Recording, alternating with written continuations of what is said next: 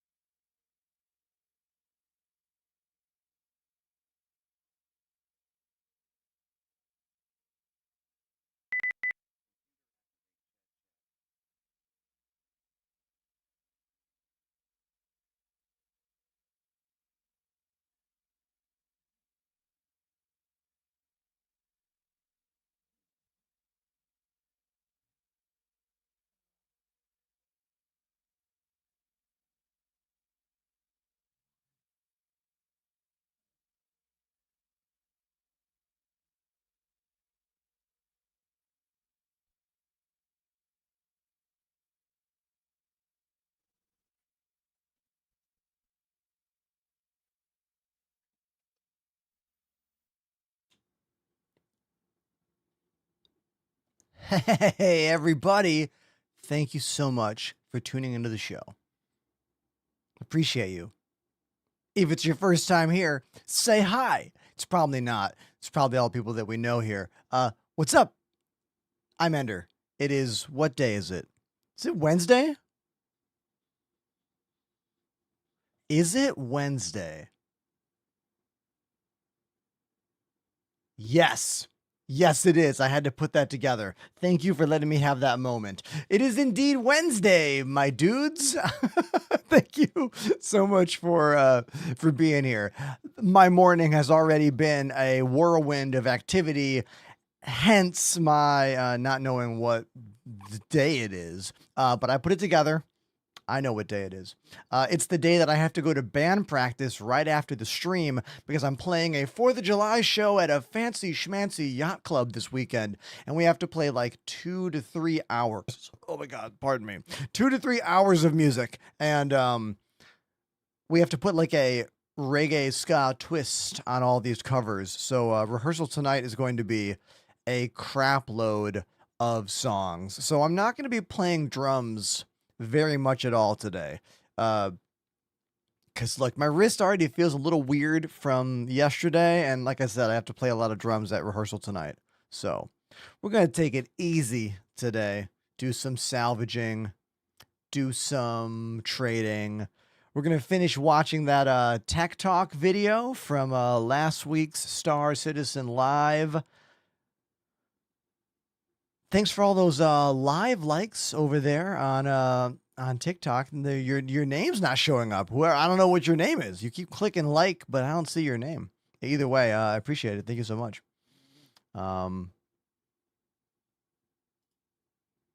Fish says Xenothreat is coming to 4.8.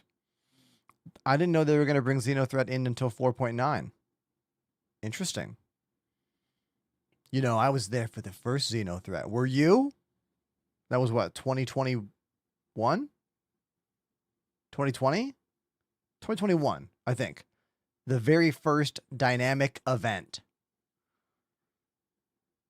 I still remember the server running at the lowest FPS. But we were like, we're doing it. We were like, ah.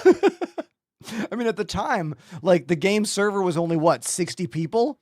And I was pretty much in like a full 60-person server where all the people were in ships fighting against the Idris. So yeah, I'm excited to see how well it works. So do we know if that's happening today?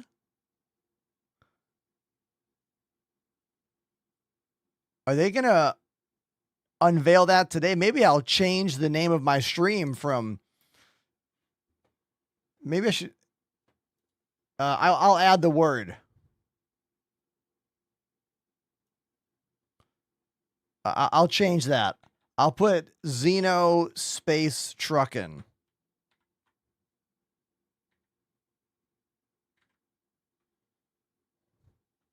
Yeah, Xeno Space Truckin. We'll call it that.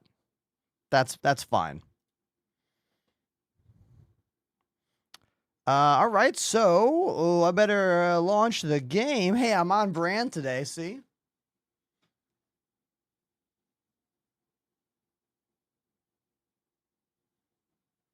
I haven't worn this shirt for a while. I realized I needed a shirt, and I was like, I better find a shirt to wear, and I found this one. So, hey, there we go. Yeah. Just getting caught up on the chat right here. I had a secret meeting today that I can't tell you about. But when I can tell you about it, I will. All right. Just know that it was informative for me. Why do people do this? Way to get banned immediately. Hold on. I need to ban. Let's report you too for frauds and scams. Publish. And now we ban and block you. Why would you? Sorry, there we go. Of course, I'm talking about a TikTok thing.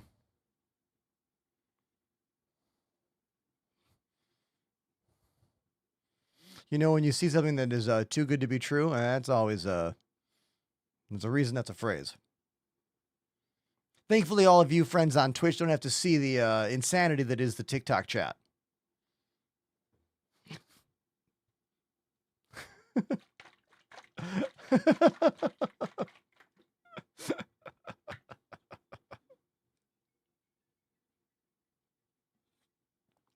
Panda says, give us a hint.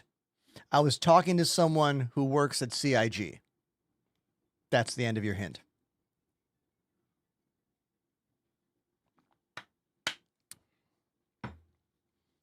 Now, I want to know about you. How are all of you doing? How was your night? How's your afternoon going? Anyone got good plans for the evening? Let's make this little moment about you. Not me. You. There's enough me happening right here, you know? We don't need to talk about this. Hey, remember when that guy yesterday was like, I don't care about production value, and then I hit the button to show all the cameras? Dude, that was really funny.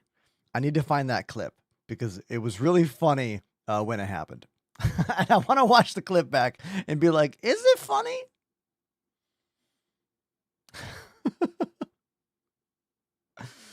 Fish and Chips has a herniated disc in their back. Oh, dude, I have never had that kind of serious back pain, but that's a fear that I have every day. As a drummer, I am constantly in fear of something like that happening to my neck and or back. So sing with me. My neck, my back. No, don't continue singing it. We'll get the children are allowed to be here. All right. Venom doesn't know the rest of the words to that song.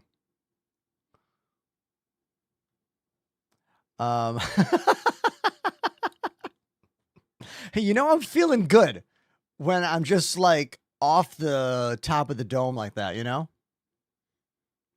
So I put a video on TikTok and all the socials the other day. That video where someone asked me if I think the player base is going up or going down, and I said I think it's like staying the same. Something I forgot to mention in that is that I know new people are always joining the game to play. I just don't think that many new people are joining the game and playing consistently. Like, I feel like the audience that still tunes in and plays a few times a week, I feel like they've been almost the same size audience for about a year or so now, or maybe even longer, maybe a year. But then I don't have numbers. I just see what I see, you know? And what I always notice are people join and get all excited. And then after like a week, boop, we never hear from them again. That's due to a myriad of reasons, obviously. Maybe their computer can't run the game. Maybe they're not prepared for the hold the line that is required to play this game long term. There are so many reasons. But I think that's what I meant in the video. I should have added that in. But otherwise, the video has been doing pretty well. And it's gotten some nice comments. If you want to give it a watch, you could look at it on all of my socials. I will give you a link to all of them now. You should probably follow me on all the socials. You know what I mean? Why not?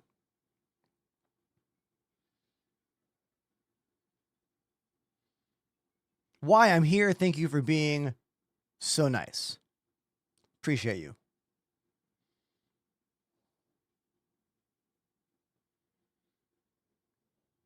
Space Bear with a question for me. They say, Ender, do you have any experience or whatnot with Razer keyboards? Is their software an issue, as the internet makes it to be?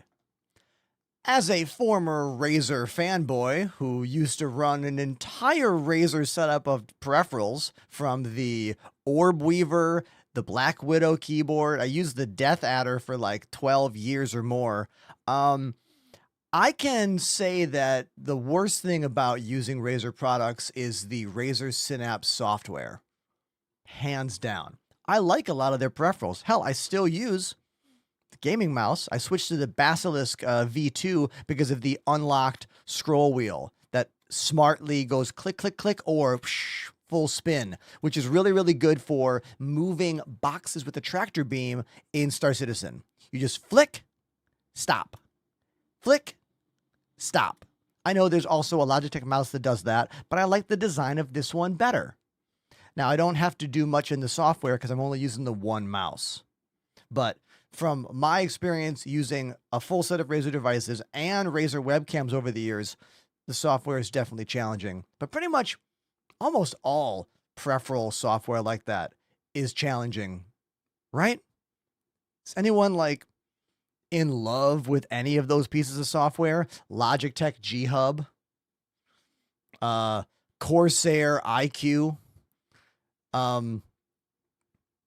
the Elgato Stream Deck software is beautiful.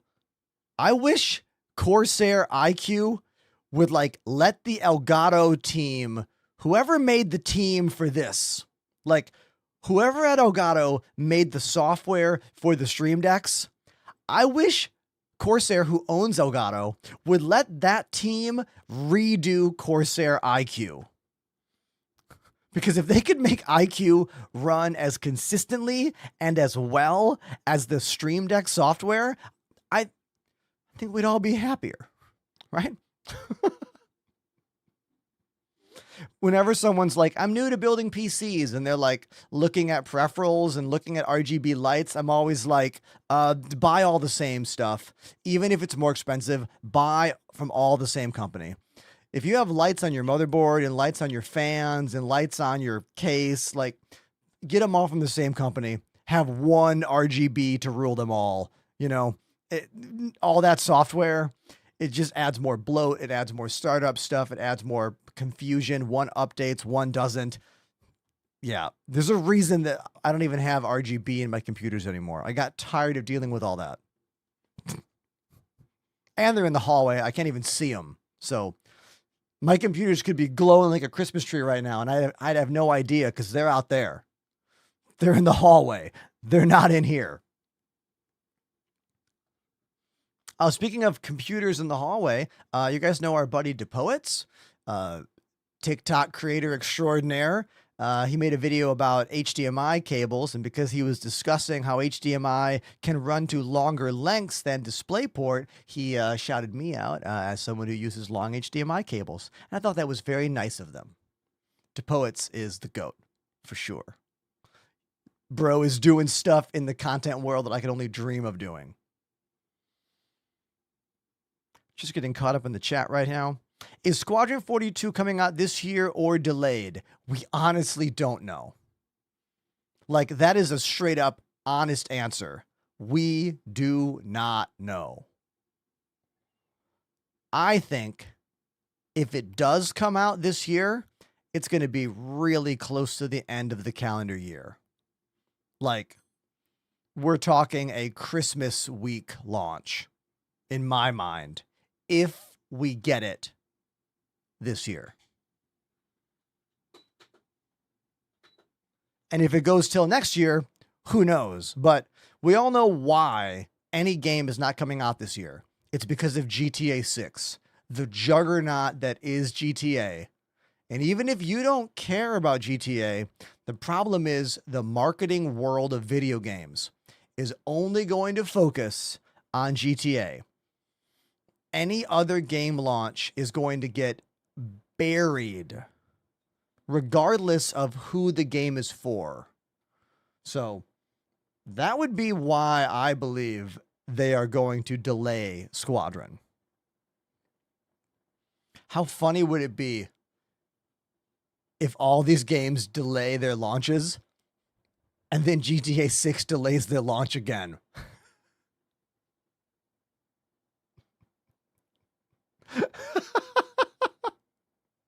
Dude, that'd be some funny shit.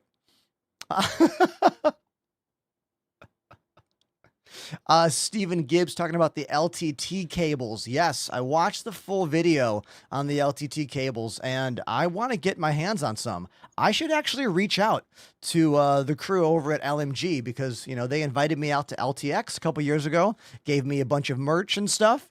I have emails. I wonder if they'd let me do a little review or unboxing on some of their cables. I just like that they're a company that is trying to make good products. Like, so many companies or websites or whatever just stamp their name on the same OEM products. And I love that, like, LTT makes so much money that they can put R&D and work into the things they make and sell to us. Especially when it's cables that tell you the exact spec on every cable. That's just going to get more and more important as USB-C takes over more and more of the world's connections. I want to know what kind of cable it is. I want to know what it can do, you know? Would I ever play Stellaris? Probably not. That's way too much of a zoomed out kind of management game for me. If I could play as like a grunt working in the station or on the ship while someone else is high above acting as God, I'd play it. Speaking of things I'd play, I saw something before I started the stream today that I did not know about. And even though this is not Star Citizen, I'm pretty sure this is relevant to like all of us who like space games. I want to watch a video together. Hold on. Let me see if I can find the official video about this. Yeah, I want to know about this. Do you guys, Elite Dangerous? That's a game we all know, right? Hell, it's the game that got me partnered on Twitch. Well, they have a new update today, and I haven't watched the trailer on it. It's about a minute and a half. Let's watch the trailer together, because I haven't seen this yet. So let's do it.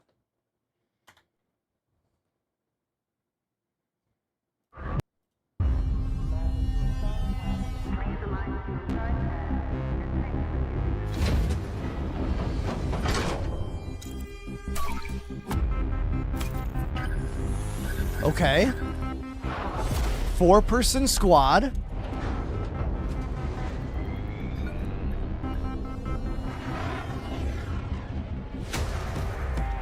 Fight some ships. Oh, I bet we fight on that ship. Yep. So it's some kind of a carrier takedown mission. One ship with an interior that you fight through. I'm assuming waves of NPCs.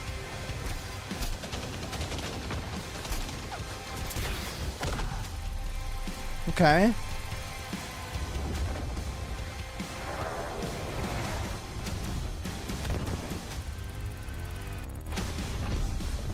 Some kind of new mercenary currency rank or something? Flipping switches?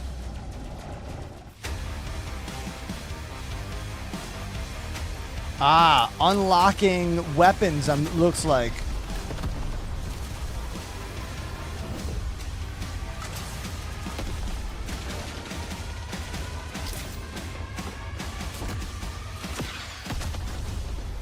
Elite Dangerous Operations. Free update. I like that it's a free update. Okay, let's talk about that. That looked pretty cool, actually. It looked like a lot of the game that we know and love from Elite Dangerous, but having an FPS area inside a ship. I do wonder about what the FPS is like in that game, because when we last played Elite Dangerous on foot FPS, it was kind of slow and bullet spongy. It kind of felt like when you're playing Borderlands and you end up in an area that you're maybe not leveled to be in, and you just like have to pump clip after clip into like the same enemies.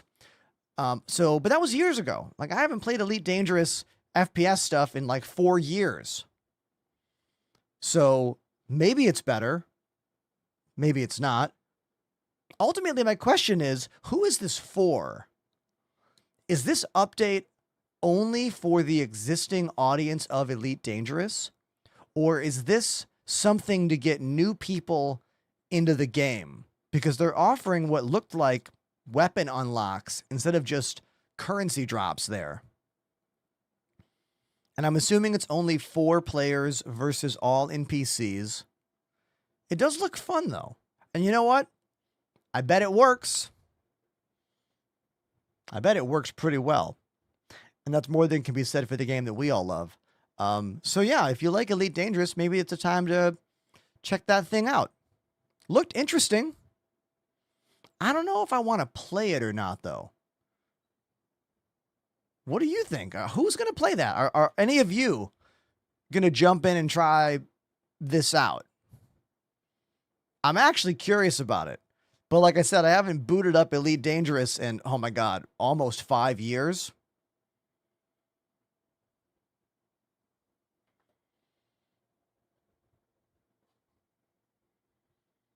What do we think?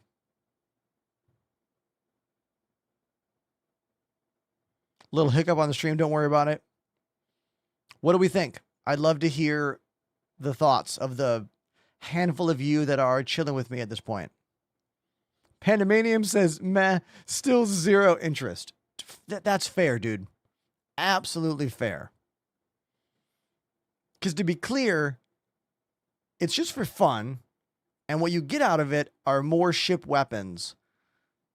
And I'm wondering what who said power creep? Yeah, Panda said, how bad is it after 5 years of power creep?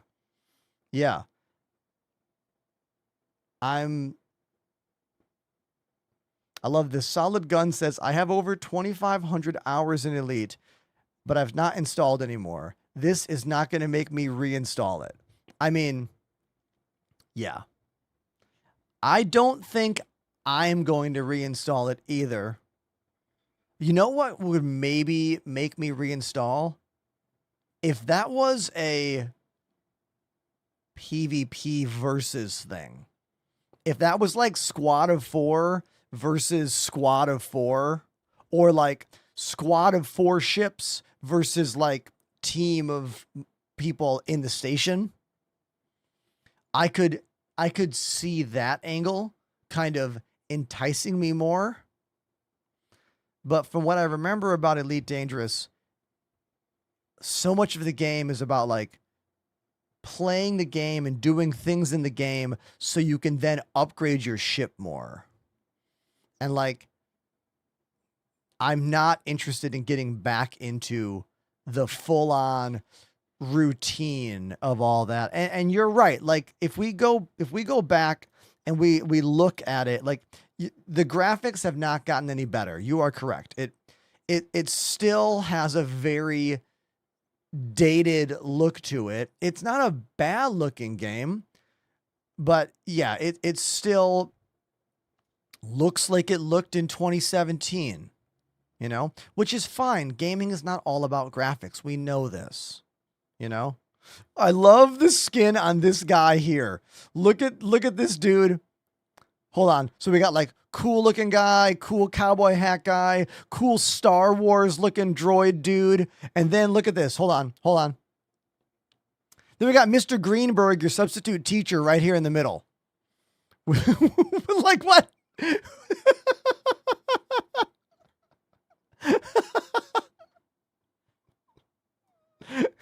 You can see him also right here. Here he is. He's got the Friar Tuck hairdo. Look, I appreciate that. They got an image for any kind of character you want. It's a Hank Hill.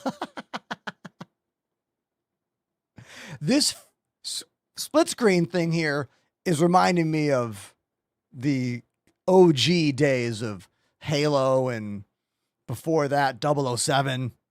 Clearly, this is not a 4-player split screen thing. Actually, if they had a 4-player split screen thing, I might boot that up when I had friends over sometime. But they're just showing this off here. But yeah, I think that's the question. Is this enough for us to reinstall Elite? Because I have not had Elite installed on my computer for like 4 years, basically. Yeah. Yep. So I didn't even know that was happening. I just wanted to talk about it a bit and see what you all thought about it. I'm not going to reinstall the game either, but that just came out today, Power Skeleton. That's a new Elite thing. XLB, welcome back to the show. Yeah, sometimes you got to refresh your browsers. If the stream was already open or the link was already open, usually you have to do a refresh to get it to come up, you know?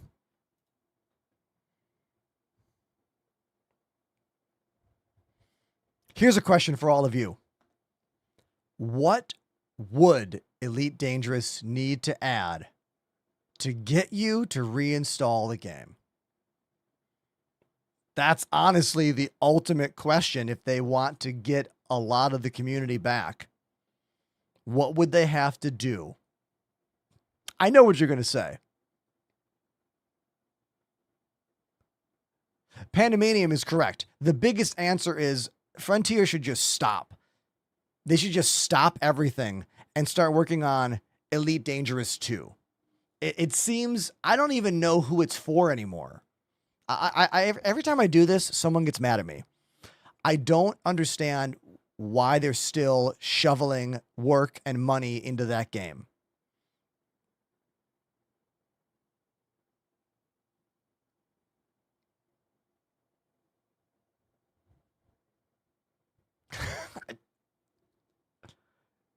And this is just an honest, real thing.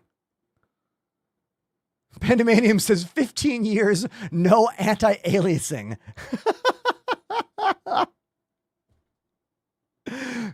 But I think Merlin and Lee Gaming and Alucard, a lot of you are saying what I've always said, which is ship interiors. If they were to add ship interiors, I would reinstall the game completely just to go through all of my ships and look at them. But they'll never do that because the game engine can't support that. It just can't. That's why it'll never happen. Now, I do know that they're experimenting with some stuff like that. Yes. That new thing we just saw, used an interior of a ship. That was some kind of like, you know, pre-baked mission area. The Nomad, huh? Discover the Nomad.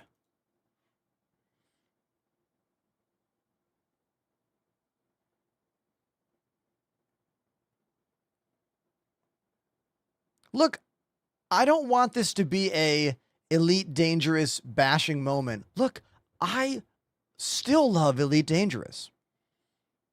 I have novels about the game on the shelf behind me. You know? I just don't know why they're still working on it. It seems like a waste of development time, energy, and money. But then again, I don't work in game dev. I'm just a streamer, you know?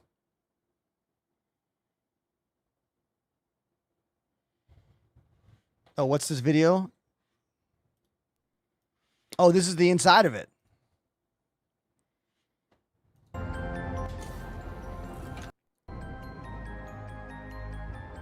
Oh, this thing is very Worf's ship from Star Trek. Help me out, chat. Oh no, it looks kind of like Voyager, actually. Looks a bit like Voyager.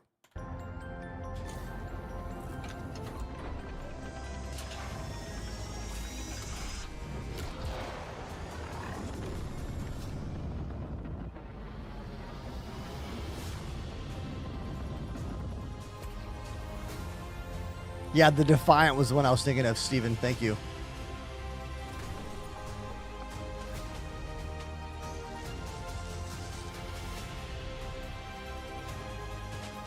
Yeah, this is a new Elite Dangerous ship.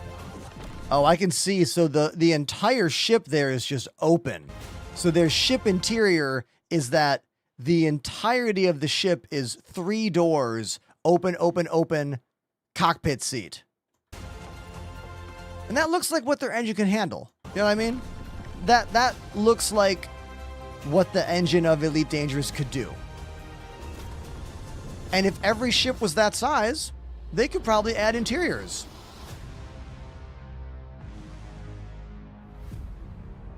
But yeah, like, again, the statement I said before is, why are they still developing for this game? Have you seen the numbers go up for Elite on like Twitch or YouTube or TikTok? Like, the view numbers are not going up for a game. And if a game's view numbers are not going up, then like, it makes you wonder who is it for? And I've been saying this for years. Elite Dangerous development is just to keep the existing people playing the game. Which honestly is the point of development updates, but don't you also have to like encourage new audiences to get into it? Sleazy B Chill says, I agree. Old Yeller needs to be put to rest. Yeah. Tactical Fox, let me be clear here. I'm not talking about the people who play the game. I'm talking about a presence online as a entertainment source, meaning view numbers on Twitch, view numbers on TikTok streams, like streamers playing the game and people watching that being played.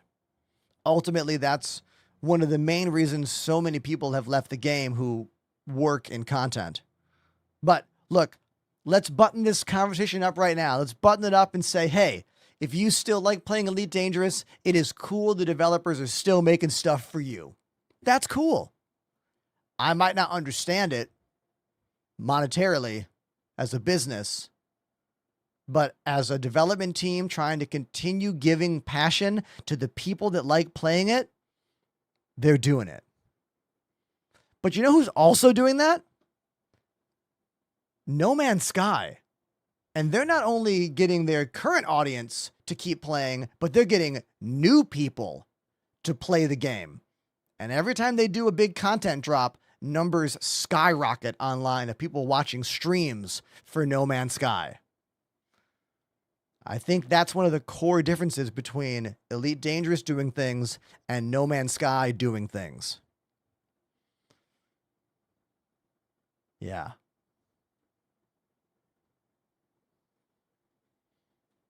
Right?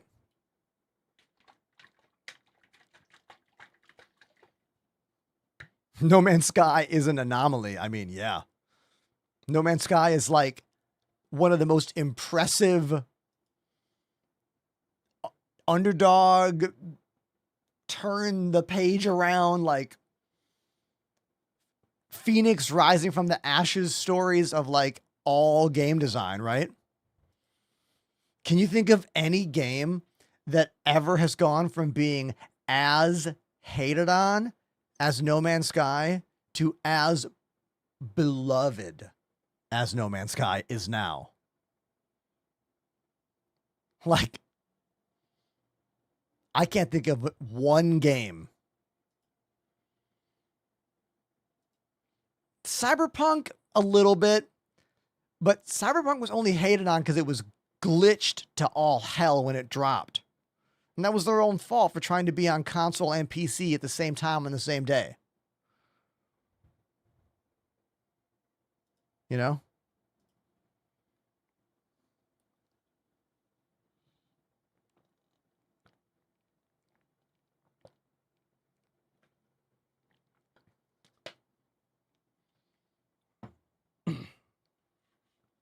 If No Man's Sky had more of this, 6 Degrees of Flight,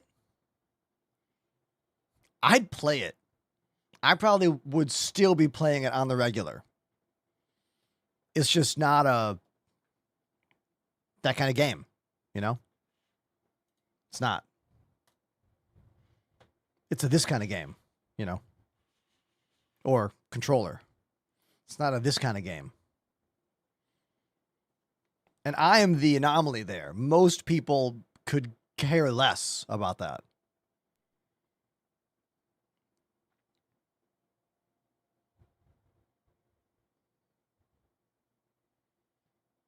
Yeah, JD says, advanced flight is the one thing I miss in No Man's Sky. Yeah, exactly.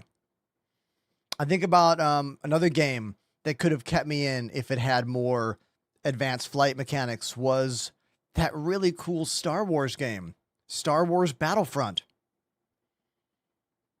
Star Wars Battlefront was so fun. If it wasn't planes in space, if I had side strafe and up and down strafe, I would have been into that game way more. And they could have added that as an option to toggle on or off. Want to fly better? Toggle it on. Don't want it? Keep it off. Lee Gaming says, Ender, did you switch over clean to Star Citizen or stream both for a while? Oh, I streamed both. Back in 2020, I used to stream Star Citizen one night a week. And then that turned into 2 nights a week. And then it became 3 nights a week. And then pretty much within the first 6 months of 2020, I pretty much switched over entirely to Star Citizen. Probably like 6 to 8 months after Odyssey dropped. That was the Elite Dangerous update back then. That was the one where they gave me a base. Where they put the Ender's Enclave in the game. I'll still never forget that. It's still the only video game in the entire world to have a literal piece of me in the game. It's in the Atacapa system. You can still go there. And I hope one day the CIG world will honor me with some kind of thing in the game that is me. And not just a base that I build, but like something baked in that's always there. That's my hope. One can dream, you know?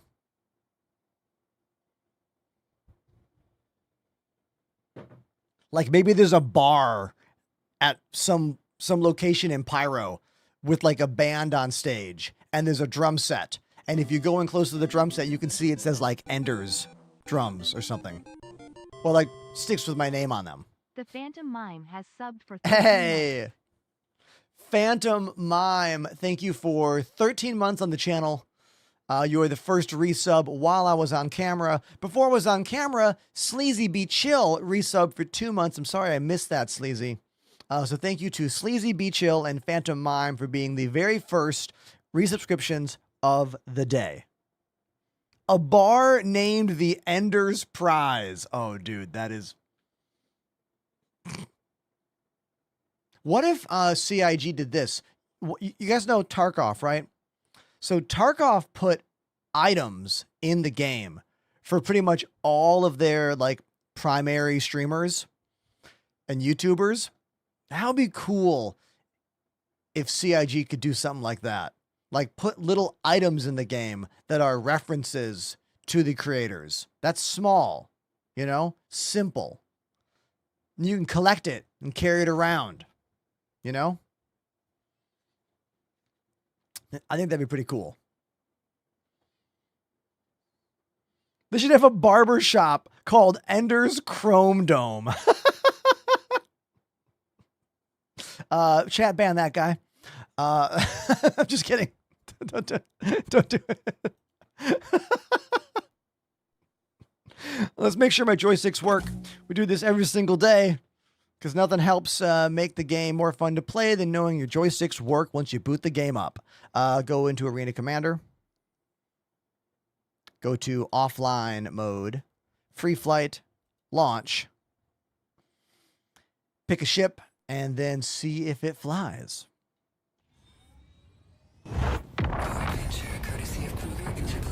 And it does. The L-21 Wolf, still one of my favorite ships in the game. It's like the hot rod, you know? I love this thing.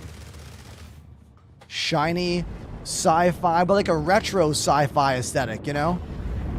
Now this is pod racing, kind of vibe. This map is called the Dying Star. It's an Arena Commander. Nothing in the game looks like this. It's one of those things that developers made many, many years ago.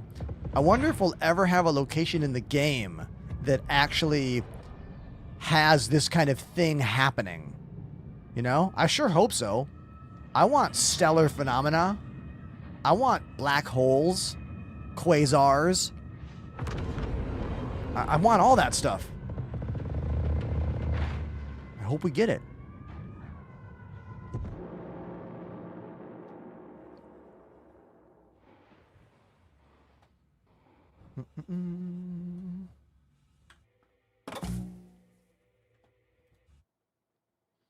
Pyro originally was designed to have radiation bursts that went across the system.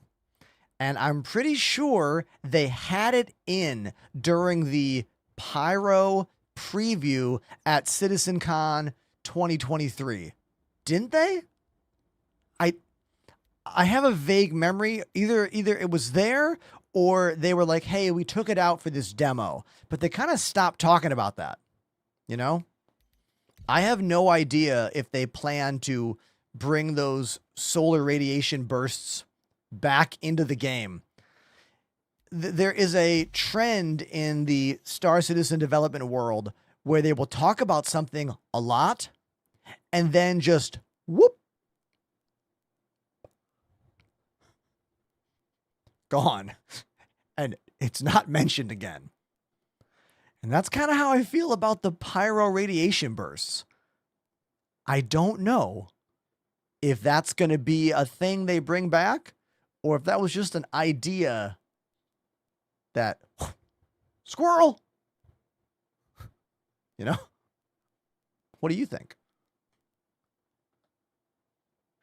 Pretend you didn't hear that. Jaden says, how do you toggle between keyboard and flight controls? Jaden, you don't set up a toggle. You just set up different controls. For example, I have my ship yaw or yaw, pitch, forward, back, side, side. I have that all set to my joysticks here, not on the mouse. I removed those controls from the mouse, but I still have keyboard control if I want it. You could have duplicate control between your joysticks and your keyboard and your mouse if you want to.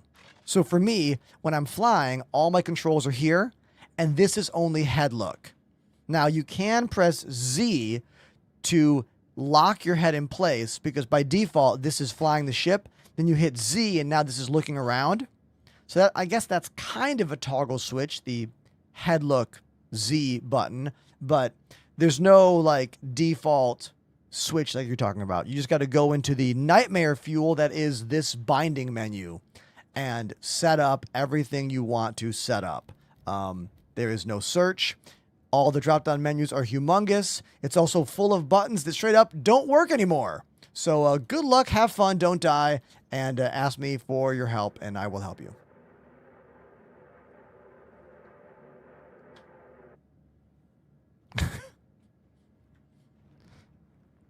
Submit refuel request glitch. Still in game, I see. Beautiful. Escape. Options. Graphics. No, no, no. Game settings. Show hint. Yes, no. Go back. Can I give news? Oh my god. XLB. Can you share some news about menus? Chat. We're going to want to listen to this closely.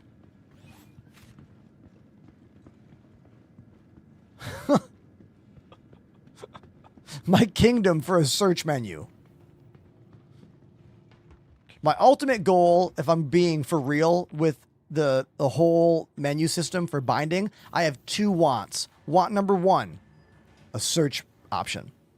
Want number two, simple and then advanced pop-outs. Because if you're just trying to set up basic control on your joystick, you don't need to see all of this. You don't need all of this. Targeting? Hold on. Target cycling. You don't need to see all of that stuff. It would be really cool if there was like a simple binding menu that only gave you target under reticle, right? And then an advanced menu that gave you everything. Because the cost of entry of having fun like this is extraordinarily high. You got to learn all of this before you can have fun with this. And this is what keeps me in the game, by the way. I would not play this game as much if I couldn't fly my ships like this. This is the love. This is the joy right there.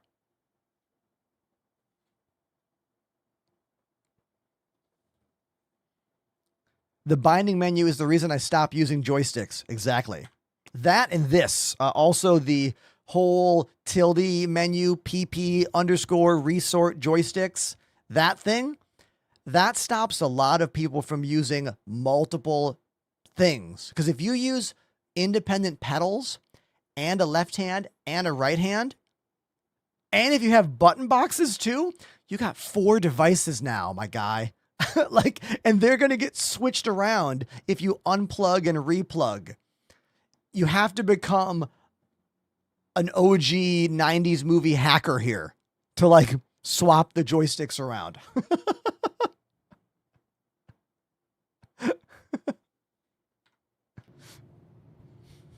XLB, I appreciate you being here. Thanks for being the relay here. I love that. I'm going to be at CIG offices in Manchester in October, and I can't wait to interact with more developers, talk to more people, prominently yet professionally pitch me as a radio show voice to maybe be in the game one day, or to motion capture a drummer if there's ever a drummer in this game. Those are 2 big dreams of mine, by the way. I want to voice an NPC that you all get annoyed with. And yes, XLB, I do plan to go back to the video from yesterday. I got it queued up right here on this great Jared face. When I eat my dinner, we're going to watch this.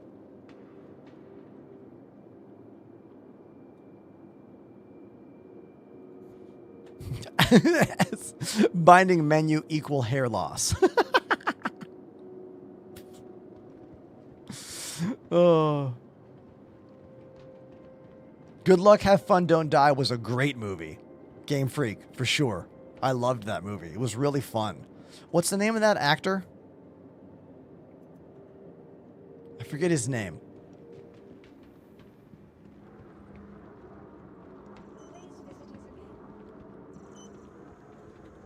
Well, please visit us again. Welcome to the ASOP Vehicle Retrieval System.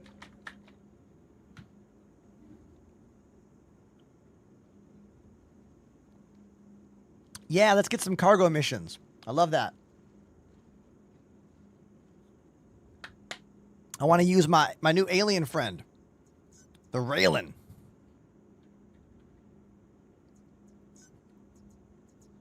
Raylan, baby. Your vehicle has been moved to our storage facility. Vehicle selected. Vehicle selected. Stand by. Al says, I would love having Enterprise as a radio podcast guy. I would tune into the radio every time. I mean, yeah, dude. Think about all the radio stations in GTA. It'd be so cool if we had radio stations in this game. And if they reached out to members of the content creator world to do the voices. That'd be really sick.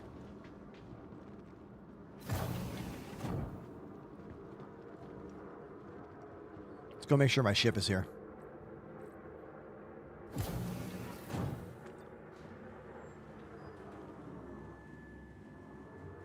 Yeah, Frank, go ahead.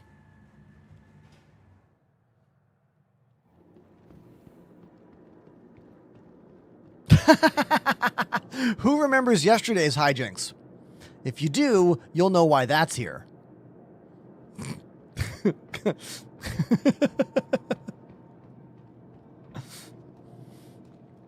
All right, we'll just ignore that. This is not a statement, by the way. Move over, Hercules. There's a new cargo ship in town, and she's alien.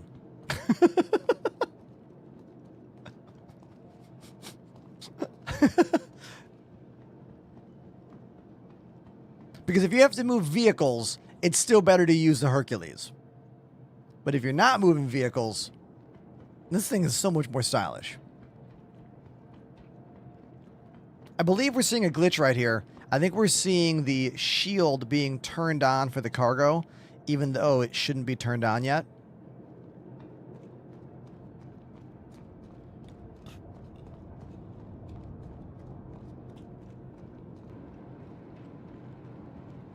Bam Bam says, I would listen to you and Ollie43 if you were the two radio hosts. Oh, yeah. That would be sick. The front of this ship is, like, so menacingly cool. Right? Just, like, the look.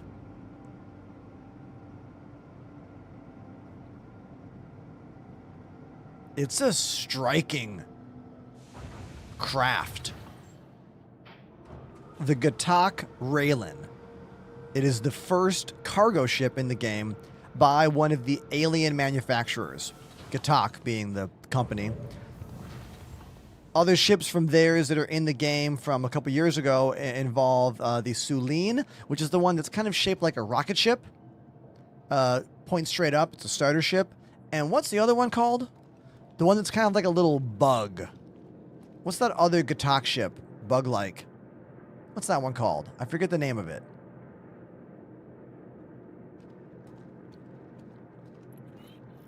Not the Cartual. That's a different manufacturer. Not the Prowler.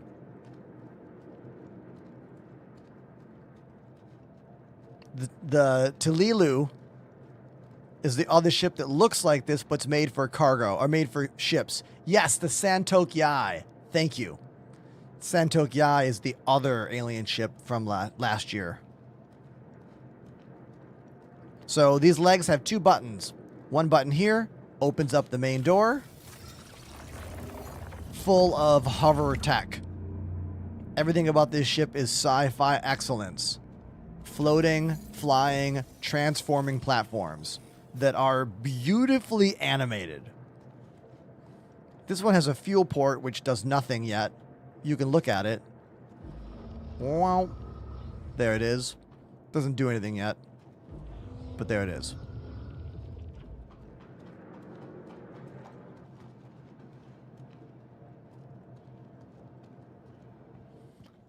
I like how when we hit this button here, we can see all those parts like move in, and that comes up to become the railing. The transformation of everything in this ship is extraordinary. They had all these transformation parts in the Sulene as well.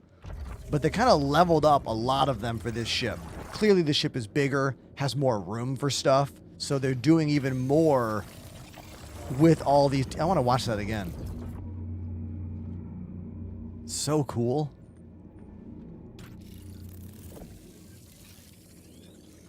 Can I call that back up with this? No. That must be a light.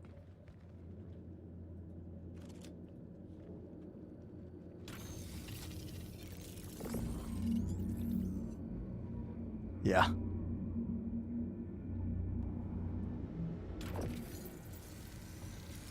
Did you notice the bombs outside? Oh, nice. Pandemanium. Everyone say hi to Pandemanium. They got some tractor beams for us here. I feel like we left some bombs outside.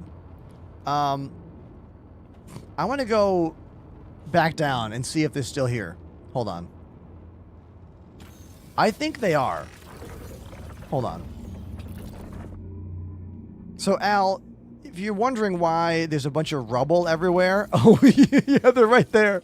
Okay, so there's a reason we have a bunch of rubble everywhere, because I got a little froggy shooting these bombs for fun yesterday. I was bored, all right? There was a big bada boom. Can we stick these on the cargo grid? Hold on. Will they go on the grid? Let's find out.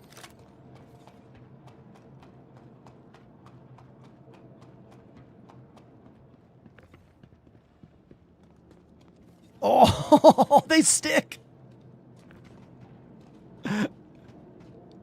Yo.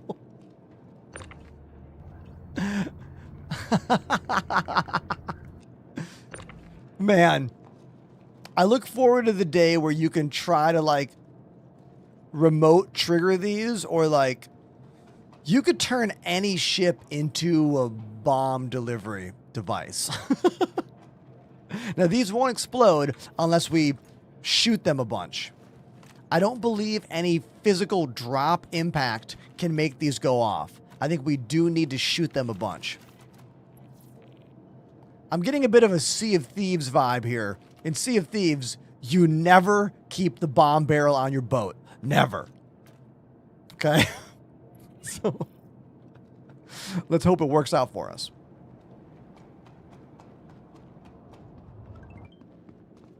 Hey, thanks for that follow. Only 2 subscriptions so far today. If you want to support the show in the strongest way possible, hit subscribe. Helps me to make this my job, and thank you so much. You can do it for free with Amazon Prime, too. It's probably the easiest way to support anyone on Twitch.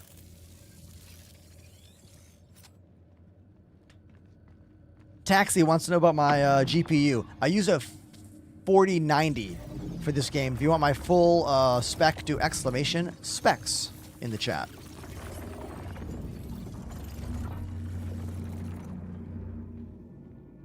Thanks, Game Freak. Appreciate you. Now, I want you to watch these chairs. I made a video about this today. These all float into position, and the control for the chairs, those orbs, move into position as well. This is a beautiful animation. Watch this.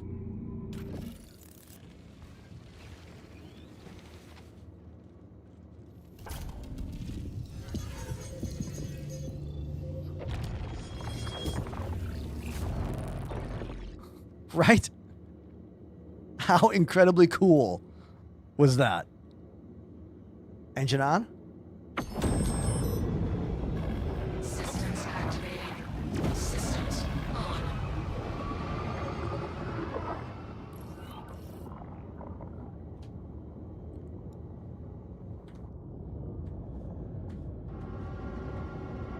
And then here's the whole ship.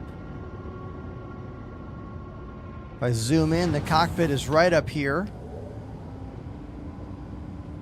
Unfortunately, I cannot move the camera further inside while I'm sitting in the chair. And there's Pandemanium floating right next to me.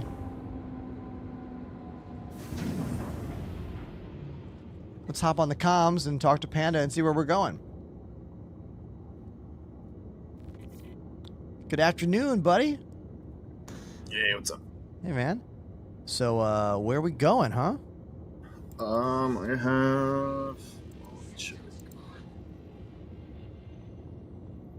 I think we just want to go to Pyro, but shipment collect.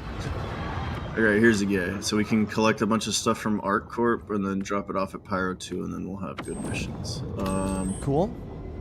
Let me share this with you. One small issue, the ship is not taking off. Oh, turn it completely off you, and then turn it back on and immediately start upstreaming. Like, Oh, it's interesting. So this is like a known glitch for the ship? for any ship, when you first turn them on, it'll be like glued to the floor. You just gotta turn it on and off, and then try to pop it off the floor. Interesting. Okay, let me try that again.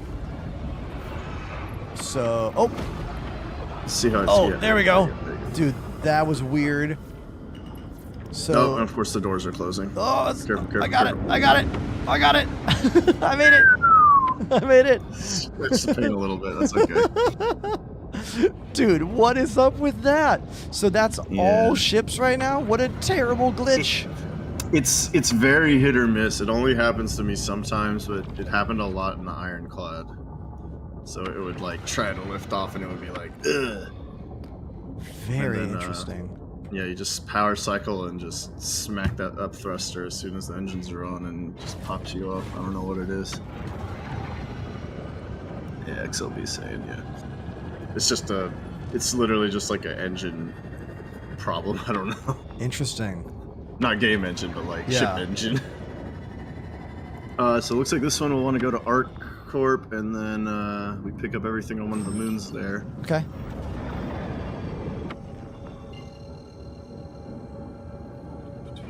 Chase, do wait. exclamation specs, and then, oh, dude, thank you, SQRIX. Thanks for putting that in there. Wait. I'm just jumping around the planet. It looks like Ah. it said Art Corp. Now it says August Dunlow. Oh, okay. So that's like the main port at Area 18, right? Yeah. No. That's the spaceport here at Orson. Underscore Osiris has subbed for 14 months. Hey there, Ender. How you liking the railing? I need to start recording my game, because I swear that said pick up everything from Art Corp, and I got it, and I just looked at it, and it updated to August Dunlow. Like, I'm not that. I'm No, not no. schizophrenic. No. I have also had some challenging times with the where to go to pick up stuff. It was happening yesterday as well. That was weird. The next one we watch, I'm gonna screenshot it before I accept it, and then Beautiful. look at it afterwards. Beautiful. Thank you. All right. We're picking up at Orson, and then we're going to Pyro 2. Oh, cool. That didn't change. It's still going to Sunset Mesa and Jackson Swap. Those are like right beside each other on Pyro 2. Yeah. Nice. Let's see. Hold on one sec. Cult of Osiris. Luca. Thank you for that resubscription at 14 months. Appreciate you a whole bunch. Anxious Ant says, have you experienced a blurry screen with this game? I mean, I've had so many glitches and bugs with this game. I've never had one that was only a blurry screen. So check your resolution, maybe. Could be a shader issue on your end. It could be so many things. Have you tried turning it on and off again?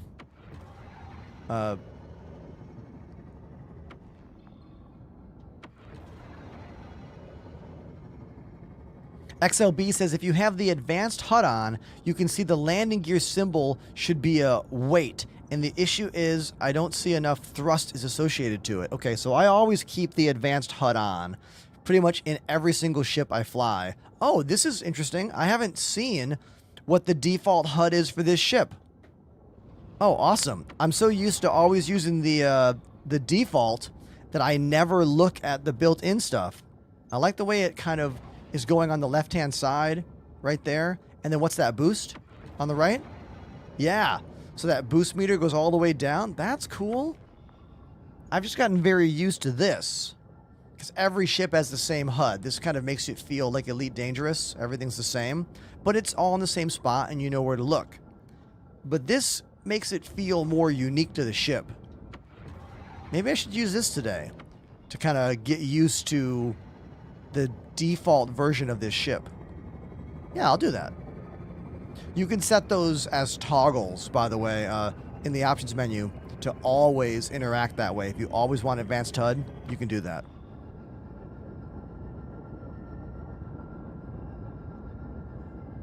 Looks like Panda's suggesting we swap the power plant QT when we land. I'm down with that. Why not?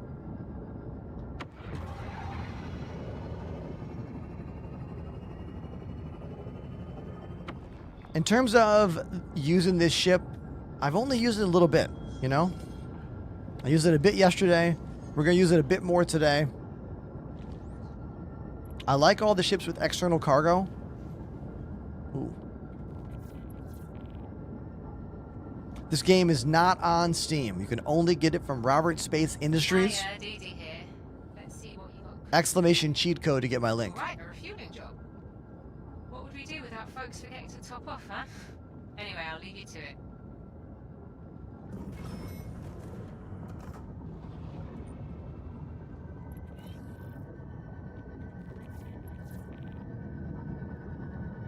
Taking some refuel missions here. Ah, perfect. This space should Hey do there, nicely. it's Dee Dee. Thanks for hopping on this refueling contract. Don't know about you, but the thought of being stranded without fuel scares the hell Looking out of for me. my landing pad. Thankfully, they got you to rescue them. Over here? There we go.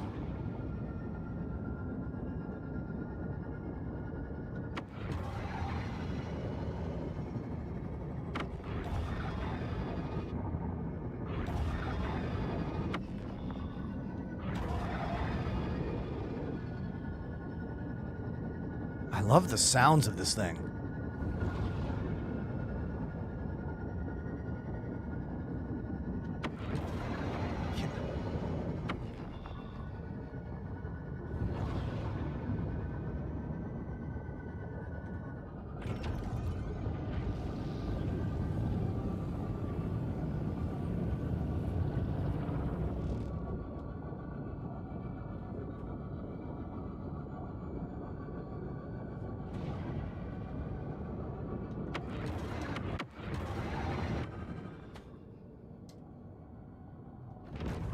Perfect landing. Great take. It's a really cool looking ship.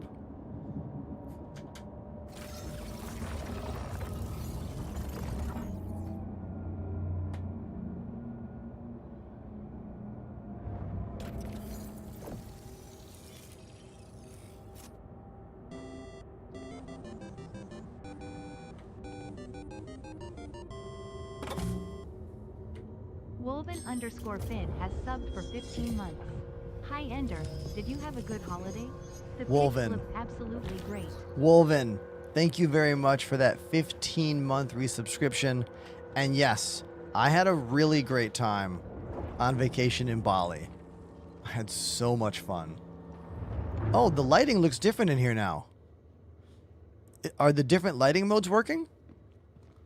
Yeah, this is like a different color. Cool.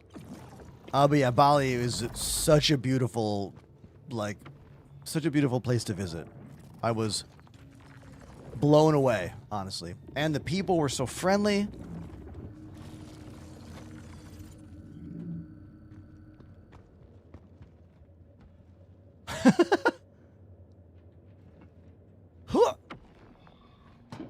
Oh, we're fine. Always jump with a med pen in your hand. If okay.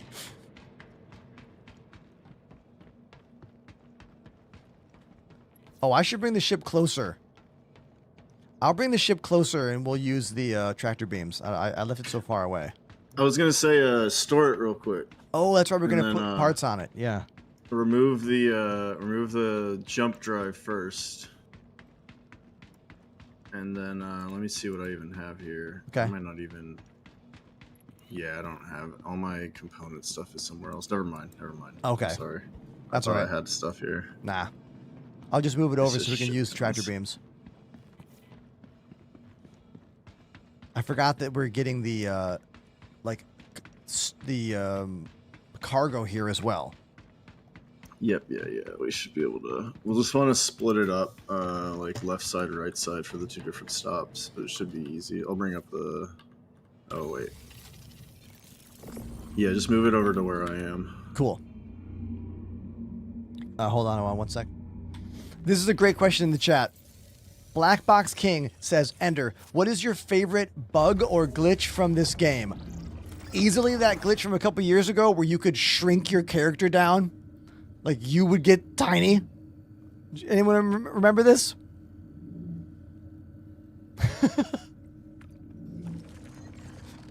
Otherwise, favorite glitch. Everyone give me your answer. I'm gonna think about it a bit. The whole shrinking down size differential thing was hilarious. Oh, I got it.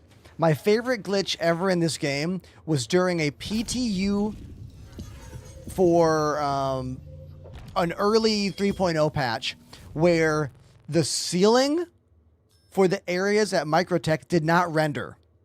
So you could fly in to the yoga and jogging area and open the doors in your ship, and the joggers would just run into your ship. And then you could close the door with the joggers in the back of your ship and fly away with them constantly running inside your ship. I did that with the Pisces to move the joggers all over the place. That was really fun. That's my favorite glitch. What's yours?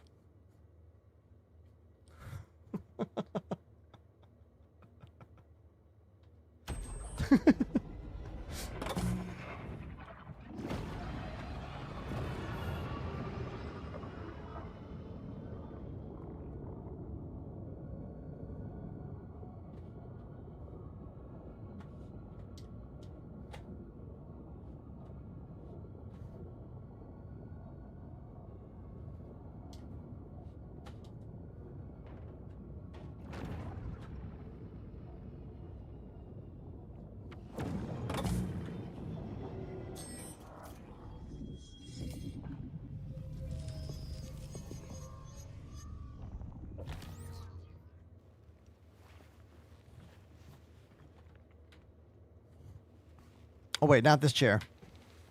This is the wrong chair. I need to use the ones back there.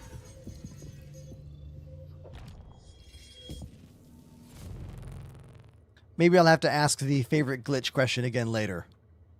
I'll ask it again later because there's gonna be some good answers to that one. Ender, I got gifted $100 in-store credit. What ship would you recommend to someone who would prefer to be in the cargo and PvE game loop? Well, I mean, how much is the Zeus? The Zeus is a really good ship, but you're going to have to spend more than $100, I think, for this ship. Cuddy Black is around $100. That's still a very good ship. It's a bit dated in some ways, but still a really good ship. Do you want to add your own money into this or no? You know?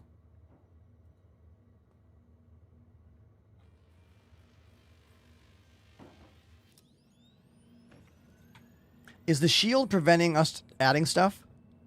No. Because I turned the shield on thinking I could turn it on and off from the tractor beam seats, but you cannot. It's fine. It's not doing anything. It looks like you can only turn it on from the pilot's seat. Yeah, just put those on the side you're on. It seems like something that you should be able to toggle in the tractor beam seats, since that's kind of the job of these seats, I guess. Yeah, I mean, I can put it up there if you're. Yeah, because stuck down. Yeah, I'm gonna have to. Oh, there we go. I'm gonna go turn those off because they're annoying.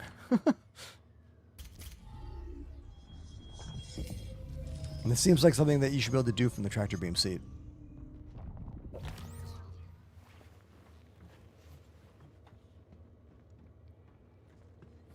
I wish I could hit the button without sitting down. I'm noticing my first dislike of this ship is that I need to sit down and wait for the entire floating animation to interact with any of the MFDs. Oh, so it's different than normal ships. Yeah. The MFD, or rather all the buttons, arrive once you're sitting up here. you know? Mm. So now I just turned off the cargo shields. So the cargo shields are now closing. Yeah. And you're basically done there. I can grab a couple, I guess. Yeah, I'm fine. You can just chill in the seat.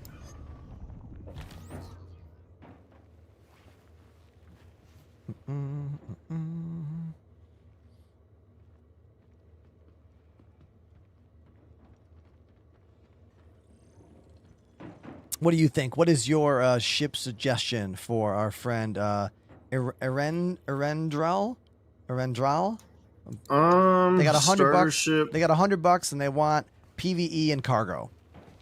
Do they already have a starter? Yeah, Like, they're is this an extra $100? they're gonna trade it in. So they got $50 plus their $45 MK2 package. Well, they're gonna have to upgrade because if they burn their package, they're not gonna have a game package. So Oh, that's a they really can't- good point. You'll have to use You the can't upgrade. refund it. You have to use the upgrade feature. That's right.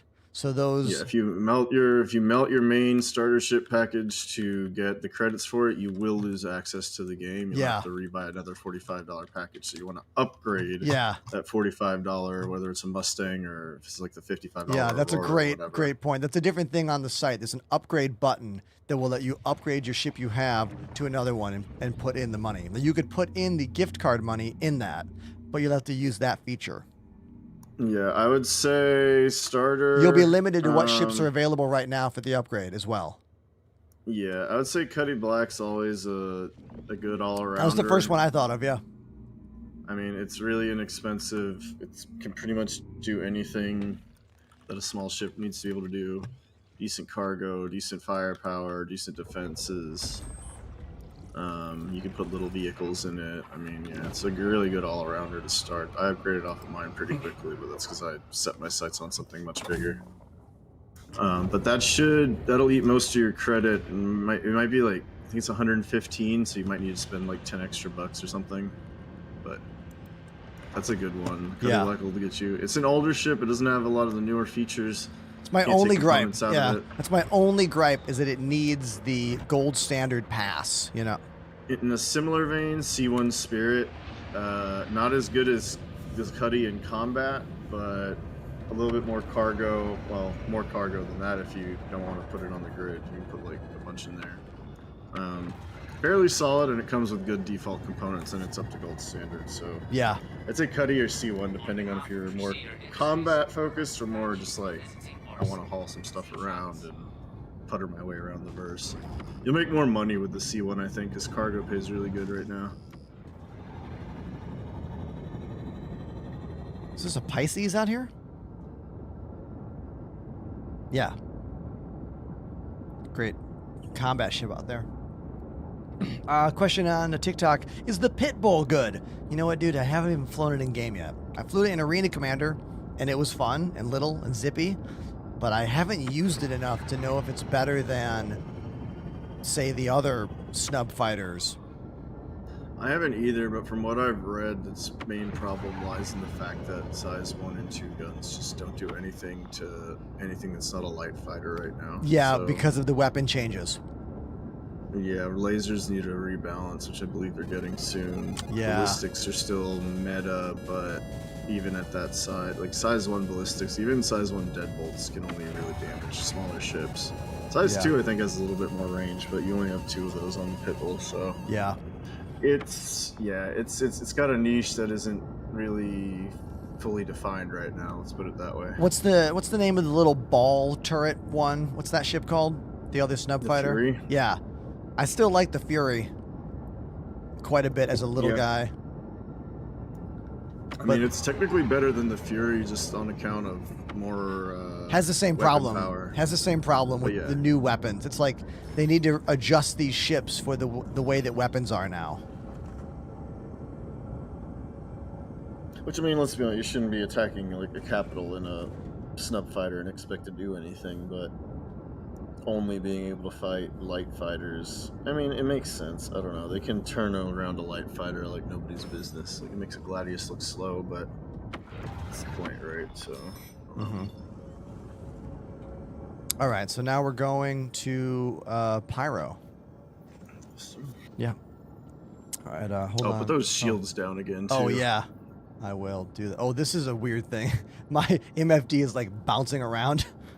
Like, it's like I'm going to get seasick looking at this. Or my mobiGlass, I mean. No, you know what we need to do? We need to attach those missiles directly below the butthole door. And then if somebody starts attacking us, I run to the back door, I yank it off of the rack, and just let it float behind us, and then I shoot it with a sniper rifle. Dude, yeah, those bombs, that's... I love that. Let's put those shields up now. They're too far. They're down below. We should have put the cargo on the sides of the shield.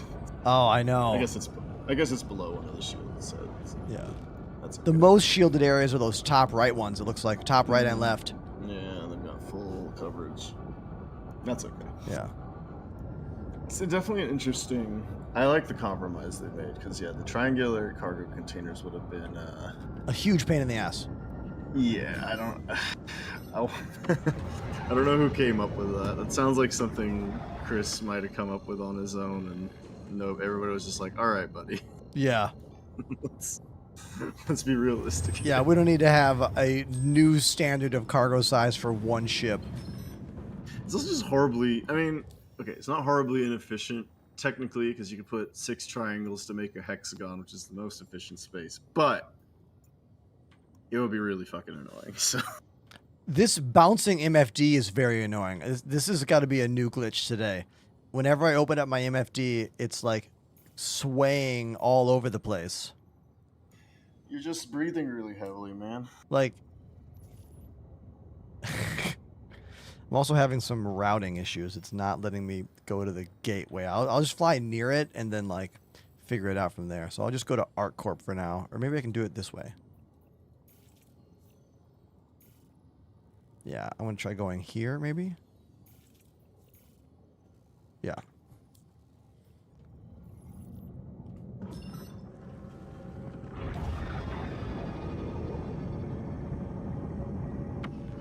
Hold on one sec. All right, Taxi, let me help you out. Here's how you get the game. Step 1. Come to Twitch to make it a one-click thing for you. Come to my Twitch right now, and in the chat you type !cheat code, and that will give you a link that you can click that will make an account using my affiliate, so you get some extra starting credits, and then you're going to buy the $45 Aurora Mark II package. Now, you could do all this on your own as well, and not use my link if you want to, but no matter what, you're going to need to get a game account made, that's free, and then the Aurora Mark II for $45. That's your best choice. The link is also in my bio. Go to my link tree. In the bio, there'll be a Ender's referral link thing.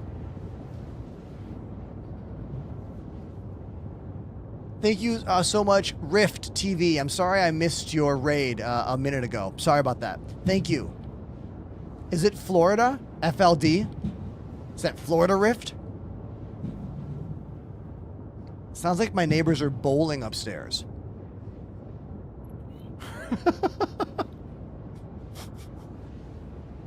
How do I melt my ship? You do that via the website. There's an option to trade in for store credit. That's what we call melting. Store credit.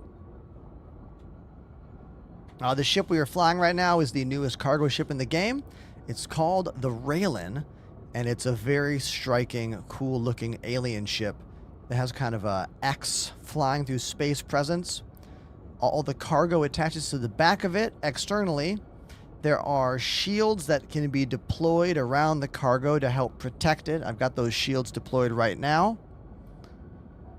And there are 2 turrets on either side. And the pilot has some guns as well. Right there on the sides and on the top. And it has 2 tractor beams that you can use from the co-pilot chairs to help move the boxes on and off the ship.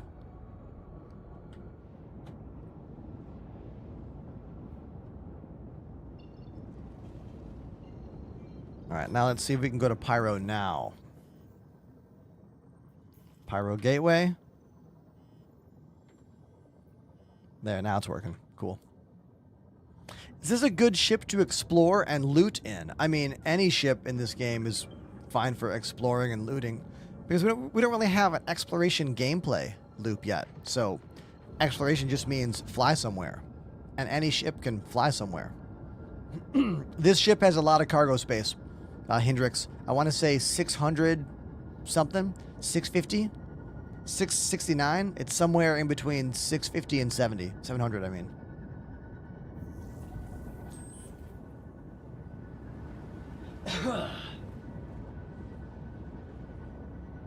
Yeah, it's a very high,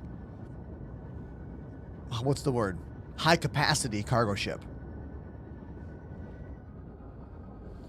It's kind of on point or on par with the Hercules C2 in many ways. Key differences between this and the Hercules C2 is that the Hercules is all inside with a front and back door made for vehicles and cargo, where this is only cargo attached to the back. No door, not inside. So if you want to move vehicles like tanks and cars and cargo, the C2 is still a better choice. If you want to only move cargo boxes and other things that can snap onto the cargo grid, and you want to look cool, this is your choice.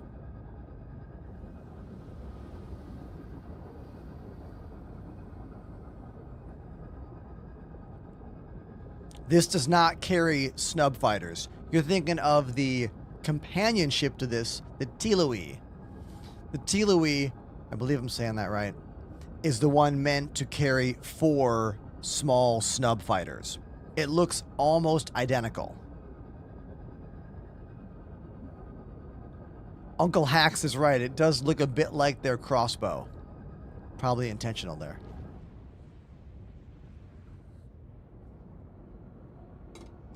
We might get involved in some Xeno threat stuff later. Right now we're just doing cargo. And I called it Xeno Cargo because Xeno also is alien and it's alien ship. Get it? Alien cargo. Get it?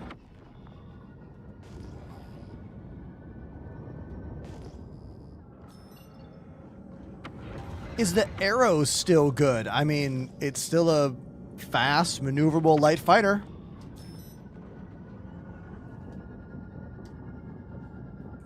Good is a relevant or relative term.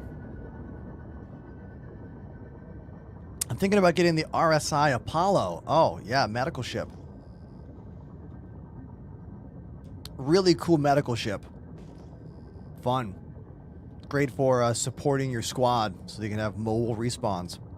I look forward to having more medical gameplay in the game to make that ship even more worthwhile, more fun. Oh, so the weapon nerfs. Yeah, let's talk about that. So it's not so much weapon nerfs, but CIG completely overhauled the way we do damage to ships. And there are now weapons in the game that cannot damage other ships. It used to be that every single weapon could damage any ship in the game. It might not be that much, but it would always do damage. But now, if a weapon is so small and a ship is so big, it won't do any damage. And some of the smaller ships now are pretty much only good for fighting other small ships. This is most important when you can't swap the weapons, if they're bespoke weapons. CIG needs to kind of retool all this. It's changed a lot of what the light fighter mechanic is like. And it's hard to diagnose all this stuff too.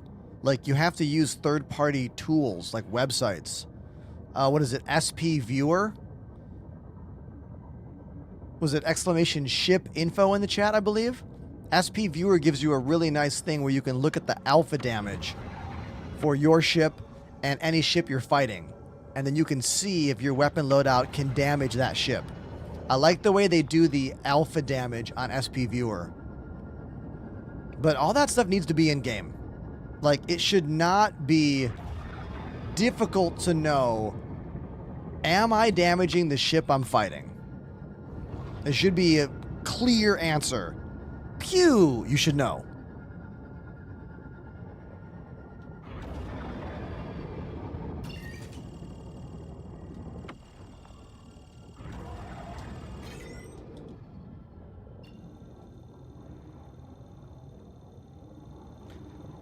About to go through the wormhole from Stanton to Pyro.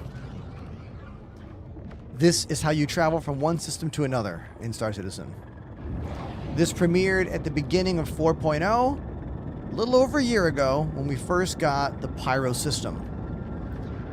The video of me going through the wormhole back when it took a full 2 or 3 minutes was my first video to ever hit 1 million views on TikTok without boosting or ads or whatever.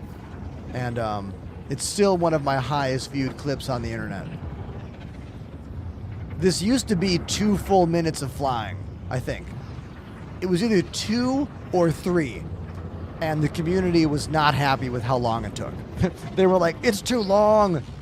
You gotta make it shorter. So they did. They made it much shorter.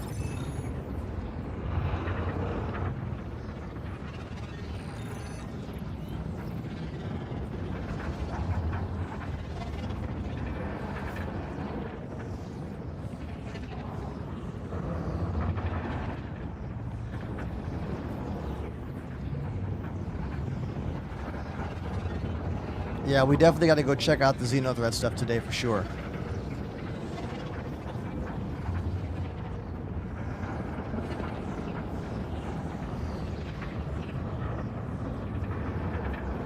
These floating chairs look so cool. Look at that over there.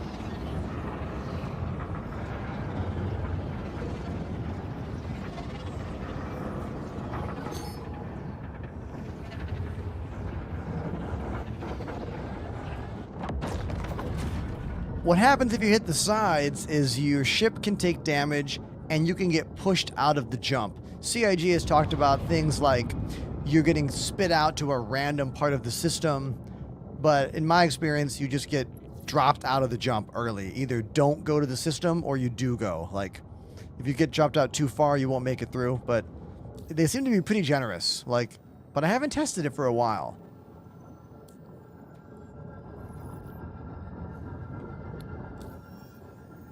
A lot of bouncy Moby glass right now. Look at this. I am not moving at all. I'm actually gonna stop and stand still here in a second. Hold on. Let me come to a stop. Why am I still moving? Hey, it's DD again. Looks like we got you booked Why is the ship still moving? Good luck. Be safe out there. Okay. Let's come to a stop. Moby glass. It's still bouncing. Look at this. This is like it's like I'm at sea. I feel like I'm playing Sea of Thieves right here. This is a strange glitch that shouldn't be here. My screen shouldn't be swaying.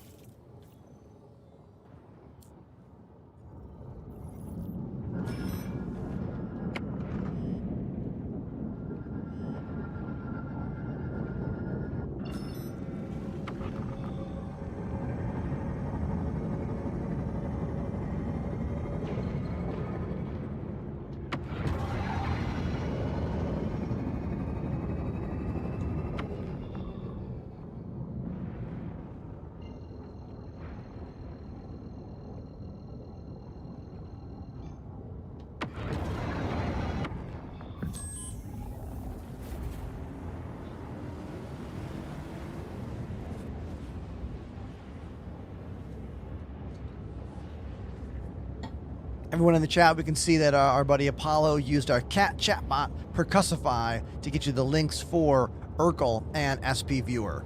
You can always do @Percussify in the chat and ask a question. And if it's about SC or about my stream, usually the catbot gets it right. So feel free to test that if you'd like to.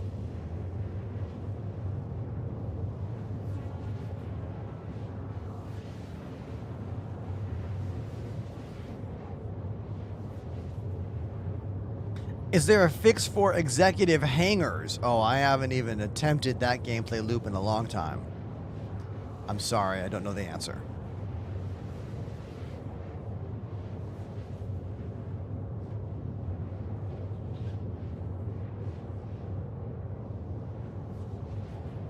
Something I was going to talk about on the channel today.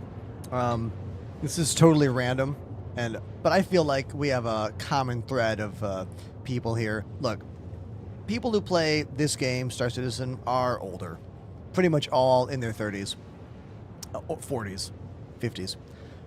And I've noticed something, there's a lot of bad things about getting old, but something I have enjoyed about getting old is seeing fashion trends that you liked that went out of fashion come back into fashion. And a piece of fashion that I am excited has come back is the wallet chain. Like, I love that wallet chains are cool again. So I can wear this. Just wanted to share that with you. Yeah, so.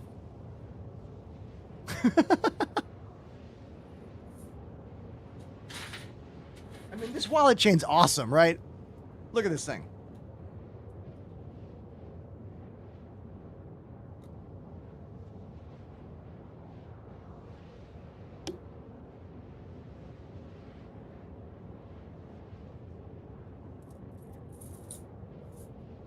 Sick, right? Shop in Manhattan called Personal Fears. Or Personal Fear, I believe they're called. Hold on, let me get the name of the shop for you.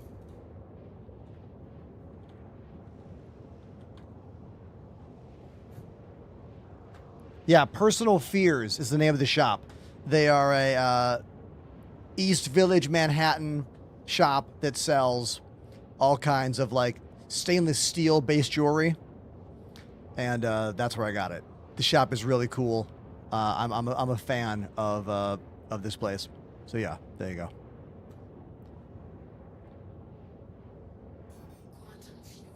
Yeah, Wolfen, exactly. I remember when my school outlawed wallet chains.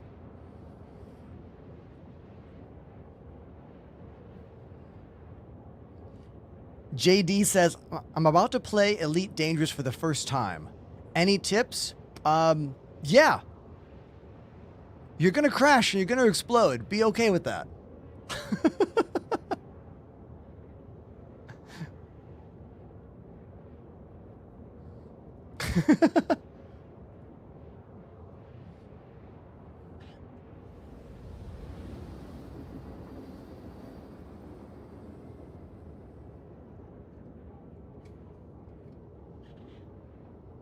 Oh, then you're fine.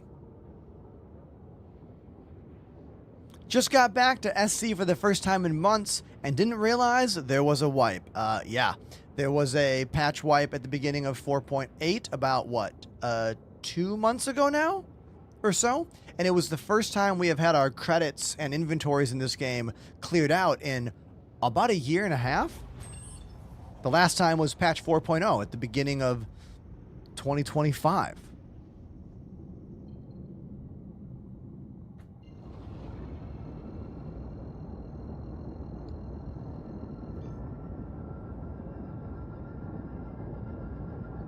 Yeah, Wolven, we watched the trailer for the new Elite Dangerous, what's it called? Operators. Their 4-player assault a carrier mission where you fight ships and get inside and there's an interior for a base. It looks interesting, but it doesn't look like something that's going to get me to reinstall the game. I'm not saying I'm not going to do it, but it initially didn't make me go, I have to reinstall Elite today. I also have to recalibrate and rebind joysticks, because the last time I played Elite Dangerous, I still used Thrustmaster joysticks. And that was 5 years ago.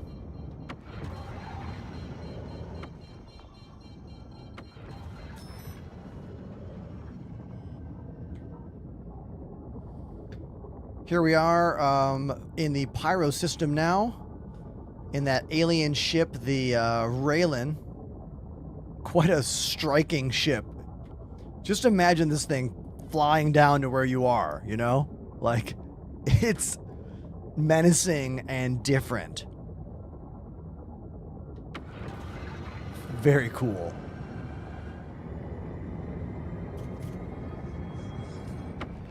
How was Bali? Incredible. I'm not ignoring you, but you can figure out what game it is. 1, I put it in the name of the stream. 2, it's the game I play every frickin' day. 3, someone in the chat could answer it if they wanted to. 4, it's Hello Kitty Island Adventure.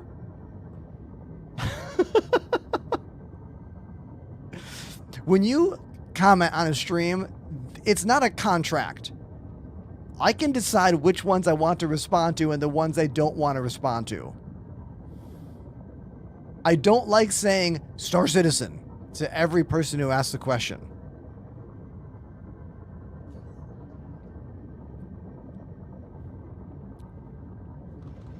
NPCs? Yeah, they are. Or just dead ships, I'm not sure. But put us in SCM. I'm in the side turret, one of them. Yeah. Scan, hit scan if you can. I don't seem to have any weapon power. We just don't have any pips. Oh, okay. Let me go to the radar. Oh, we're, yeah, hold on. No, we're not in SCM anymore. Here, I'll take some from the coolers. Yeah, you need a better power plant in this thing. There we go. Now we can shoot. Okay. I don't need a tractor beam just yet. Yeah, we can fight these guys. I don't know if they're like actual. Sorry, shields on. Looks like That was me. a Titan, a Titan. What else is out here? Another Titan, another Titan. 325 or 125.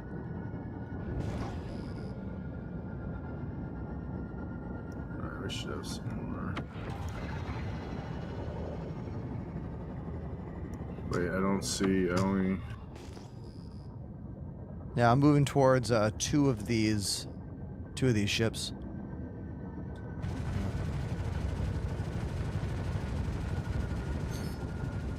All right, one down. Oh, okay. Yes.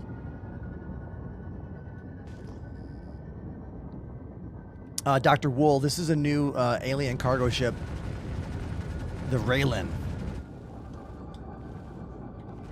Only one of these guns is shooting. Weird. Oh, interesting. I wonder if these are like leftover from someone's mission that spawned around here. And my top gun is not firing for some reason. Yeah, maybe we should make a quest to get a new power plant for this thing. I don't think that's the power plant. Oh, you don't issue, think so? Yeah, even though we have terrible. Yeah, I reallocated a bunch of stuff. It's just not shooting for some reason. But, but yeah, it just does have it's very low power plant. It does not have much. There's some guy on our butt, little 325.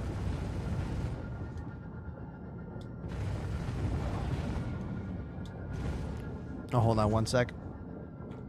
Thanks for the rose and the soccer ball.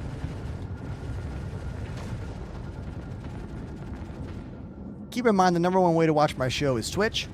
That's where we have the most of our views and where the most of my attention goes. TikTok is to meet you, you know what I mean? But Twitch is where it's at.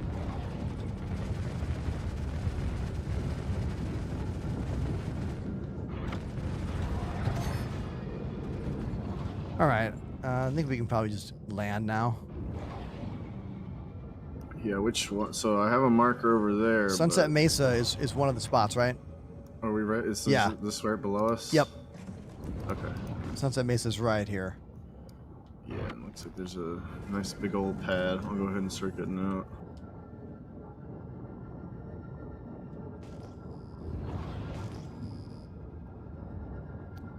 I'll go over Just go here downstairs. since I can then refuel in that very Mandalorian type pit. But I won't land there right now though because it's kind of a pain. I'll land off to the right. The dirt pads don't seem to refuel, but maybe the Mando pad will. Yeah, the Mando pad. I like calling it that. Frank is sharing some more rep missions, by the way. Oh, just cool. In case you get them. So this thing is definitely too big to be put down in the middle there. I'm gonna try to put it There's a bunch of around. boxes on it as well. Hold on, the elevator might be broken. Oh, that one below us? There's a shitload of boxes on the ground. Oh yeah, they're on the ground. Okay, let's go down there and check. There is another pad to the right that we can Yeah, it's use. a broken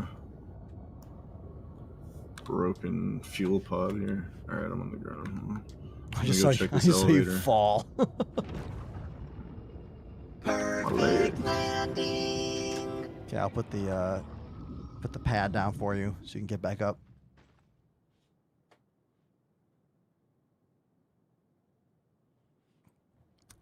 Yeah, so chat, we're trying to find out if this cargo pad over here is working because there's a ton of boxes just laying out on the ground next to it, which could be indicative of someone getting here and getting annoyed and just throwing all their boxes on the ground. All right, well, it's coming up. Oh, nice.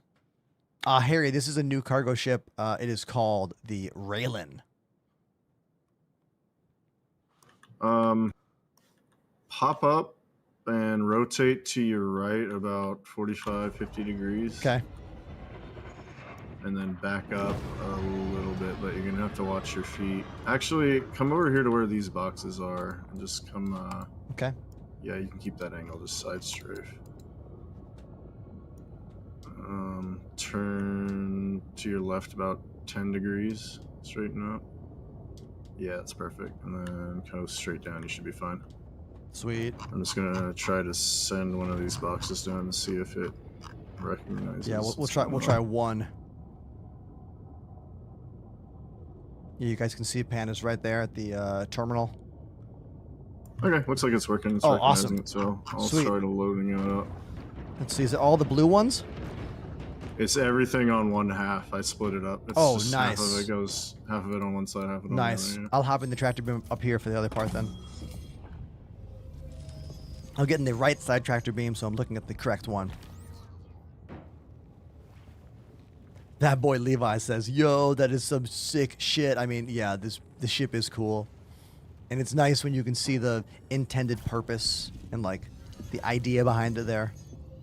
Yeah, this feels like an evolution of what they learned from the whole B Yeah. and the mistakes of the whole C. Mm-hmm. All right, so I'm now Okay. in the. Oh, I should have turned off the shield. Damn, Oh, that's fine. I forgot to turn the shield See, off. These are on the easiest part of it. These kind of just slide out. Oh, I guess for your tractor beam. Yeah, I gotta try. I'll try toggling the power. Tractor beam was being weird. I'll go turn that shield off. That's my gripe. They should definitely put the cargo shield button on the tractor beam seats. Currently, it's only on the pilot seat.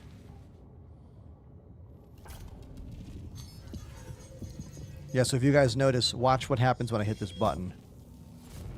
Over here. See those shields? Those shields are now moving off the cargo. Your co-pilot has a button for that too. Oh. I saw one. That's why the tractor beam's on the side, right over here. I was having trouble getting the boxes because of that shield being down. And in the time I've done that, Panda has grabbed all the boxes from the ground down there. And now they're Alright, going she's down. Going down. Let's see. Oh, here's Hopefully it, Random NPC right over here. Oh, what's up, dude? nice view of all those boxes. Nice. I'm just gonna stay in The door is elevator closing on screen. them. They're like clipping through on my screen. Oh yeah, I was wondering. I was like, isn't this a little too high? And now they're Alright, gone. did it. Whoop. Nice. Okay, it's delivered half. Oh, there's a Corsair flying in over there. Looks like it's landing nearby, but it's not attacking. I'll get Yeah. back on quick. Yep. Let me know when you're on and I'll take off.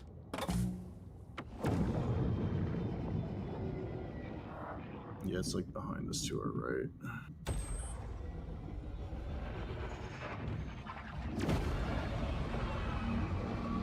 Alright, moving up, and I'm inside. Nice. I'll just stay here in the airlock. Mm-hmm. We're just zipping right over here, I think. Jackson Swap, yeah, it's like 20 kilometers away.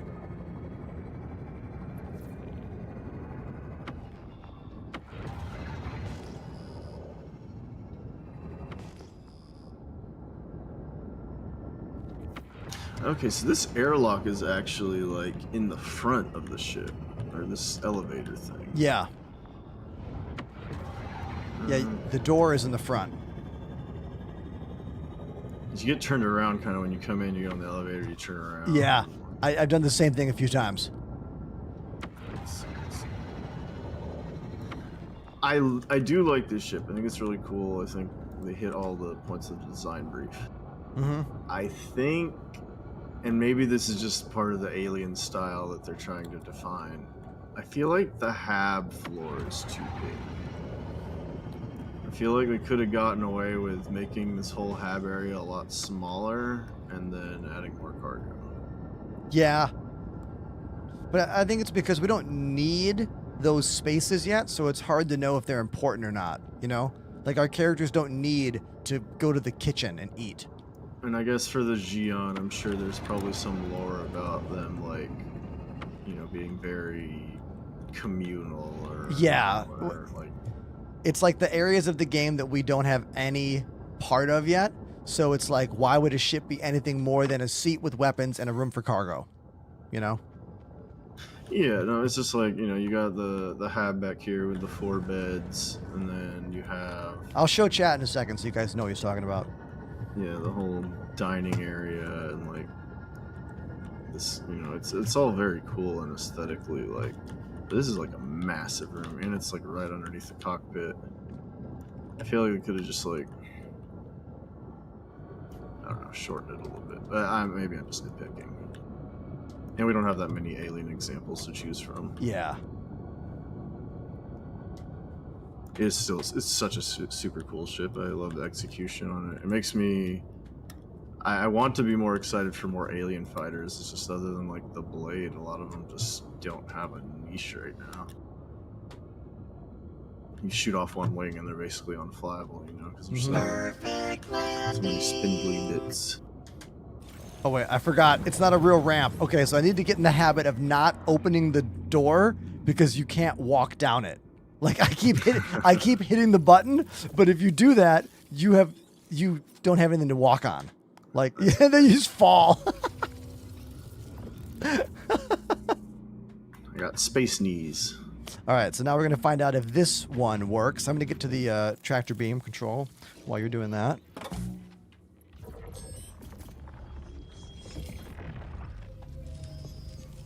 Now, the question of if you should get this ship or not, I'm not sure yet. Ultimately, my answer is if you don't want to move vehicles and you only want to move boxes and you want to look really freaking cool while you do it, get the ship. We got you booked for a refueling job. Like, Good luck. you know? Be safe out there.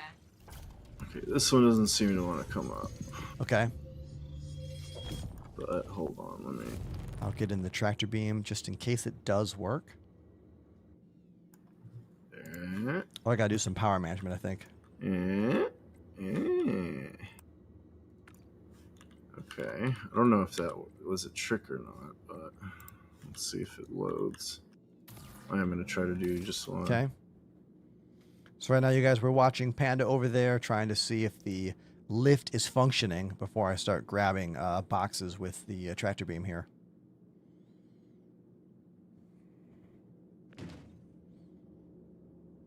We'll do one test box. It's not sticking. Oh, it's not grabbing to the grid? Oh, I see it just bouncing around. There is another pad on the other side of, like, this outpost. So I could jump up and fly over there.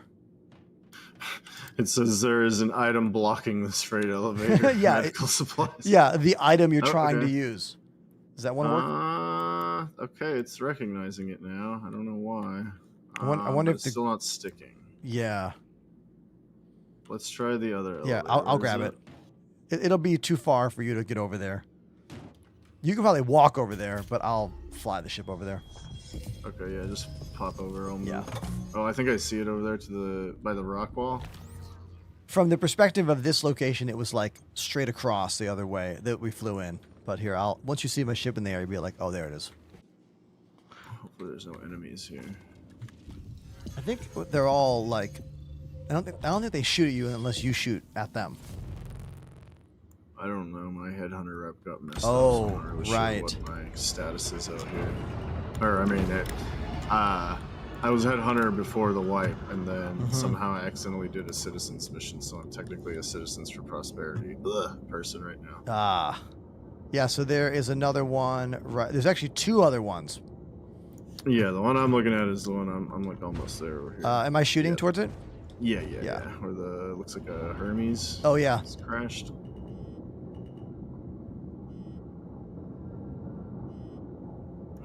No gear. Alright, this one's already up. I forgot how big this ship is. When I'm flying in first person, I don't realize how big it is. And I go back to third person, and I'm like, oh my god, this thing's huge. I mean, this one's already up, so... Yeah, there you go. Yeah, it is a bit big. There we go. Alright, this one's sticking. Oh, I just saw it click in. Beautiful.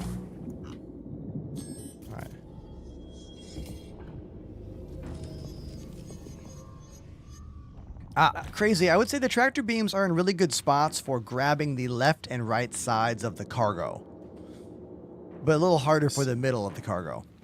I still think the ship beams need the treatment all the other beams got, or they just need to get the Atlas treatment.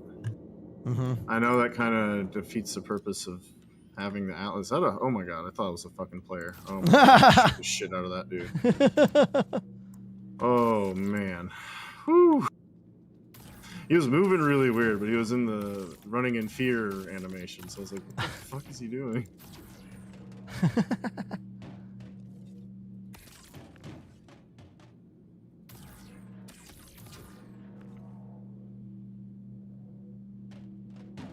Dunk.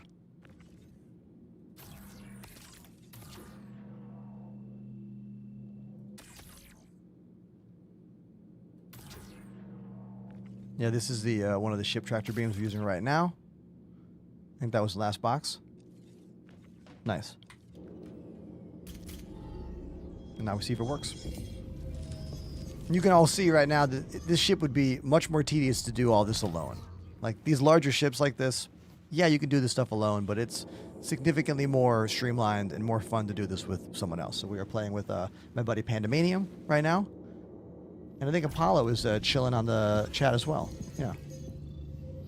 Yeah, I'm here. Oh, what's up, buddy? Still in Stanton, though. I will come over. All right. I can see those boxes went down. I got complete. Mission complete. Hell yeah. Alright, now, something I was doing with our old friend Devil, he's got really high rep with Red Wind. The junior rep is kind of a pain to grind through. I'm almost through it because it's all like places like this to somewhere else in Pyro, and they're a little buggy. I don't know if they're fixed yet. And then member missions. Then once you get to member with Redwood, it's like 700k to do like from station to station. Yeah, those are the big ones I had. Better. I had in the previous patch. Yeah. So let me get upstairs. And now I'm going to show chat those rooms we were talking about that maybe are too big, but like we don't really know why they're so big.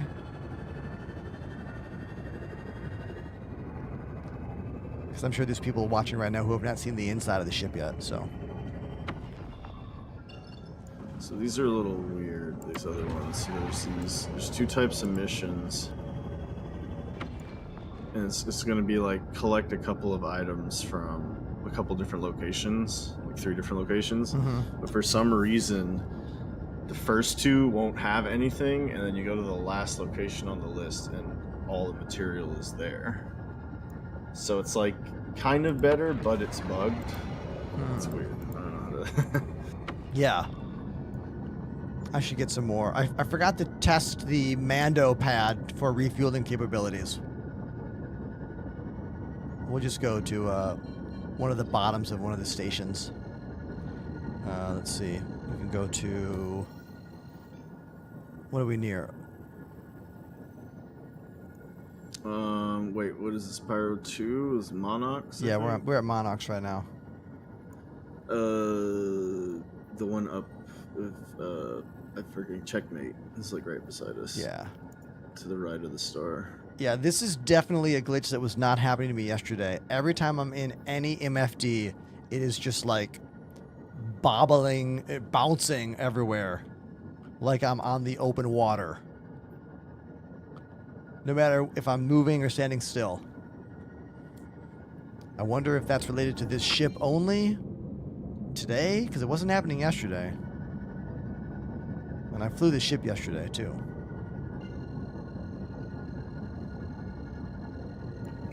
Hold on, before you jump. Yeah? 1 second. Okay, I'll stop then. I'm trying to see if there's something we can deliver to there or to Obituary that we can pick up here. Oh, that's a good point. It's really small missions though. Sakharn's plot. Where's Sakharn's plot? I'll just stop right here and go show off the inside of the ship here. Yeah. Yeah, so you guys, here's the inside of the ship. Here's the cockpit. You got those 4 chairs, pilot seat, co-pilot seat, tractor beam on the right side, and tractor beam on the left side. This is open. If you walk down this, you'll just fall into the lower zone, which is where that dining room table is down there. So it's not like the Carrack. That's not glass. That's open. Now we come back here, and this light is pretty neat, how it automates and turns on. I think it's a really cool, teeny little feature. If you watch the ground right there, you'll see it close. I think that's pretty sick, actually. We got some component housings on both sides here. All with these transforming panels, just like we have on the Sulene. Really sick.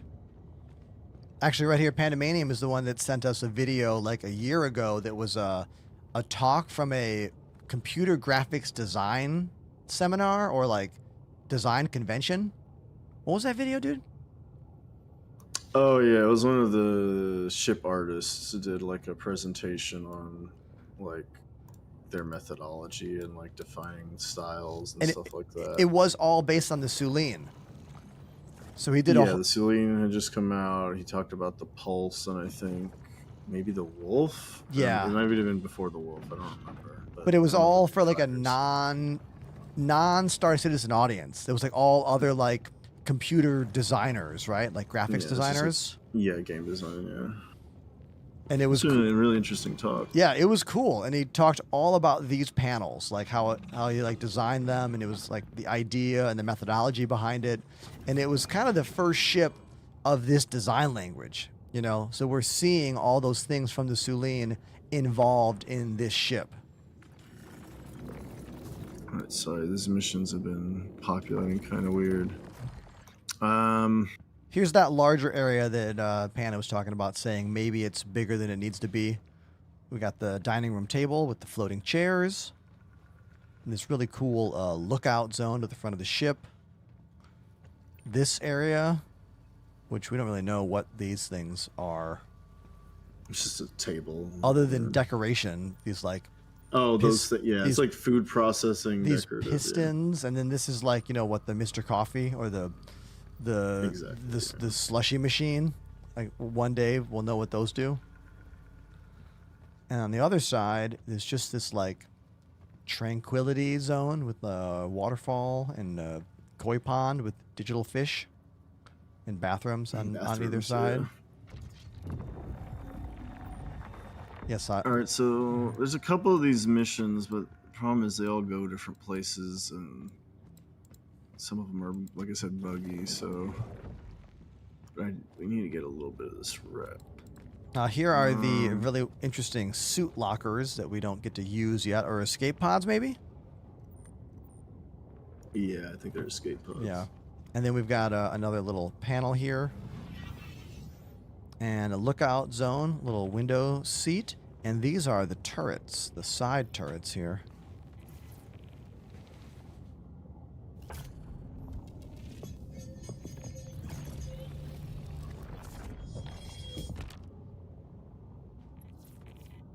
Hey Here, there, here it's we are. Dee.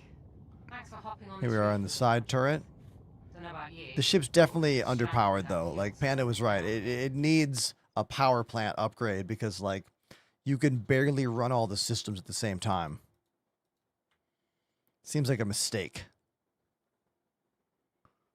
All right, I got a little tiny, well, not tiny, it's a 216 from Jackson Hiya, Swap, Dee here. Let's see what or to Jackson Swap from Patch City, so it's a little jump away. Okay. And back to Thanks here. for getting to top off, huh? We can go refuel at Jackson City anyway. Here's the bed zone. We got 1, 2, 3, and then 4. And these little bed zones are different. They're more like little pods. Be cool if they like extend and close out around you. That'd be cool. And because TikTok chat gets mad at me when I don't say this, this game is Star Citizen. There you go.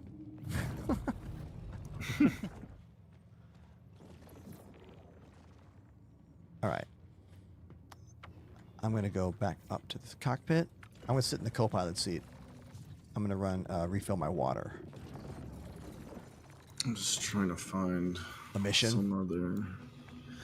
Yeah, because it's good. Once I get to member, it's really good to, like, you can stack these and it's pretty profitable. Yeah. But junior is just a friggin' slog to try and get through. So I guess we'll just do this one because it's quick and maybe we'll get another one. No problem. Hold on one sec.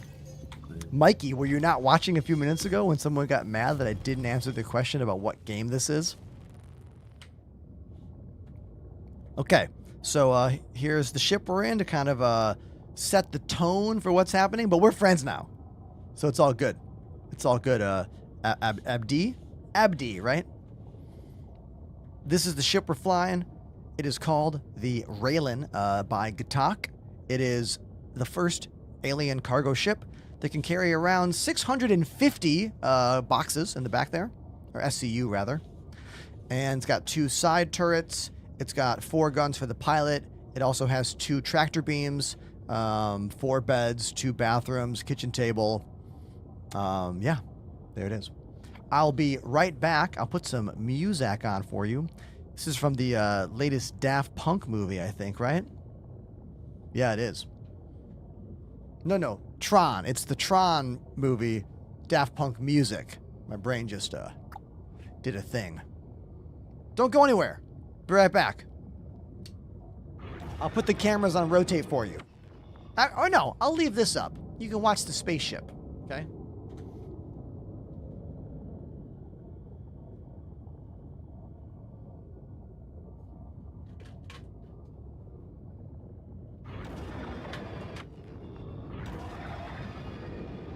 It's my buddy Panda flying the ship right now.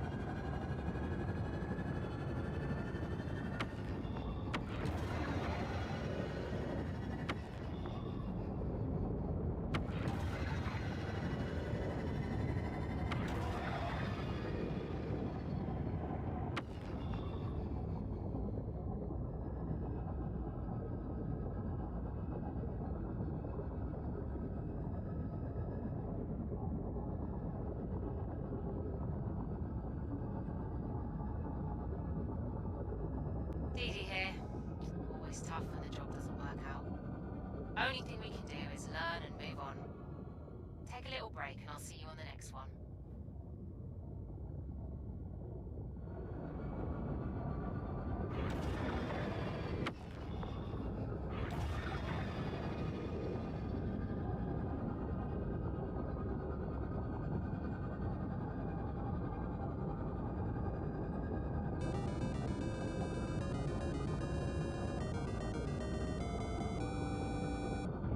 Dick Stegosaurus dropped a 25 sub bomb.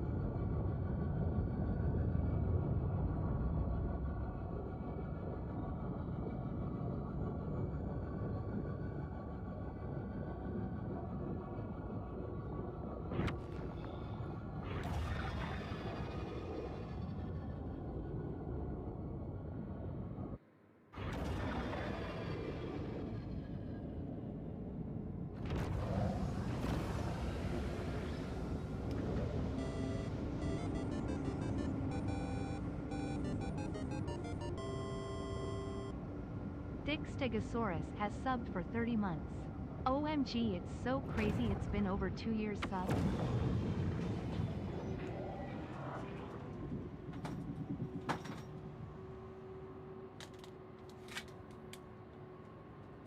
Hey, I went off camera and I got a subscription and I got gifted subs? Wait a minute, I should walk off camera more often. Thick Stego has dropped the first 5-pack of gifted... No! 25!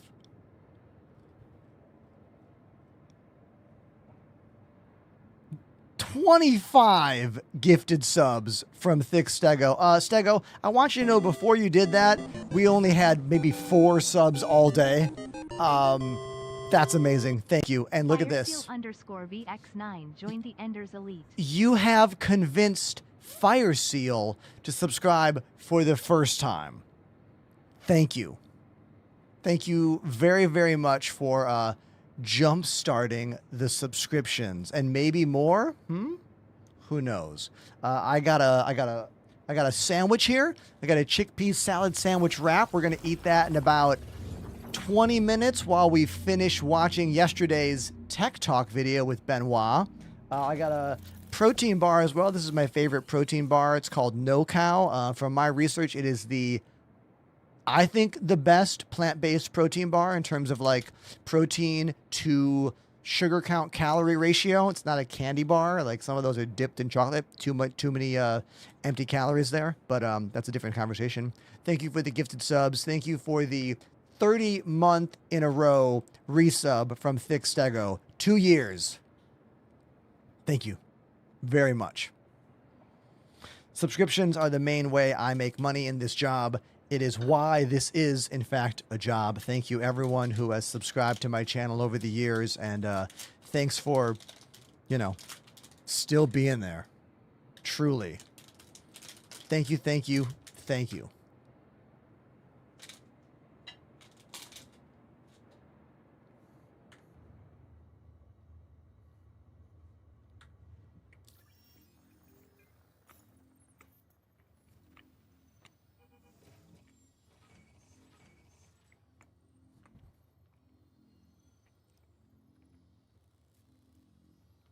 Abdi, I'm Enterprise on everything.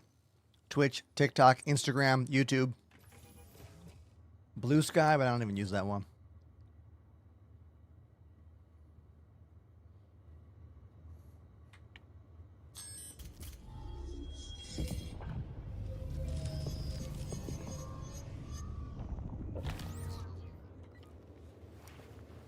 Hey, Max on TikTok says, I've been seeing your videos for a while. I'm in the Lower East Side. Oh, awesome, man. I was just talking about a jewelry store in the Lower East Side I like a lot called Personal Fears. This place. I was saying that wallet chains are back, and I'm super excited to have a wallet chain again. This one. This is the wallet chain that I bought. I can feel like I'm back in middle school now.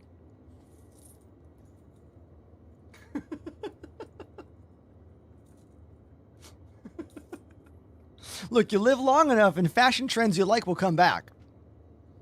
Okay. That's just how it works.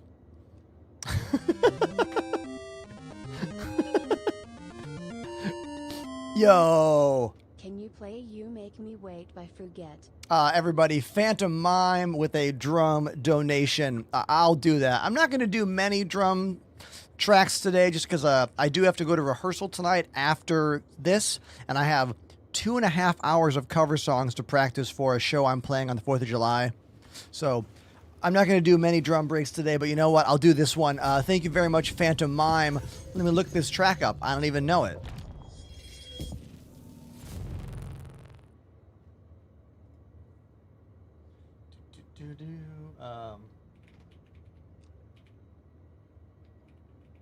You Make Me Wait by the band Fruget. I don't know this band or this track, but let's try it together. This will be a first time listen, first time play. I've been a drummer for 30 years. I went to Berklee School of Music, and I've been in a lot of different touring bands.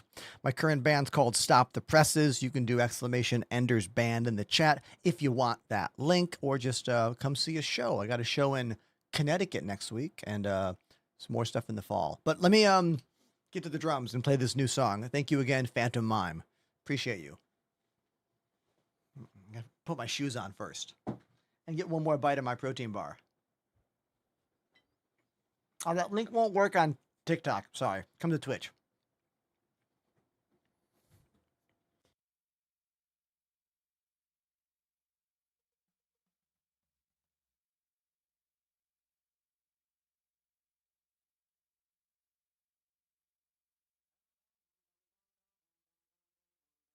First time listen, first time play.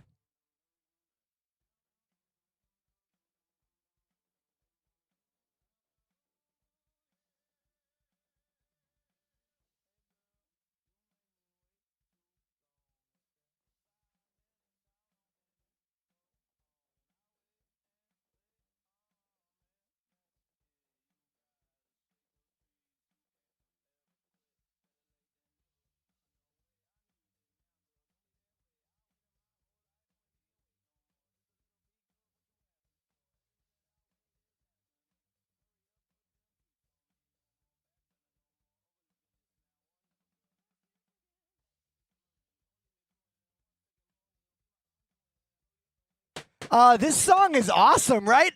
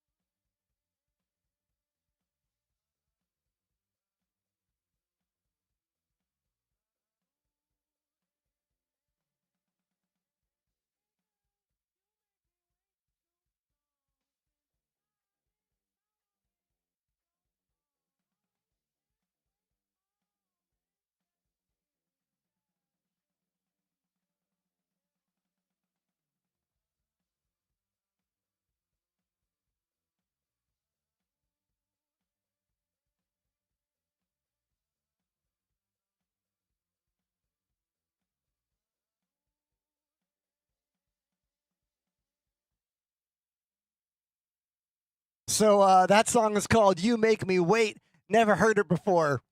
Fun song, right? Thank you, Phantom Mime, for serving me up a platter of a song I could have a lot of fun with. Thank you so much for that. Appreciate you.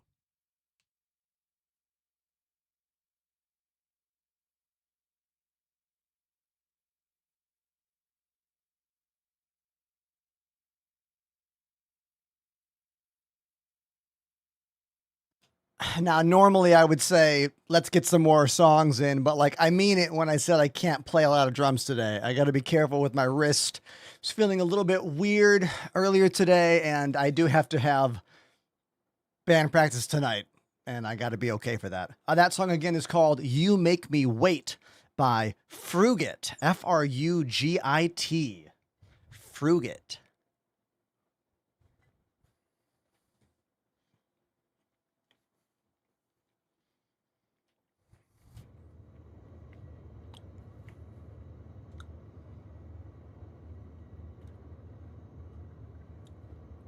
It's about a cat.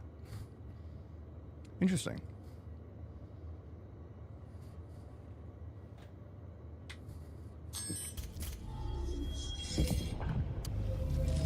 Yeah, Panamanian, thank you for landing the ship. Everyone, let's say thank you to Panda for flying the ship while I went to the kitchen to get my food and then play drums. So thank you, dude. I will do the same thing in game. So here's my character right now. This is a cool shot, actually. Look at this. Right? Yeah, this is a cool screenshot.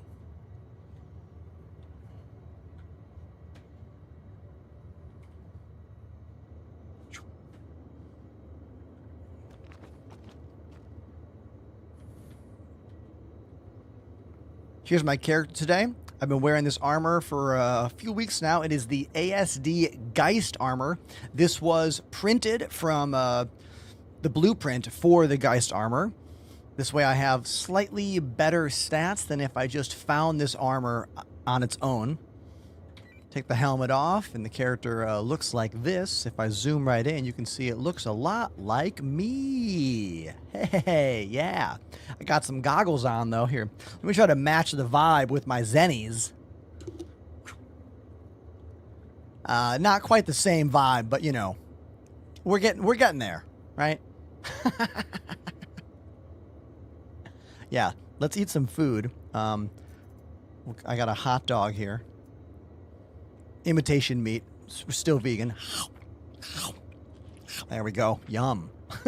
That's the same way I eat hot dogs in real life, by the way. Okay, One bite. now that you're on site, We'll just we'll get a drink as well. Come on. There we go. Let's make this a IRL and in-game experience here. Here we go. Let's get the bottle open. Cheers.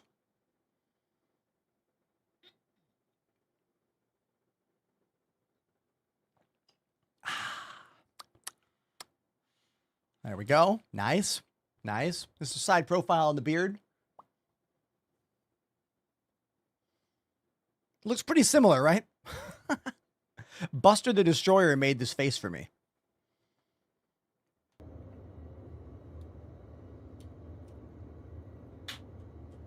Whoa, did you see what just happened there? That was a crazy ass glitch.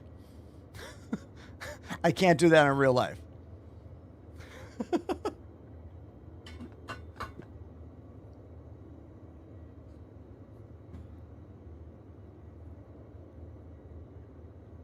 Hey, heads up. I'm trying to get to happen Got trouble again. Coming your way. Look sharp. Uh-oh. Something doesn't feel right here. Look out!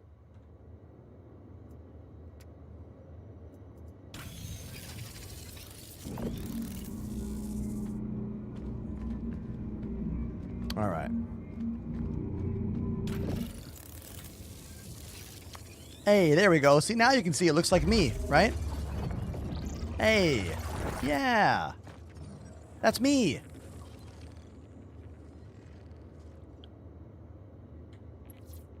Oh, mission.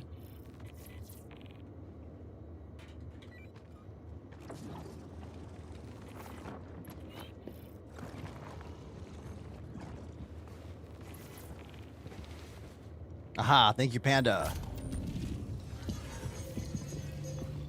What's the biggest complaint about the Raylan? That you can't turn the cargo shield on and off from the tractor beam seats. The cargo has a shield that can be deployed around it. See the cargo right there? The shield's going out around it right now. Panda did that. Only the pilot and the co-pilot can do what just happened there. The tractor beam seats cannot do that. So if you're in the tractor beam seat and you can't get the cargo because the shield is down, you have to ask the pilot or co-pilot to do it or move seats in order to then move those around. Because if you look right on the side here, when that shield is down, you can't really get those boxes. So that should be on the tractor beam seat, not only right here, which it is for me in the co-pilot seat, but again, not in the tractor beam seat where it maybe be the most useful. Oh, and you can attach bombs if you want. There's our payload right there.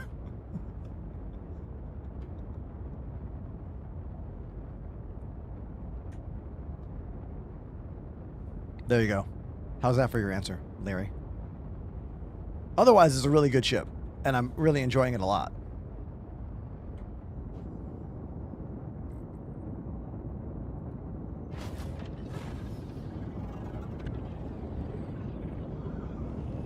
Wayfarer could use a few more pilots like you, that's for sure. Enjoy the pay, and I'm sure we'll have another contract for you soon.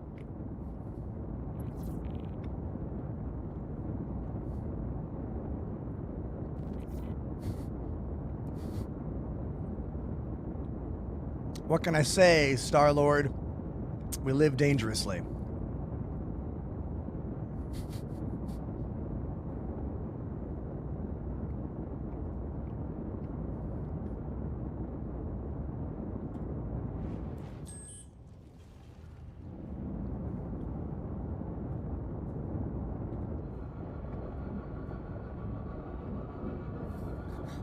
Yeah, we learned yesterday that bombs work.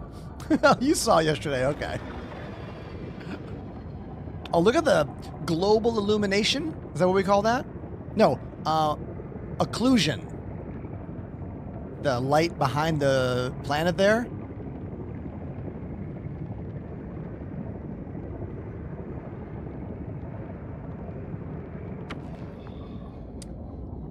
Nico, if you're someone that wants to help directly fund Star Citizen by buying ships, and you have the revenue to do so, and you want easily the most stylish cargo ship there's ever been in the game, then get this. If you want a cargo ship that has a similar capacity of 600 something but can also move vehicles, the Crusader C2 is still the best choice. Hey. That is a very kind message in the chat right now from, is it Prius?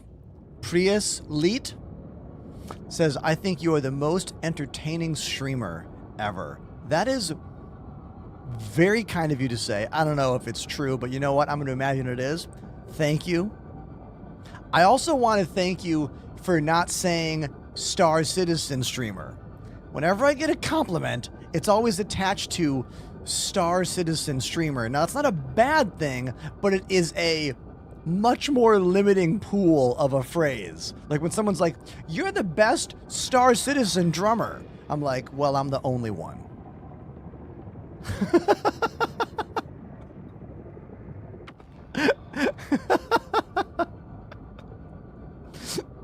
So thank you, Pray is Leet. Now I got your name right.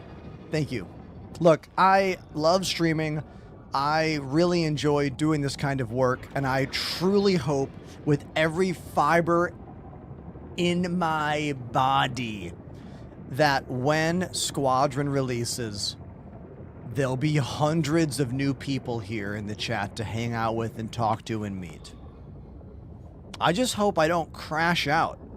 Like, you know how many good streamers have already crashed out when it comes to Star Citizen? Quite a few. Oh, missiles going out? Oh, we gotta fight. I gotta be fighting here. Hold on. Oh, these are tiny ships.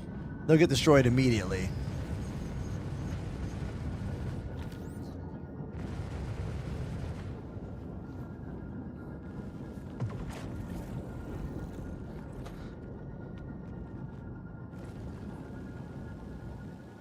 Don't do what I did. Don't do what I just did there. That's the bad move. That's the bad move. You see what I did? Don't do that.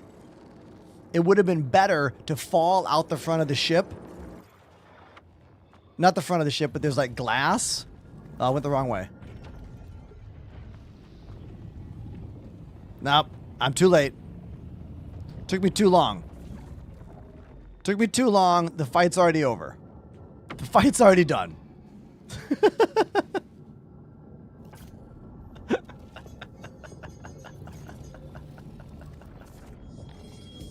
I made it to the turret. Am I in time? Panda, I made it to the gun. Am I on time? Too slow. Okay. A little bit. It's Too okay. slow. All right, here. I'll go down on the ground and check the elevator. I got it. There seems to be something, maybe a body on it. I don't Okay. know. If I'll it's go a player I'll go- body, it might be a problematic. I'll go check it out. I'll grab one of those max lift tractor beams too.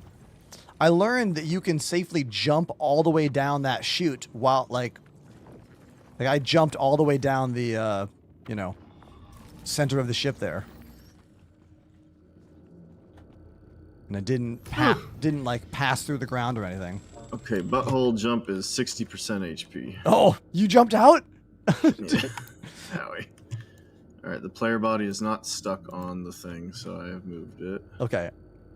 Here, I'll come down there Now, too. we need to be careful because we're picking up stuff from here as well, so Okay, I'm coming I'm down. just going to bring it up empty.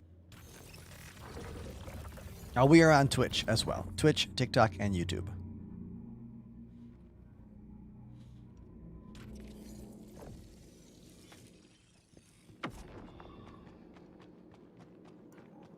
It's being dumb. Should try what I did earlier.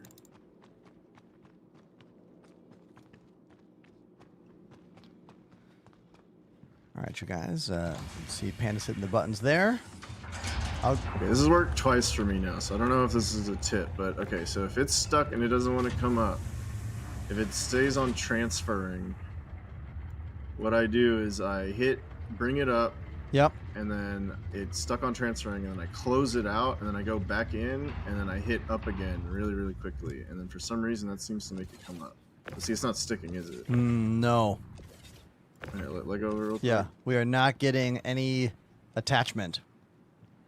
All right, hold on. Phantom, welcome back. Today's patch has been pretty good. I think my only weird thing I've noticed is that when I'm flying in the railing and I use the Moby glass, it's kind of like bouncing like I'm in the ocean. And we've had a few of these pads not let... render. Uh-oh. Uh-oh. It might delete it. We're gonna find... You're inside it on my screen. Oh. You're in there. Oh, no, I'm not. I'm up here. Okay. I'm wondering if that Okay. box No. counted or if it's gone. Nope, it counted. Hey, so it counted now I'm even though the gonna try- grid was messed up. Interesting. Now I'm going to try to bring it up after having a successful... Okay, it's doing the same thing. Got a frames question. I'm getting X. I'm getting about 35, 41 FPS around here right now.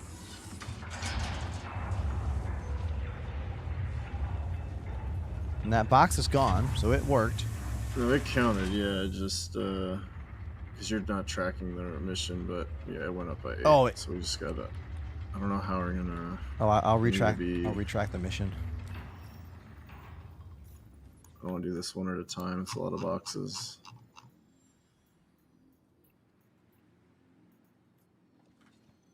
See if I can get 3 or 4 down at a time. Now, what did my guy do with that larger? Oh, that was. Oh, he auto stored it. Okay, that's really awesome. It didn't drop on the ground. So I was holding the max lift and I pulled the Moby glass out, and instead of just like dropping it on the ground, it put it inside the backpack. Yeah, if you didn't have, if you had, I was surprised it fits in that bag, to be honest. Yeah. With you, but yeah, if you didn't have space, it would have dropped it. That's cool. Nico, I'm wearing the Geist armor. To get this armor, you've got to print it from getting the blueprint by running the ASD facility missions, or find it in the ASD facilities. This is printed armor. Don't touch those, just let them wobble their way down. I see that. So we're right now. It looks like we're testing the. Will it count all these boxes even though they're not attached to the grid? Oh dear. It's oh trying. dear. It's trying oh, to throw gosh. them out. Oh god. Let's see. It threw them all out. But will they vanish in a moment? There's another pad here, isn't there? There is, yeah. I think it failed because it's opening up. Yeah. I'm going to run over to the other pad, I think. Oh, God. This is a mess. I'll just keep going one at a time, I guess, if you want to go check the other All pad right. with the box. I'll go check the other pad. It's somewhere around here. I'll find it. Here, take one box with you. Okay. Do you know which direction it is? I'll just start walking. Look for the tower, but I think it's in that direction you're walking. I just saw an Turn NPC go trigger. flying through the air. That was probably me. Yeah, keep going that way. See that tower in Yeah. front of you with the light? It's that's the one we used earlier, so that should work. I might actually just... The NPCs are over there, running. 'cause They are that's the one that worked last scared. time. Yeah, I'm just gonna do the ship. Fuck this.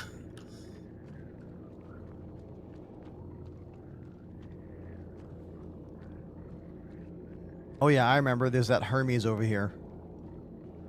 Yeah. Okay. Let's see if this one works.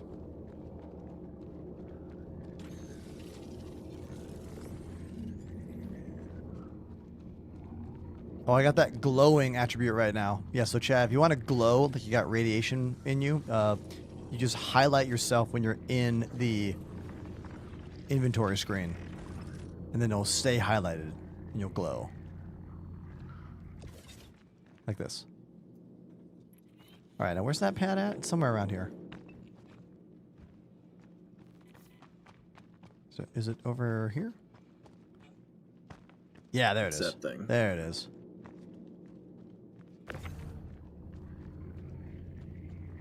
Freight elevators are not always broken, said, but they are broken sometimes. In our experience, this location, Jackson Swamp, one pad seems to be non-functional and the other pad seems to be functional.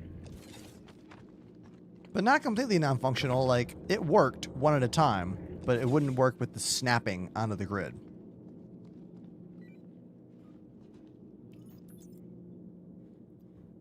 Let's bring this thing up.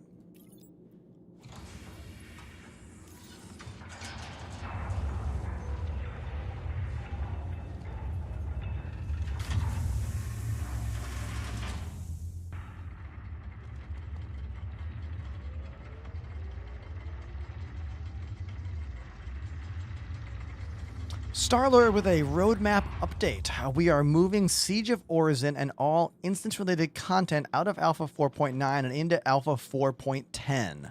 No, why, bro? It was so good. I read that played out it. loud for I you. did it. Yeah.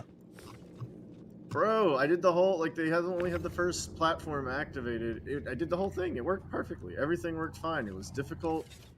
I had to meet up with some random player and be like, all right, let's team up. And, like, we went in our instance. It was great. I wonder what the blocker is for it. Like, if it worked in Probably the the rest PTU of for it. you. I mean, the first part, I will admit, the first part of it was pretty simple. It's just, like, a shitload of NPCs. Yeah. But, like, and I know I don't know how much of it you recall. Oh, I but remember it you being gotta- difficult to, like, fully complete. You gotta go from platform to platform. You know, they had that issue. The big issue in the old one was one of the lieutenants would never spawn. Yes. Stuck in an elevator. So Yep, I'm I remember assuming that. They've moved them out of elevators because no enemy came out of an elevator when I did it. It was all, oh, we need to put the shield down. Is there anything else? Oh, so here we go. Yes. We are seeing a problem right now, chat. This ship needs to have the ability to undo that from down here some way. Maybe a special button on the legs over here. Like maybe a button only the pilot can press. Yeah, that's my bad. Because Go ahead we and send that down. yeah, we literally. Oh, can I sneak them out? Oh no! Oh! Did you fall through the planet? I got one out. The elevator pushed me through. The planet? Yeah. Oh. Bum, bum, bum. I'm sorry, dude. It looks like I can sneak these out. I think I'm gonna have to take the death because I don't want to lose these missions. I need the rep. Oh I don't know man. where the fuck I'm gonna respawn. Oh no. So Okay. It's up to you. That's bro. all right. That's all right. I can do this. I can do I this. believe in you. All right. All right. Note to self: don't stand where the elevator is going to be. Oh, so Pana's talking Literally about came down on my head. the and hover shoved me through the right frame. here. The hover pad that comes down smushed you. Oh, damn. Dude. That sucks. Oh, all right. I'll send these down. That's 8 SCU. Let's see if that works. Seeing if XLB is in our chat still. Def Not Oz. This ship is called the Raylan. It was a cargo ship talked about many years ago, and they made a whole video about the concept of it, but now it's finally done and in the game. It's the first alien cargo ship.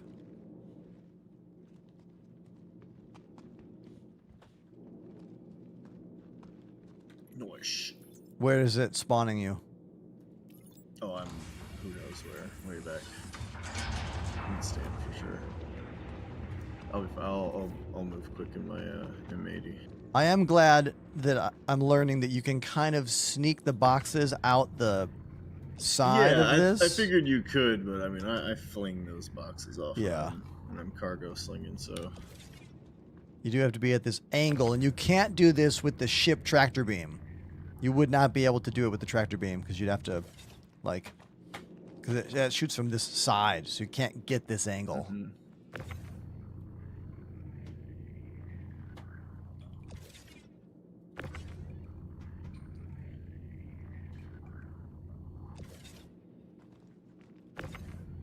I'm gonna do a funny and come back in the Suline. Yes. Compare the two side by side. Yeah. So as to what the shield does, Tommaso, I don't think we actually know. Like, I would assume that it can block ballistic damage to cargo that can be damaged that way, but like. Yeah. So it's a component of the hull. So instead of like, if I were to shoot the cargo spindles, or shoot the cargo on like a hull B or a hull C or something, It'll bounce off, technically right? it should just fall off. Most of the time, it just disappears, gets destroyed. If I shoot the spindle off of one of those ships, that whole spindle will fall off, and the ammo, all the cargo will still be on it. Okay. So in this instance, you actually have to burn through the hull, and I imagine you have to destroy that subcomponent, like get through all the armor and then destroy the hull of that component Yeah. to be able to either destroy or knock off the cargo, right? So it is a bit advantageous. I'm putting it in the category of doesn't matter right now in the game. Like, could matter in the future of the game, doesn't matter now. I think it matters now. Oh, okay.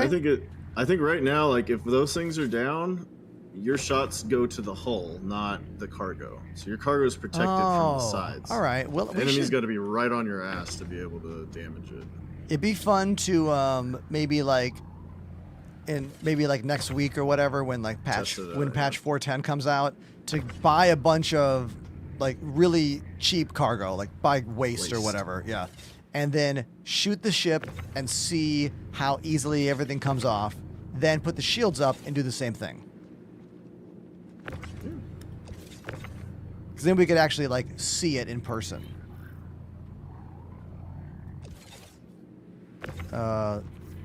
Just got here. What's new? Well, this ship, the first alien cargo ship, the companion ship of this, the Tilui, is a very similar design, but it moves snub fighters, 4 of them, instead of moving 669. Is it 669 or 659? Something like that. I'm not sure. It's somewhere in that vicinity.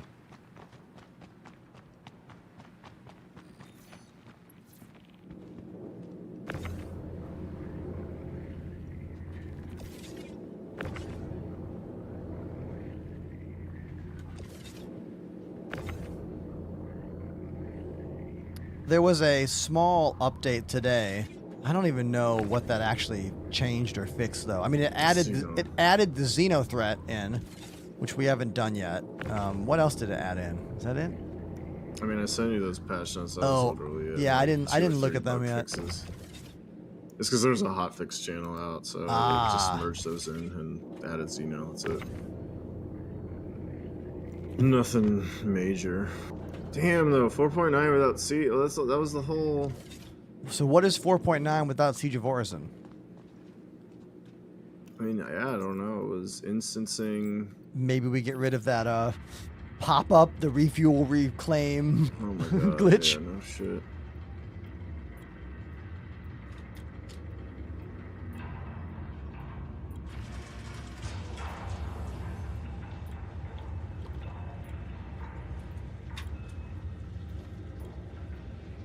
Oh, the super heavy armor with the minigun.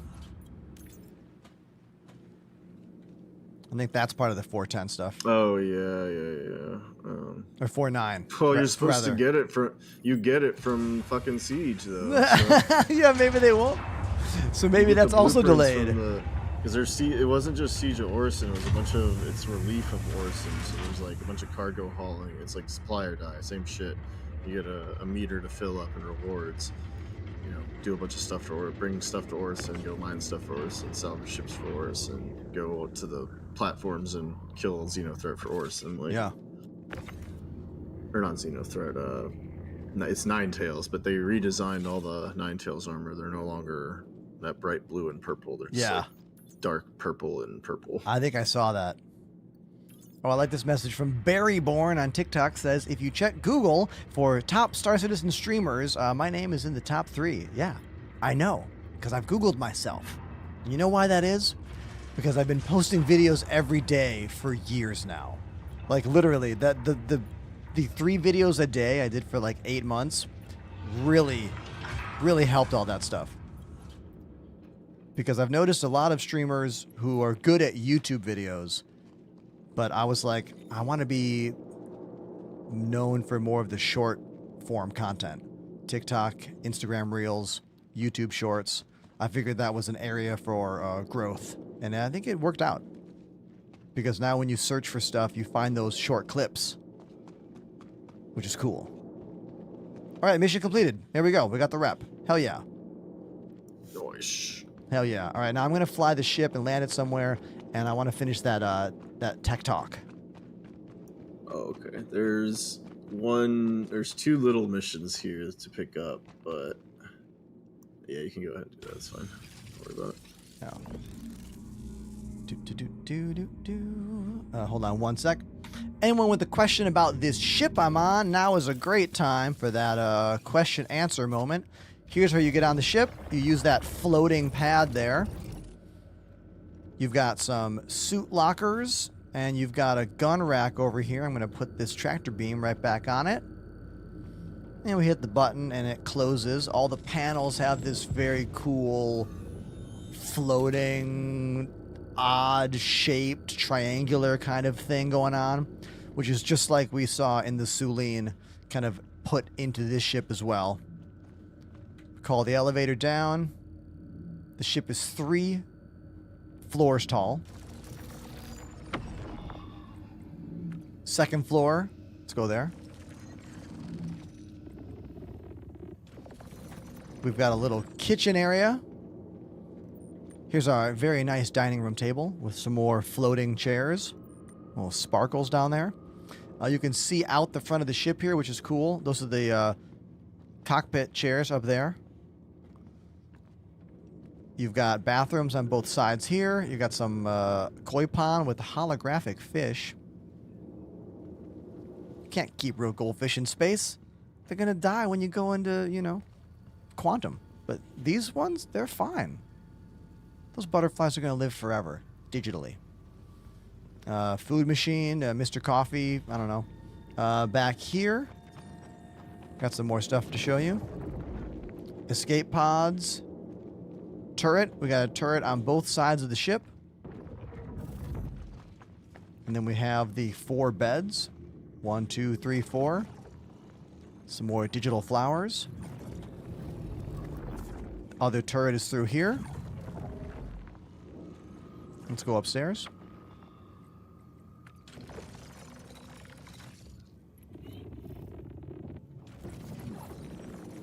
Here we are on the top deck. We have all of the component housings inside these little panels here. Fuses.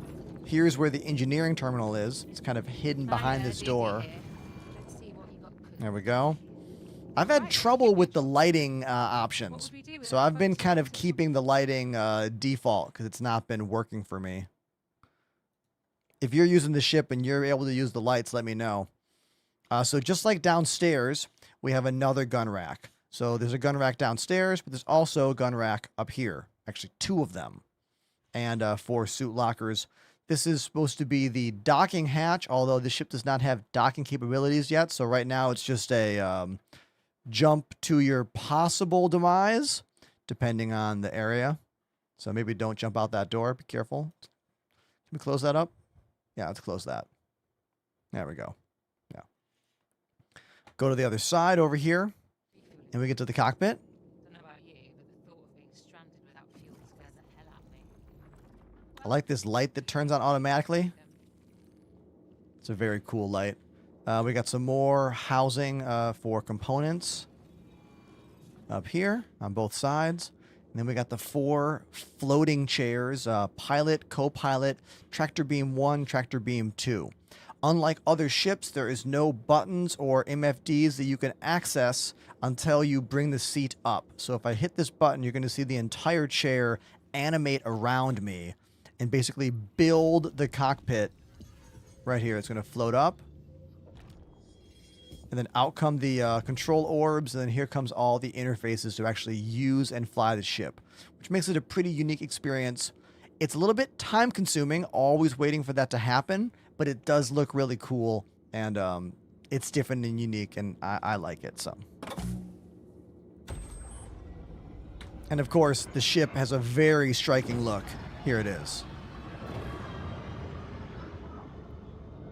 As you can see, it's got more of that hover tech going on in the landing gear. It's kind of floating. And then it transforms back into that starfish style as the feet fold in. And then here we are in its full flying X style.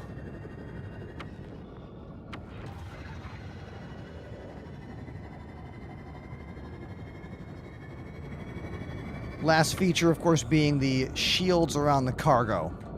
If I turn those shields off by hitting this button right there, you can see those shields turning off now and moving away. I'm pretty sure that purple color is a glitch. I think that color is supposed to only show up when you have the shields on, but I don't know that for sure. And if you're wondering why is that there, it's to help keep the cargo on the ship when it gets shot. Because this way, when you shoot that shield, it will go to the ship hull, I believe, and not detach the cargo right away. But we haven't tested this yet. We're going to test it probably next week. Or maybe later this week. I don't know when, but we'll test it eventually.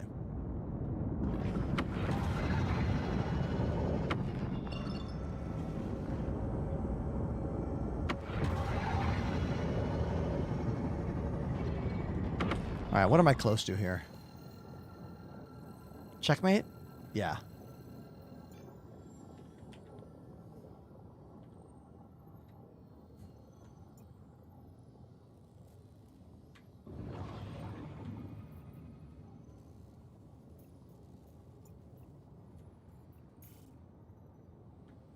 Can I not jump there? Okay, let's try jumping somewhere else, and then we'll jump there afterwards.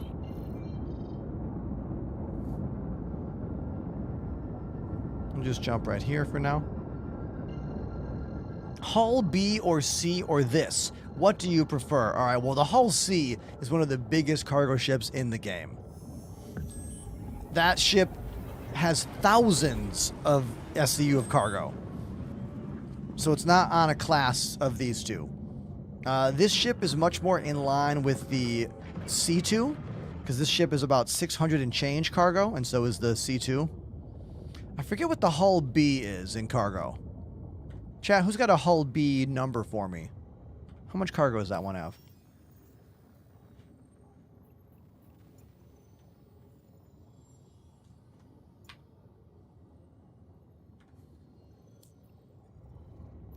500-ish. Okay, so it's more in line with the Hull B. Main difference over the Hull B and this is style and flash. This ship is very flashy. It's very stylish. Might be a bit slower to use than the Hull B because of some of the floating animations that go on in this ship.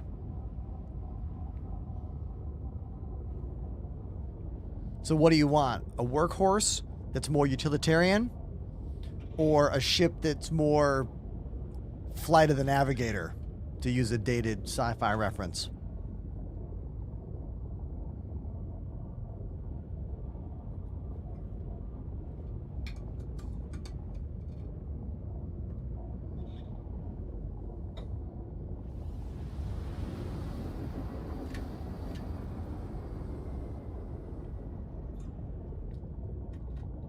I'll stick with my flying brick. Do I do Star Citizen meetups? No. So, if there was a large enough community in New York City for Star Citizen related meetups, I would go to them and I would help host them. It's just, despite the fact that New York City has millions of people who live here, I don't think we actually have that large of a Star Citizen audience out here. I don't think there's ever been a Manhattan or Brooklyn Bar Citizen event. And if there has been, it was before 5-6 years ago. Now, there's some that happened in New Jersey, and there's some that happen in like upstate New York. But again, that's where people can drive further distances. Like, if you have a Bar Citizen in like a more rural part of America, people are going to drive upwards of a couple hours to get there. Where if you have an event here in Manhattan or Brooklyn, it's pretty much only going to be people who live here or people from out of town who are ready to spend money, because a hotel in New York City is always minimum $150, $200 a night. No matter where you get your hotel, you know? Now, these things might change when this game finally launches and there are more people that are playing the game. I would love to do a Bar Citizen event in Manhattan. And I know I could reach out to folks for help and reach out to CIG to get a bunch of like gift items. I just don't want to do something like that and have it not be well attended, you know? Because I have a busy life. Streaming, playing in my band, having my social life. Like, I don't have a lot of spare time. And if I'm going to host an event and put work into it, I want to know that it's going to be well attended and fun and people are going to show up and everything, you know?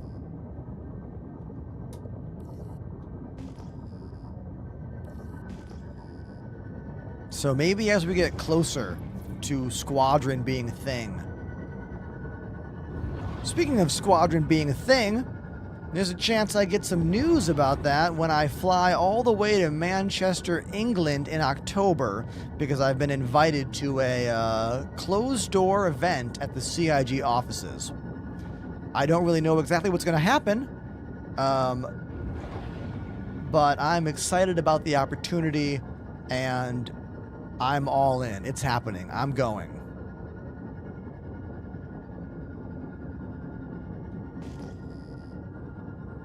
I look forward to being able to share more information with you about the whole thing.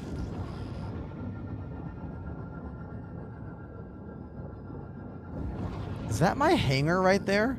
That darkness? Yeah, it is.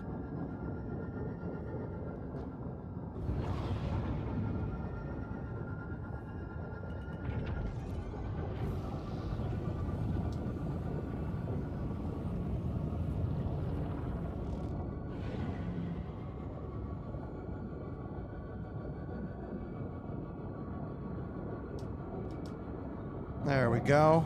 Let's back it up a little bit. Kind of too far forward there. I hit that little pole. There we go. Right there. Perfect landing. there it is. Right?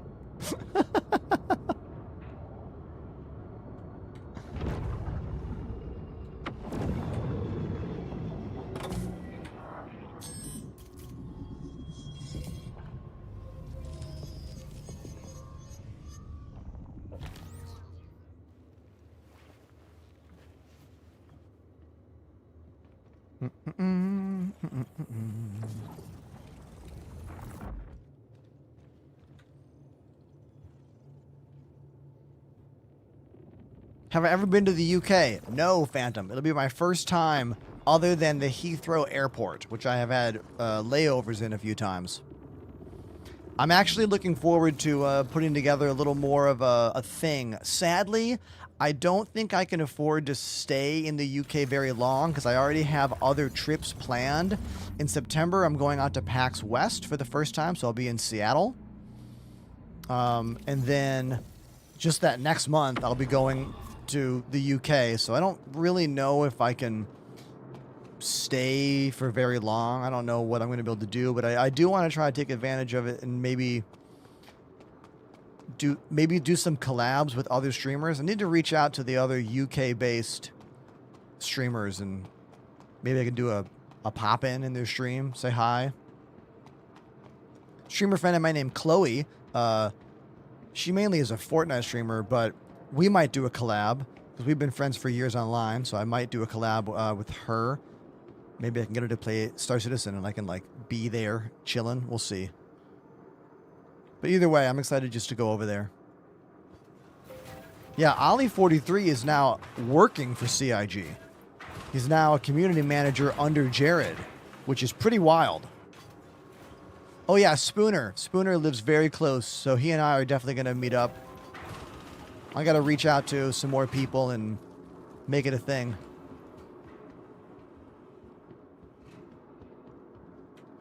Welcome to the A-Class Vehicle Retrieval System. Local ship, Raylene. Let's store it. Your vehicle has been moved to our storage facility. Raylin. Not Raylene. Raylin. All right, cool.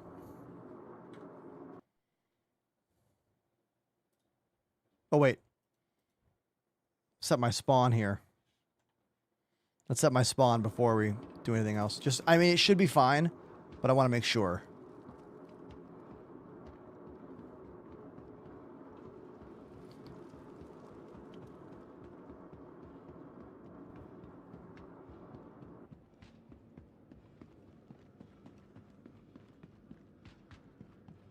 Yeah, I'll have to reach out to them too, Panda. Thank you for that. No matter what, I got a bunch of stuff to plan, for sure. Let's make this a quick mini tutorial moment. Hey, do you want to spawn where you are right now in the game and not thousands of kilometers or millions of kilometers away? Well, find the insurance terminal at any hospital, walk up to the kiosk, hit F. Wait. Hit transfer imprint. Confirm. And look at the left. It says current location. You did it right. Back away, and now feel free to die as much as you want, and you'll spawn back right here every time. Did you know that? You probably did, but give the video a like anyways. Okay. Thank you for that tutorial moment. Appreciate you.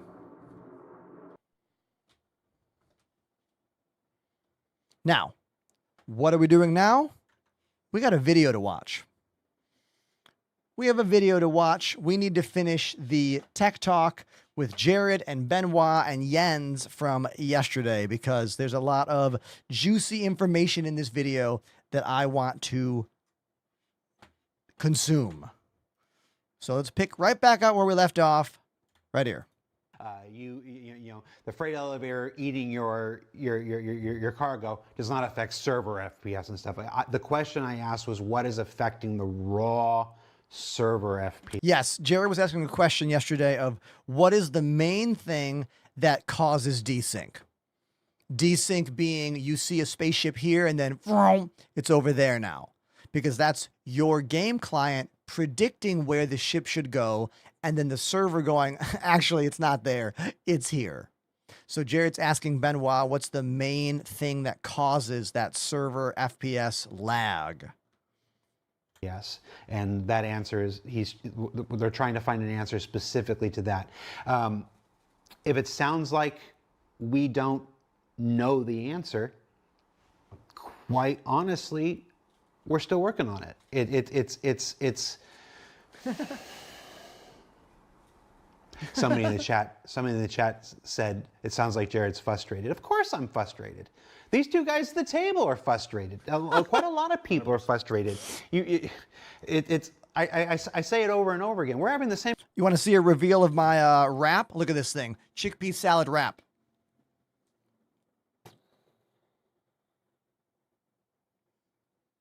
Banging, right? Yeah. Okay. Conversations you guys are having just 3 weeks earlier. It's like this. There's this concept that game development is game construction. You're just supposed to have all the answers, and you're supposed to know everything, and everything's supposed to be figured out. Got this at my local bodega. Just the reality is that's not how it works. I'm not talking about CIG here. I'm talking about the entire industry. I'm talking about how games come together. I'm talking about programming. Quite honestly, it's discovery.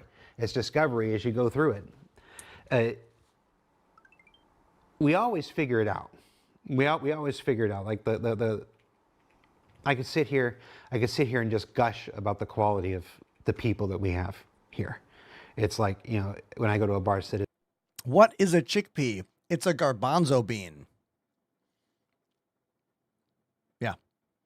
You make lots of stuff with them. Ever had Indian food? Probably had chickpeas. And people always ask me like, is it hard to go out and do this? What I'm doing right now. It's less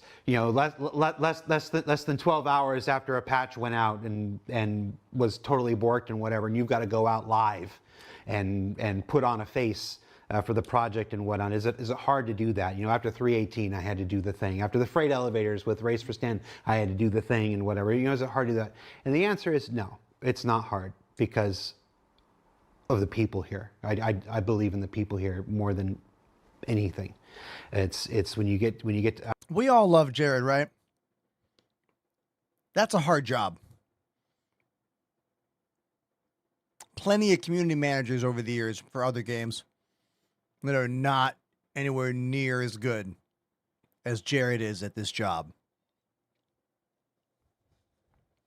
I really am excited to hang out with him in October. Last time I got to meet Jared and chat with him was when I went to CitizenCon in California back in 2023. And I look forward to hanging out and talking with him more. He's just so busy, Even at CitizenCon, I got one moment to talk with him. Like one moment, because he was so busy. I'm hoping that because this event in October is smaller with less people, that I'll be able to actually get some one-on-one FaceTime with him. Not even to talk shop, but I would love to just have actual casual chill conversation with Jared. So, yeah. All right, let's keep watching. I spend more time with the people who work here than across teams than most people. Everybody's working on their work. My work is the people. So it's when I lose faith in the people here, that's when you'll stop seeing me. But it hasn't happened in 12 years. It's not going to happen anytime soon. I love the people here. And they're working on it. If they haven't figured it out yet, they will figure it out. So you've already got some tremendous for sure. leads. And I think to be honest, on server performance, the 6 to 8 issues we're looking at now are definitely the source of the problems. Do you want to? I'll turn on subs. Sorry, guys. There you go. You mentioned it a couple times, and it's just why don't we just use this opportunity? Of course. I can. Well, I don't want to deep dive into each of them because just give me top level. That's a bit intense if we go down that route. But there's navigation system dispatching of tile configuration changes on planets, which affects how AI use the nav mesh on planets. Yo, DJ, rewind that. But there's navigation system dispatching of tile configuration changes on planets.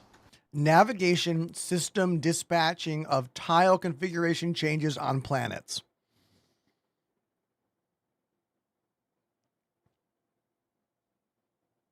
What? Benoit makes me feel like an absolute buffoon. Like he makes me feel like a clown who knows nothing. He makes me feel like I don't even know English. I love it because I learn stuff from him every time. But like, this is stretching. Okay. Navigation system. All right. So plotting around. Dispatching of configuration changes. So telling the game engine what is changing on a planet. I hope he goes into what this means. And if you know what this means, put it in the chat. This is something that affects server FPS. That's what this is. Something that affects server FPS.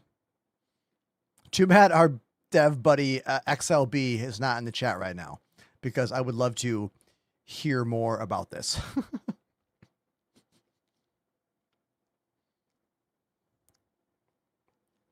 Mannix, that's old news.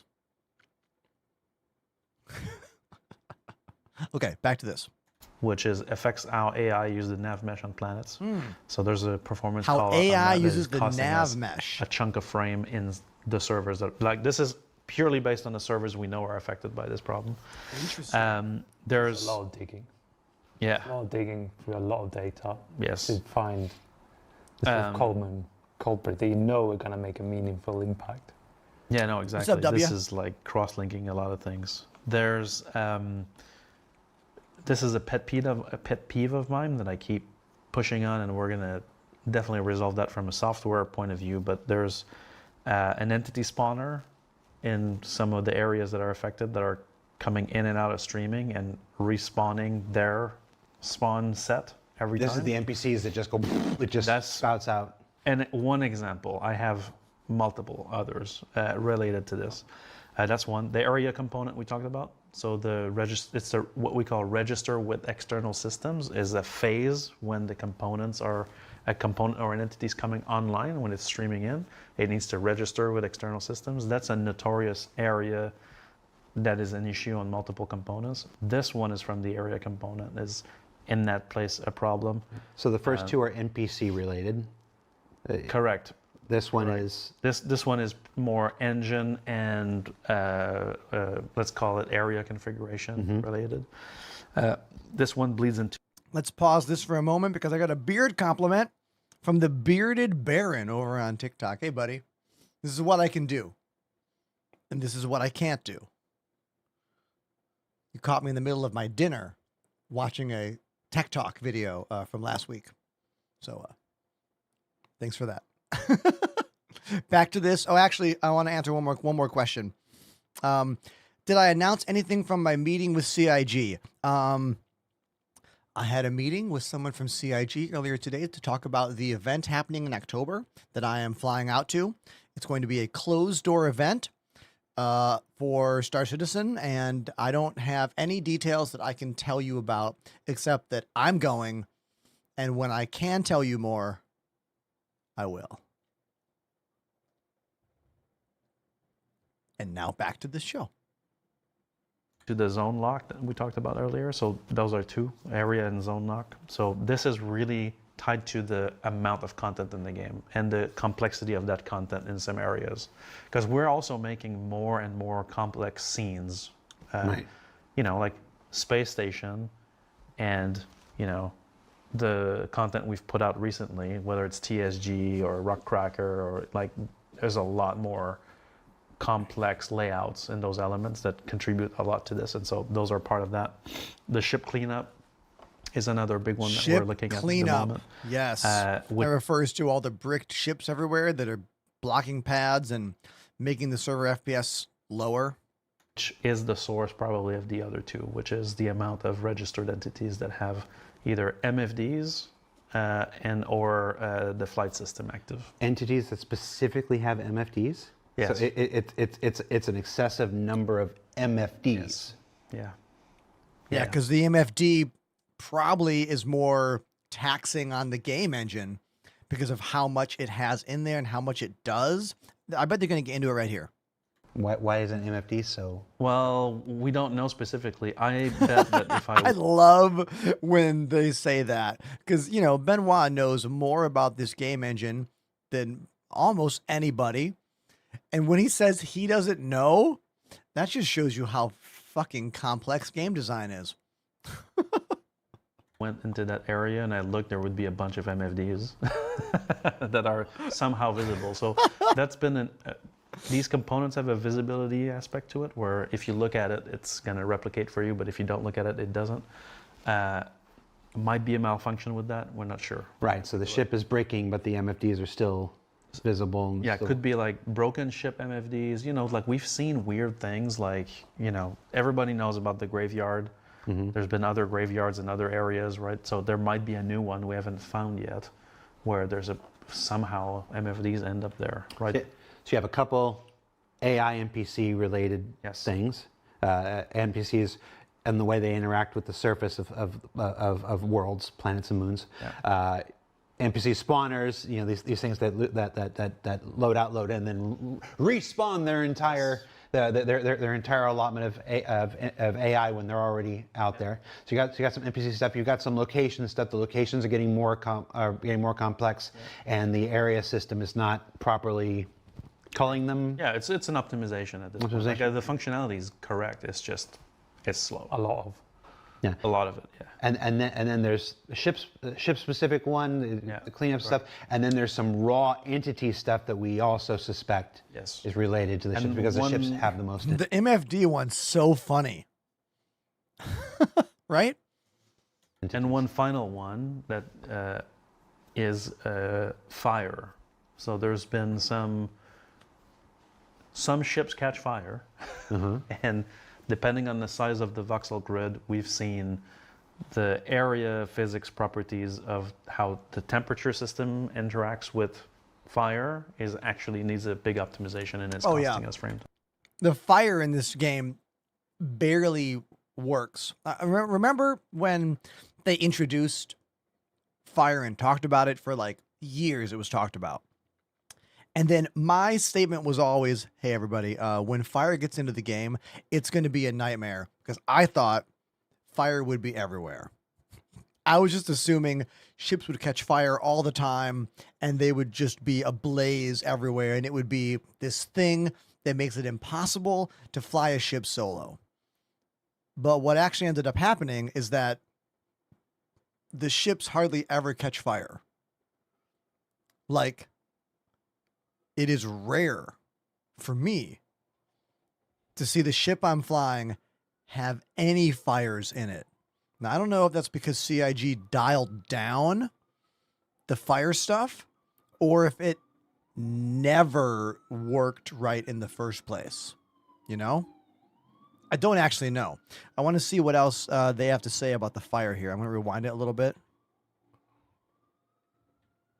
Ships catch fire, and depending on the size of the voxel grid, we've seen the area physics properties of how the temperature system interacts with fire needs a big optimization, and it's costing us frame time.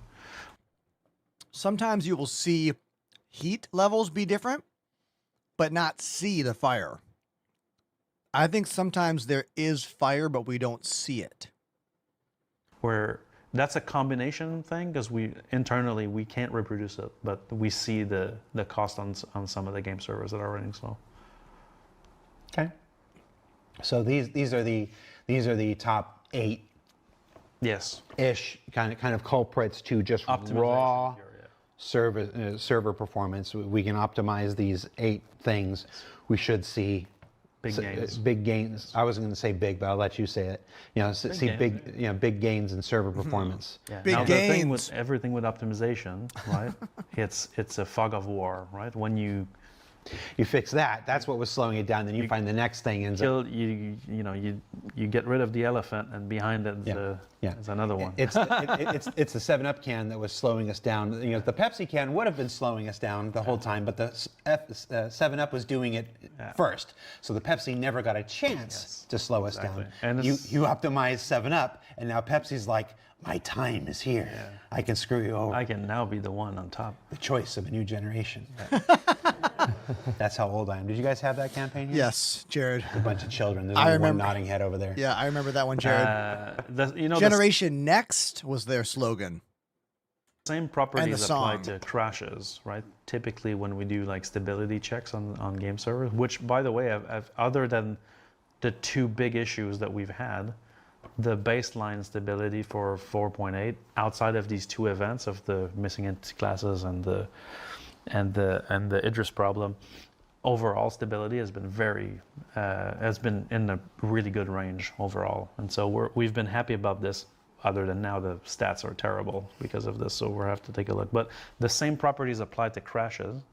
So when we look at top crashes, you're like, oh, we just have to fix this one. It's super high frequency.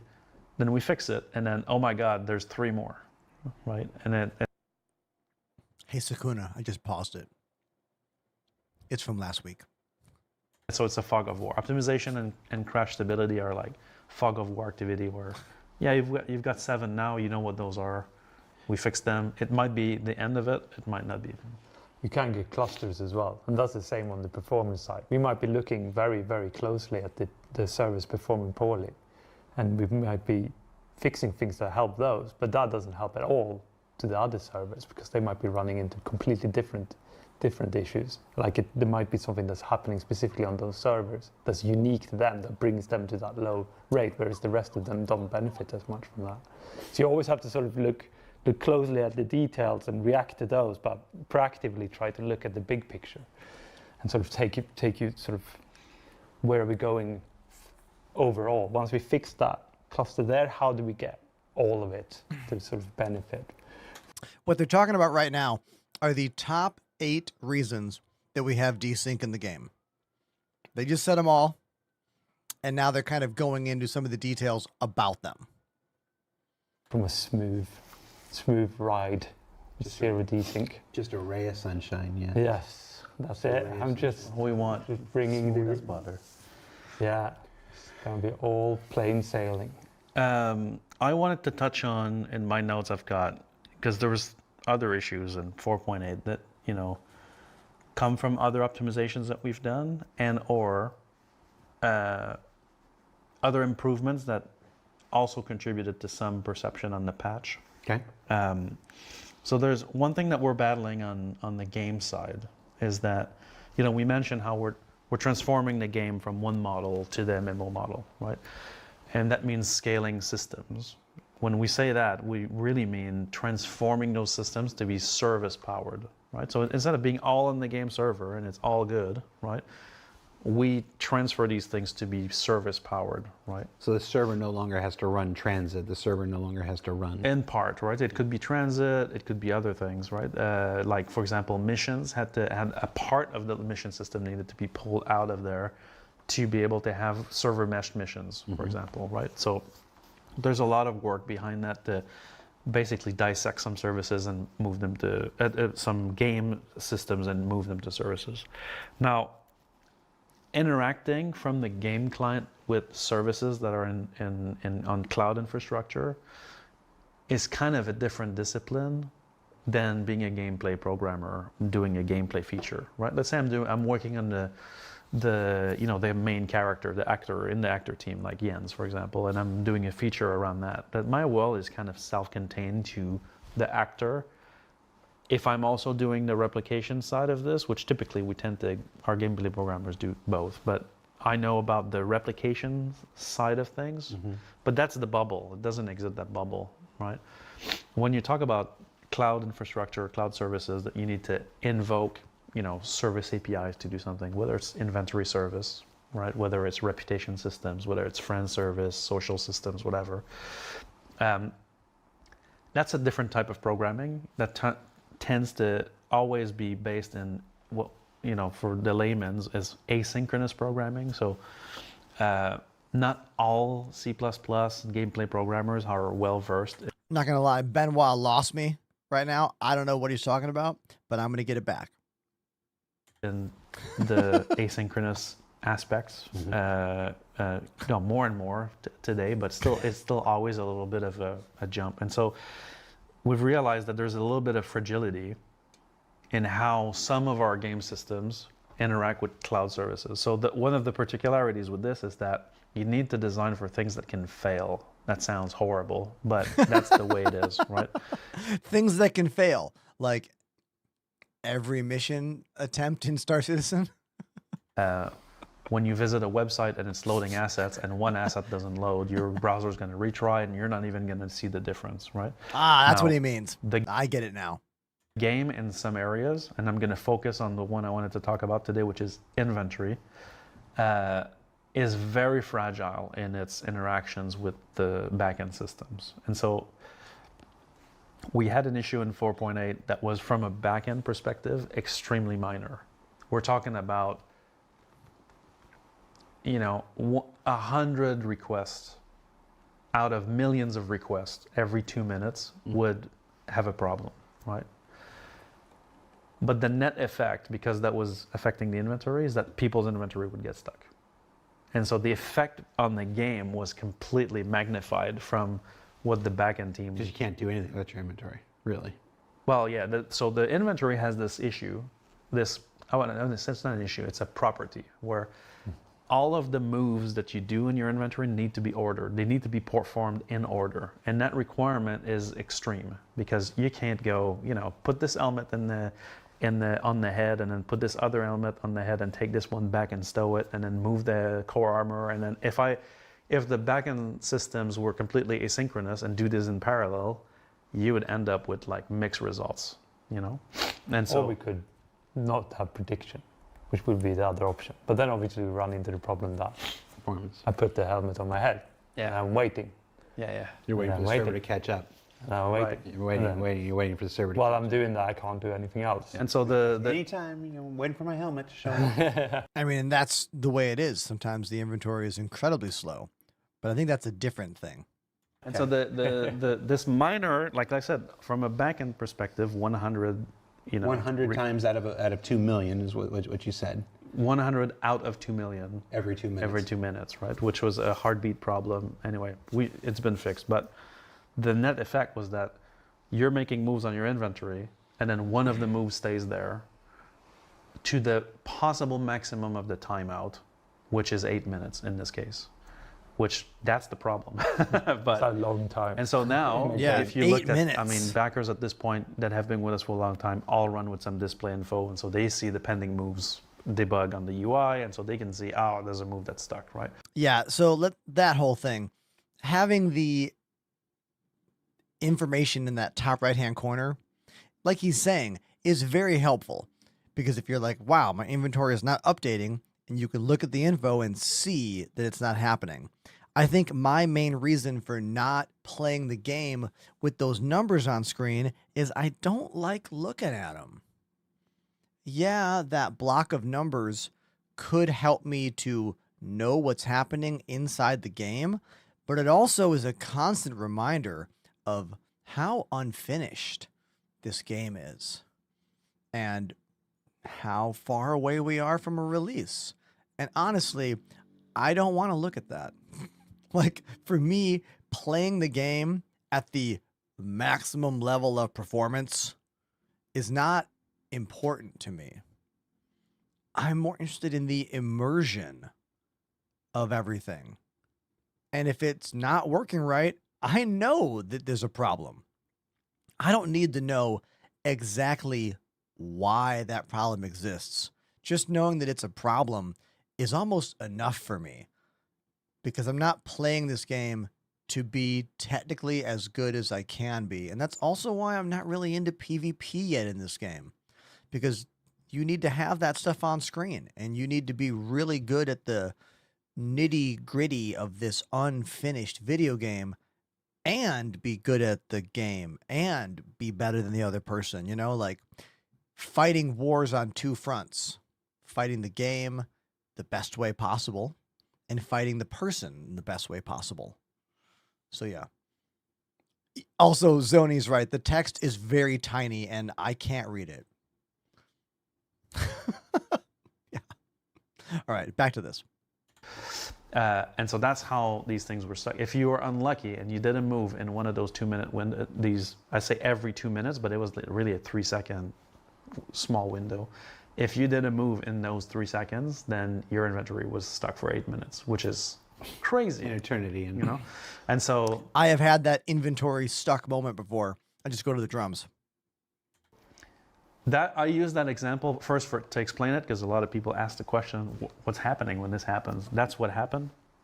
Now we fixed that issue, obviously, so that no longer is the back end issue is no longer occurring, but we still have that weakness on the client. Right. So that's one thing we need to solve now is we've realized, Jens and I have had multiple conversations about this, but we've realized that there's a lot of areas in the game, whether it's freight elevators, whether it's inventory management, handling, and I'm not talking about the UI here. I'm talking about what's behind it when you do your moves. Like The UI is where you get to see it, Yeah. but it's actually something underneath. Okay. Yeah.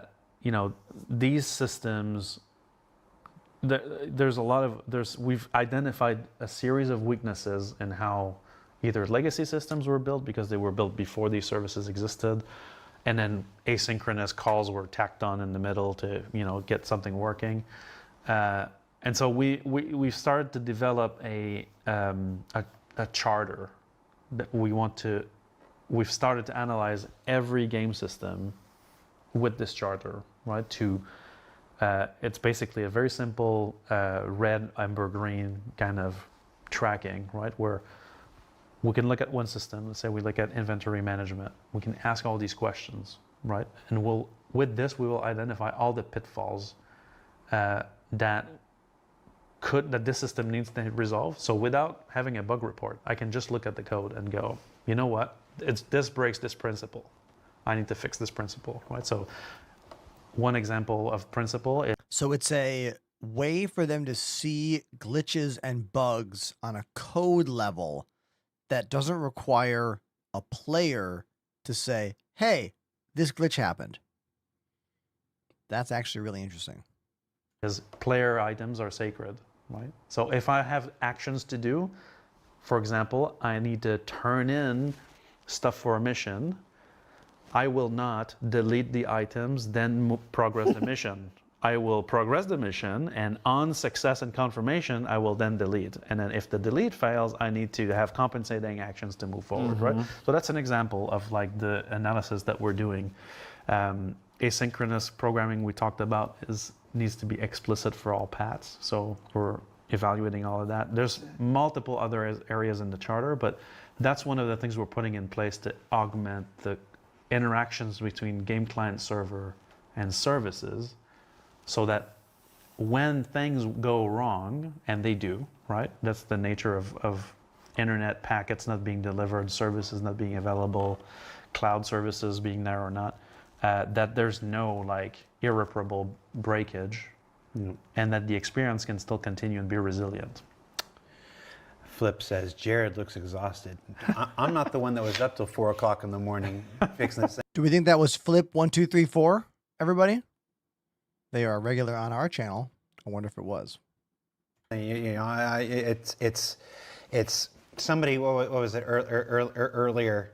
Earlier was like, it's like, this is what happens. Where is it? One of our moderators nuked it, but Wrangle McDangle nuked comment says, this is... I mean, PG Monroe, to be fair, a game that's developed over 12 years is going to have new technology and things invented along the way.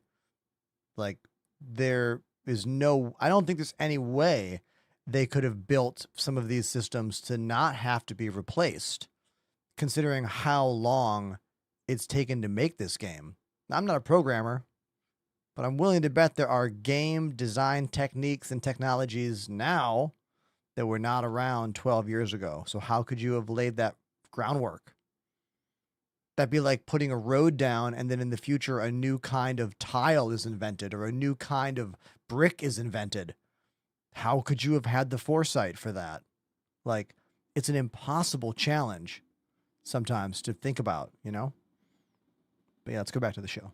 What the community looks like when they start to realize the company they give their money to doesn't really care about them. Sad. This is the CTO who was up until 4 o'clock this morning, bug fixing. Not just the directors and the programmers, and he had plenty of people with him and whatnot, but they're up to all hours of the night trying to get this stuff going and whatnot. And then they come here and they do this and whatnot. This is not people who don't care. But anyway, that was a comment about how tired I look. This is just how I look. It's the gray. There's more. You got to admire Jared for not crashing out way more often. The amount of garbage comments he's got to read through during these events, during these lives, and decide which ones to read. Like, it's got to be so hard, because I get comments, but my viewership is insignificantly small compared to the viewership that they get during these live streams. We're talking, what? 10, 20, easily 20 times more viewers, Gray now. Yeah.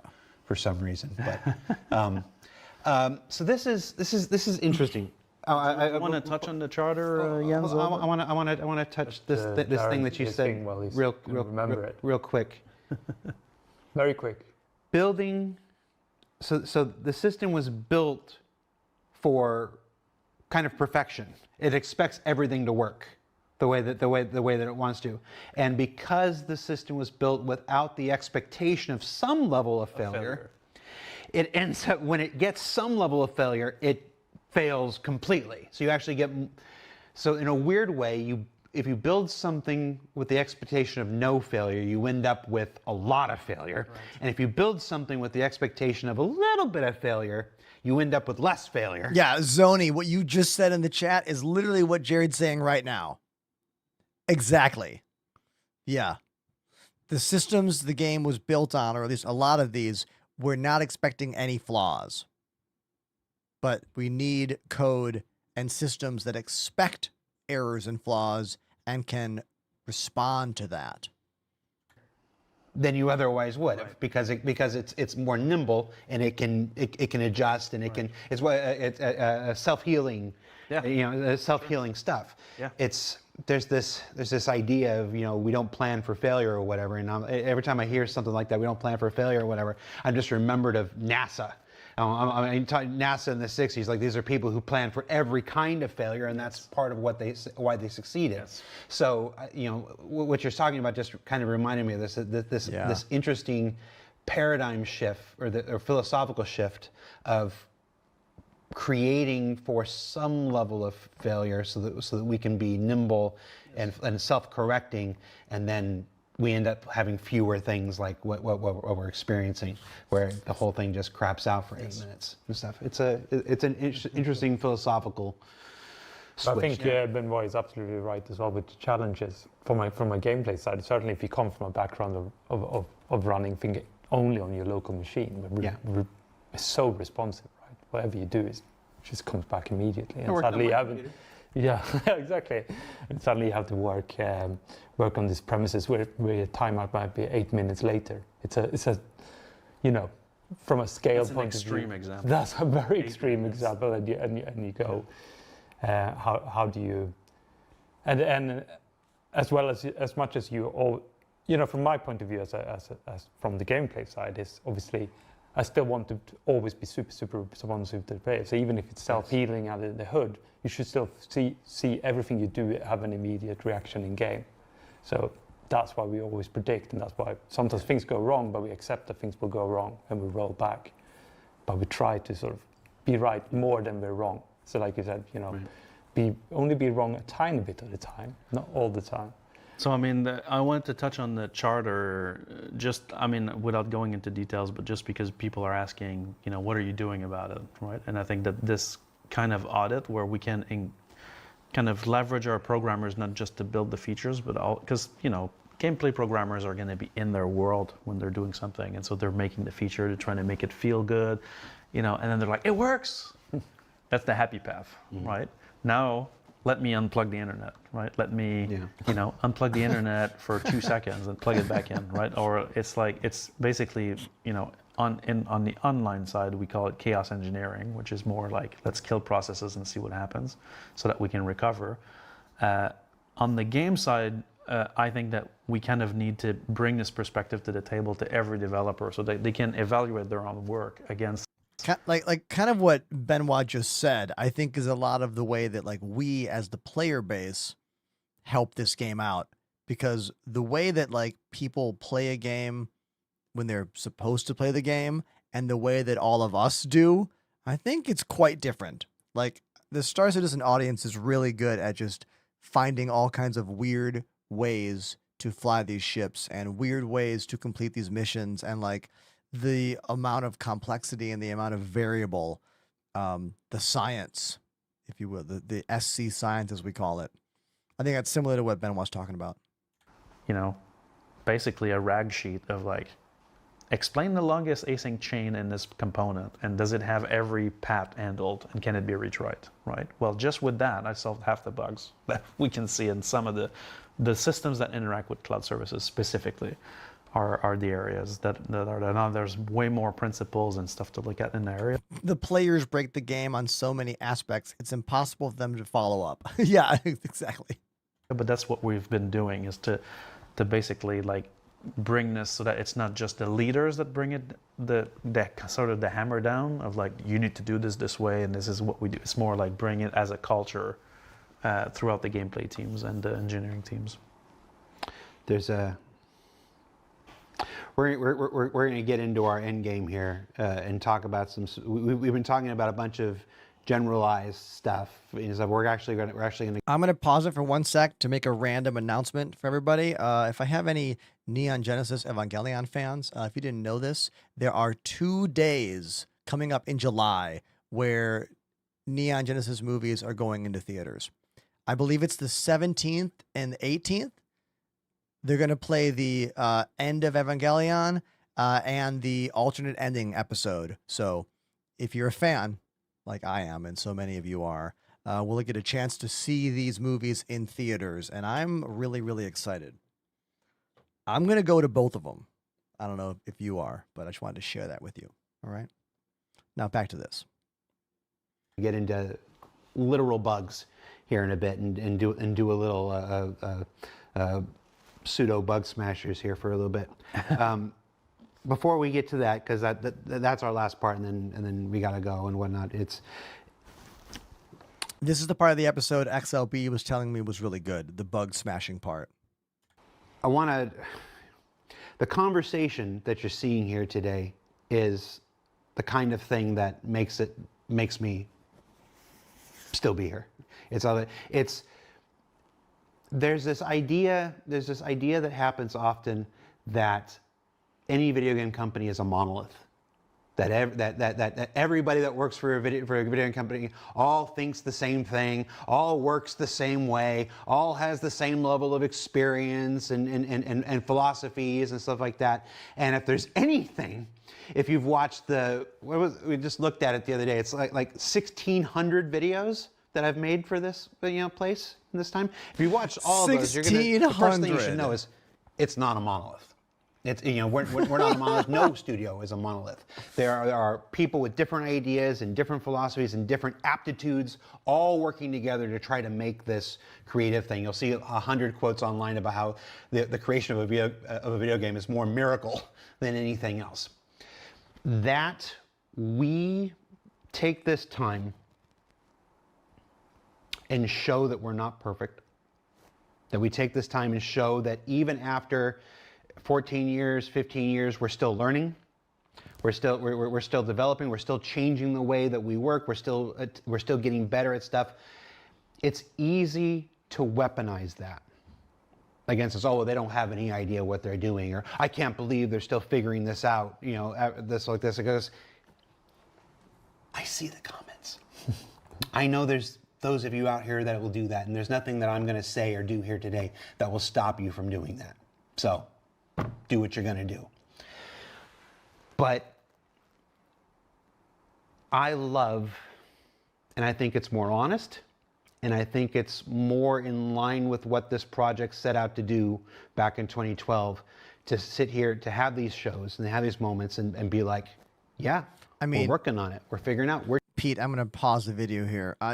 Pete, in the chat right now, saying that Jared and these guys have to do this because the company messes up. Like, Jared's the community manager. Like, it is his job to help explain what's going on to us. And they just happen to also want to make this a show with their lead technology officer here to like help explain things.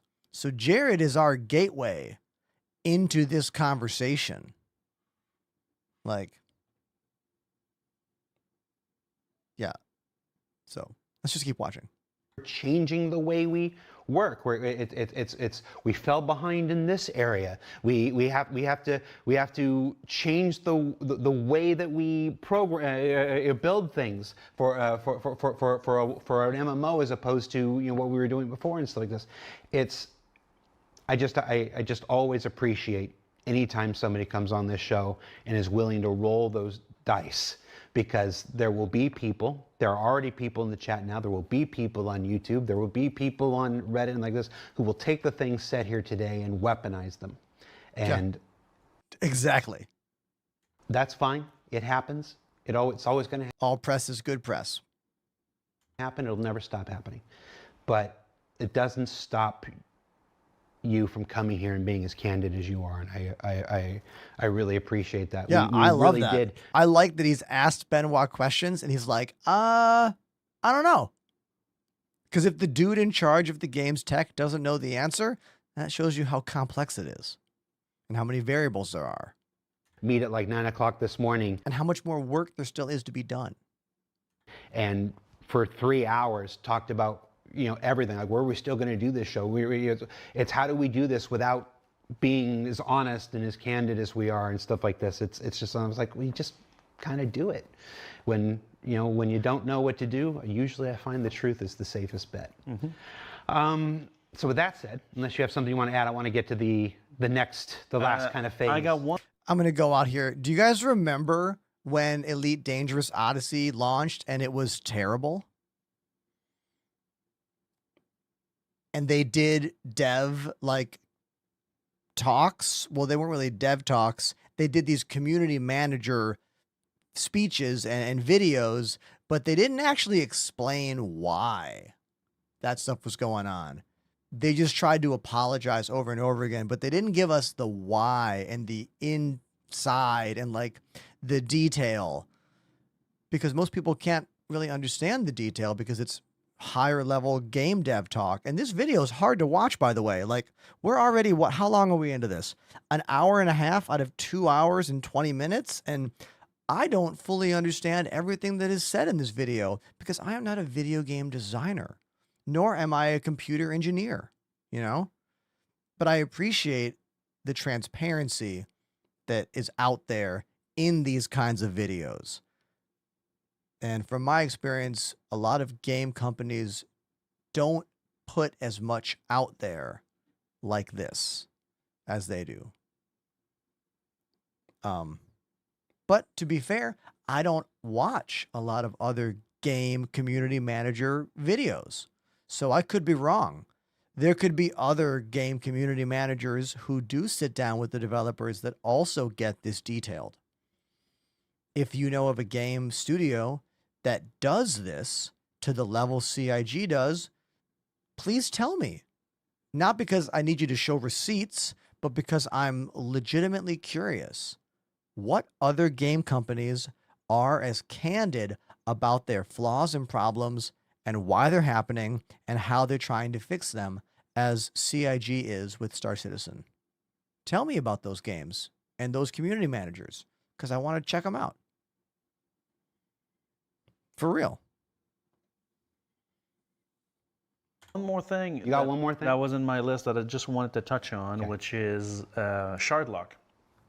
Oh, yes. The shard lock. The dreaded shard lock. That's when you're playing the game and something bad happens and then you're stuck And if you quit out of that game, you won't be able to get back in the game. Your character is lost inside this server shard. I like how Jared laughed. I'm very excited to hear what they have to talk about here. No. The fact that I'm bringing it By up all is means. incredible. What's shard lock, Yeah. Benoit? Well, so I want to say first that shard luck is a, it's kind of a community word. We didn't come up with this actually, but the way we've architected Star Citizen, even though it's an MMO, we operate it from an ops side of things like a match-made game, right? When you come in and you pick a shard or you shard hop to one of your friends, you're just getting one of the shards that's currently running, right? And the process of bringing your character and unstowing it into the shard and then allowing you to unstow items from your inventory down into the shard and putting it back up there and getting out of there, right? Is kind of our attempt at not applying a classic MMO setup, server setup to Star Citizen, where you would create your character on a server, which then needs to run at all times, that when it's low population, we need to consolidate, that we need to character transfer or character rename, and this typical kind of MMO grid system, right? It's a company desire to not do that pattern and to instead keep it fluid like it is now. So shard lock is a little bit of a price to pay for the rapid movement between shards. Your character will need to stay in the shard until the hybrid decides that you're properly disconnected, that you've been gone, or that you're coming back or not, and then move you back up. Now, in Forward, we did run into some issues for some players. So there's a subset of players that ended up being shard lock. In this case, it was because of an infrastructure failure, a small knock-on from a change that we made to happened to me a couple times. Part of imprint. But basically, these characters we track where you are with what we call the stow context. And so for the entities that we care about, because we don't care about every entity, your player entity is definitely one we care about, we track where it is in the game world using your stow context. So are you stowed in the global inventory, and in what inventory are you stowed? Or are you unstowed in a shard, and if so, in which shard? The problem that some characters ran into is that some players are not very patient with the system when they go back to the main menu. And so they would go back to main menu and see, oh, your character's still in the shard, right? Or they would kill the client. Sometimes they do that. Kill the client, come back in, and then, oh, your Alt F4. Your character's still in the shard. I'm shard locked. Character repair. Well, the character repair in that case is the one that would cause the problem, where now the player would never get stowed because the repair would try to repair your character, and anyway, there's a bug there. Unstowed character. So now your character cannot be stowed. And this is why I tell people all the time, if something happens in your game and it's frozen on a server error, or you're died in a game and it's just a black screen, don't quit. Just do something else for a few minutes. Like, take a break. Walk around your house. Open up a YouTube video. Open up my stream.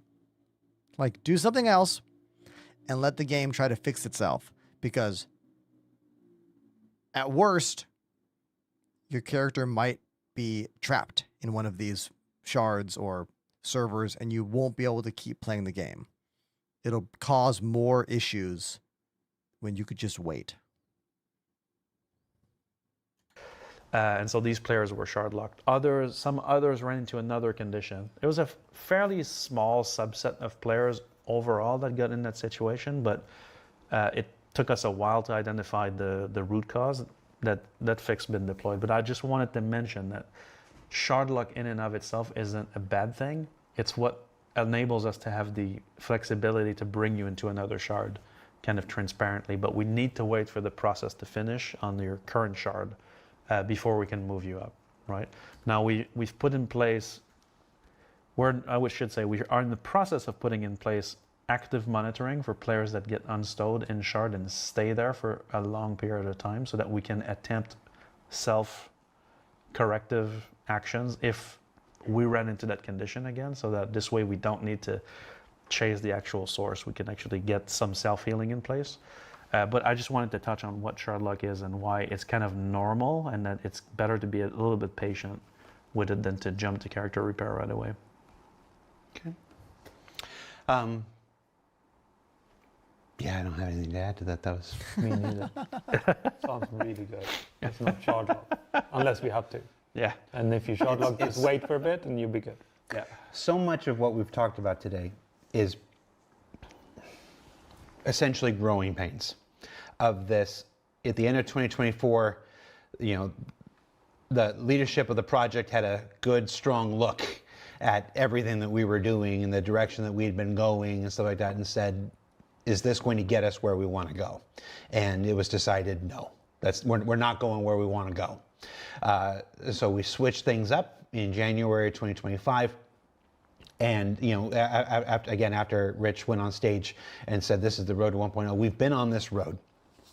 All of these major content drops, Stormbreaker to ASD to Rockcracker and stuff, these are all locations in the 1.0 story. They have content that you're playing now and everything, but these are all part of this larger roadmap of the major story of 1.0 that will come online with that, and the gameplay that's designed to take you through the 5-star systems and like that. We are actively building this 1.0 out in front of everybody and stuff, and we've made more progress in the last 18 months than we did probably in the 4 years prior to that. I'd see if I get in trouble for saying that, but it's what I believe. Well, you always want to accelerate, so. Yeah, well, you know, it's just, and the results have spoken for themselves. There's this thing. I'm going to ask all of you right now who are watching this that were playing the game pre-2025 and still play the game now. So the people who have been playing the game probably since 2023. Have you personally seen the game get better? Like, have you personally seen the game become more playable? Yes or no? Because that's what they're talking about. They're saying that in 2025, they made a change to how they do development, to how they decide what they should do and what they shouldn't do. So the question is, did those changes make a difference for the playability and the fun factor for you from 2025 until now, halfway through 2026? Zoni, it's definitely better. Panda, yes, you can't argue. Timothy, yes. Solid Gun, yes. Apollo, I've seen it get bigger and bigger, and taking that into account, yes. O King TJ, I take breaks, but the progression of the tech being used in the game is revolutionary. They still push unready patches, but I love the new things being added. I started in 2024. I've seen a ton of improvement. Doesn't mean there have not been issues, but it's been better. I asked this just to get the temperature of the room here, right? Obviously, we are a smaller audience who already loves this game. You wouldn't be watching this if you didn't love this game, you know? I think the majority of people who think the game has not gotten better are not here with us right now. Like, they're not watching this video, you know? They're playing a different game. They're someone that has a much higher standard for what is playable, but also maybe is less interested in Star Citizen for the unique thing that it is, you know? I would say it's gotten way better. I won't lie, though. The beginning of 2025 was rough. The beginning of 4.0 was hard. Especially because for me, I kept seeing things pop up that used to not be an issue, especially when it comes to quantum travel routing glitches. I feel like in late 2023, early 2024, routing to places seemed to be very consistent. I remember running strings of bounty hunting missions and just like tracking location, jump, tracking, jump. And it's hard to see the things that you knew were working well break. But that's what game development is, you know? It's like patch one hole, another one pops up. Patch that one, another one changes. It's like tuning a drum. I don't know how many of you tune drums, but when you tune a drum, every screw on the drum affects the rest of the drum.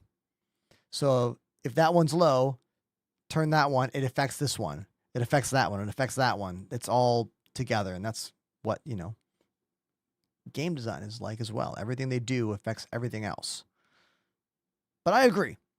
Since 2025, the game has gotten more playable and more fun. I'm glad we all agree. Beautiful. Now, will they ever tell us when the game's going to be done? How many years until they give us an estimation of a release date? Years, plural.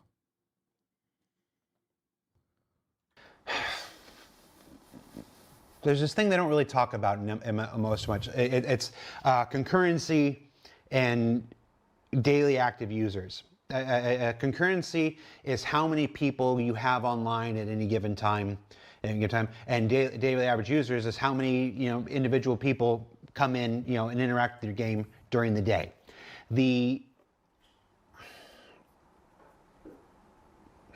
Normally these numbers are not revealed publicly. It's just if you is Jared going to give us numbers? Oh, I want this for World of Warcraft DAU and whatnot or whatever. You're not going to find that. You're going to find a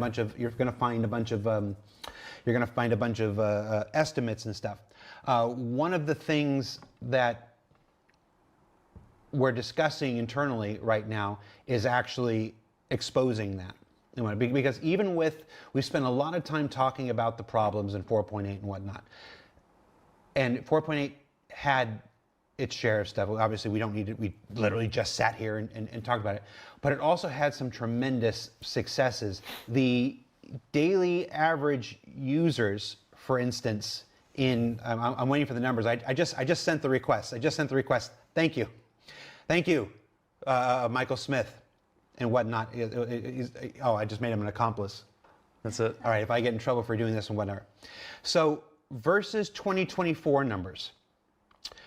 Let's just go by month here to show what this progress, because it's one thing for me to say that it's been the great 18 months and whatever, but if you don't have data to back it up, I'm just bullshitting. I'm just saying words. So here's the data.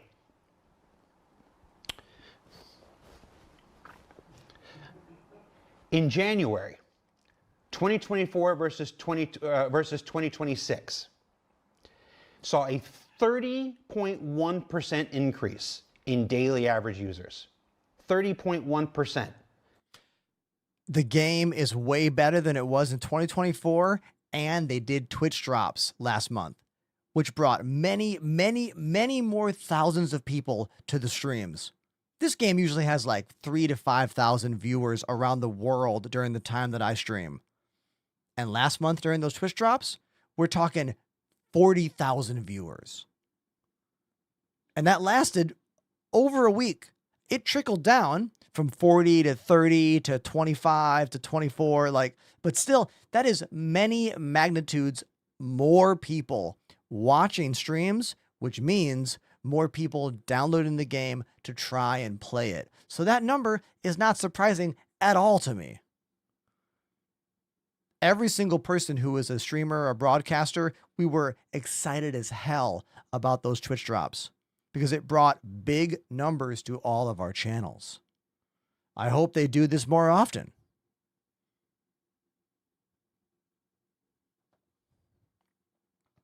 between what the number of users who were logging in and playing Star Citizen before and after this last and as part of this last 18 months of stuff.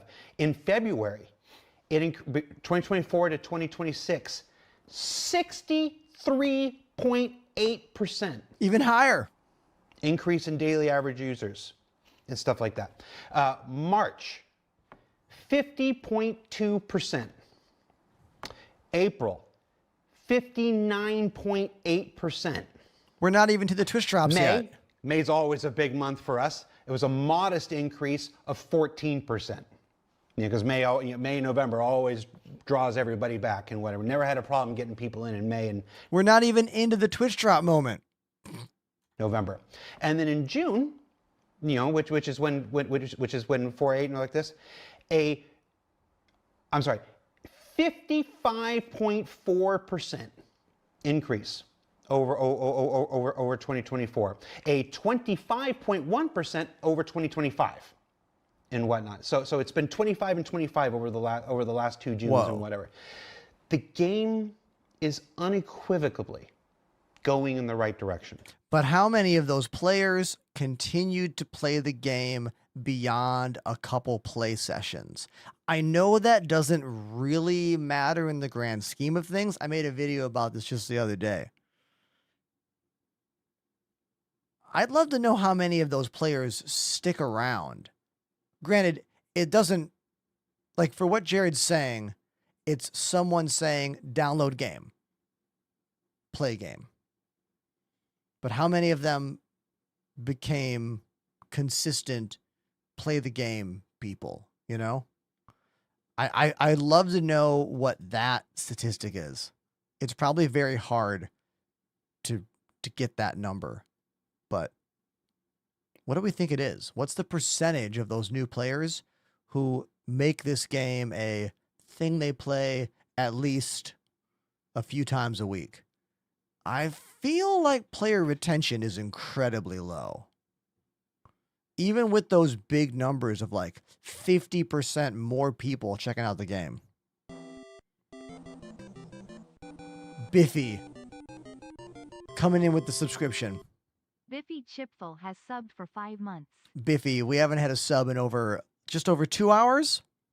Yeah, since Thick Stego subscribed for 30 months. Thank you very, very much.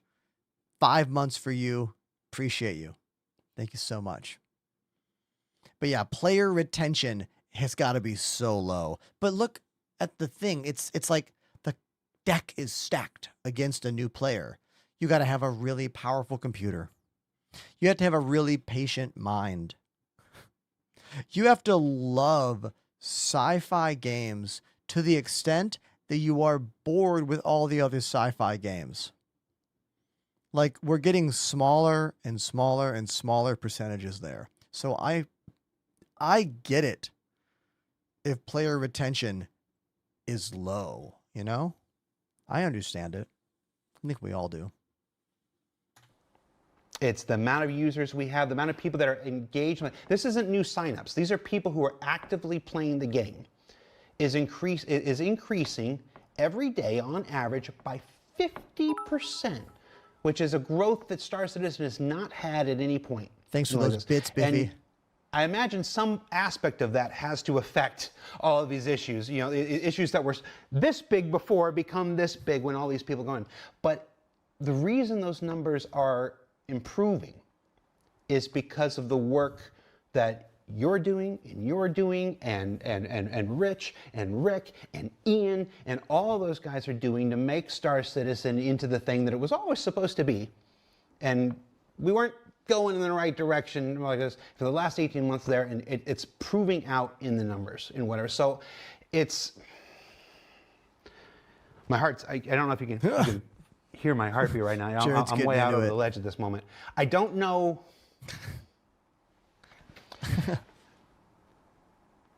If we're gonna sit here and we're gonna talk about everything that was wrong and whatnot and stuff like this, I don't think it's fair without also saying that these guys out there, yeah, they've got some work to do. There's some bugs to fix. There's some performance optimizations that are needed, but they are killing it. You are killing it.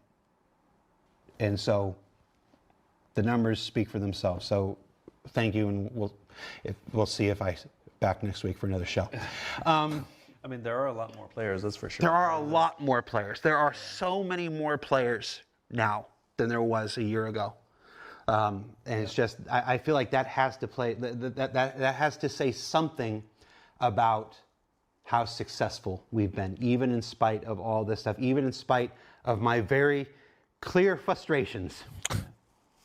Poor Seb and Lauren and whatnot. They got a message from me about an hour and a half before a show and says, "Strike the set. We're doing something different. We're not doing the show." It's like and they're just like, "What?" So thank you for allowing me. That said, before we go, I have a letter. I want to read. Before we go, there's still like a ton of time left. What does it mean before we go? And then we're going to get into a thing. This is from the lead producer on Star Citizen.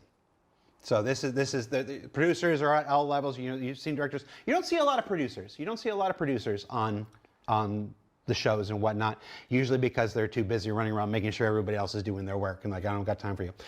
We tried to get Phil here today for this.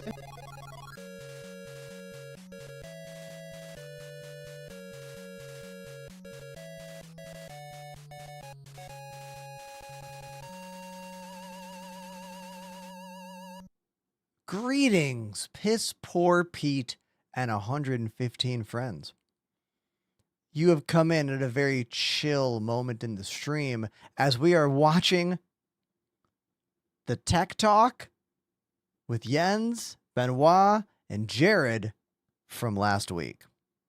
It's been very informative, quite interesting on a game dev level. I don't know if all of you watched it. How many of you watched this 2.5 hour long video?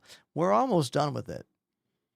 And if you're new to the show, hey everybody, my name's Ender. I live in Brooklyn, New York. I am a drummer and a piano player who also happens to be a Star Citizen gamer. There's a lot to see here in my place. I will put all the cameras up on screen so you can see what's going on. Multiple cams on my drum set because, well, I used to do online music lessons and the kids needed to see all the angles. And then I was like, wait a minute, that'd be good for the stream too. So we kept that. And then the keys, because I play keys when things get sad and we die in the game. I go over there and play that. And then, of course, I want you to see the desk. So you can see the desk. And here's a little top corner up here. How you doing, Pete and friends? Any questions about me, don't be afraid to put them in the chat. I want you to know right now that my hand is not feeling that great. And as soon as we're done with the stream in the next 40 minutes, I have to go to band rehearsal and play 2.5 hours of songs because I have a gig this weekend for the 4th of July and there's a lot of material we have to practice. So I will definitely not be playing Dragon Force for you, but I will play you a song that is a bit more chill. Is that okay? I'll play you a bit more chill of a tune. How about that? Let me find something for you. Pete and friends. Is everyone already following me? Out of the 115 friends? 2 of you hit follow and I'll play a song on drums. Come on. You can do it. I'm going to play you the song we played a half hour ago. That was so cool and so weird. It's called You Make Me Wait. It had a really cool beat. It was really different and interesting. So I'm going to play that one. Hey, Pete, thanks for the raid. Appreciate you, dude. I'll play it. Here we go.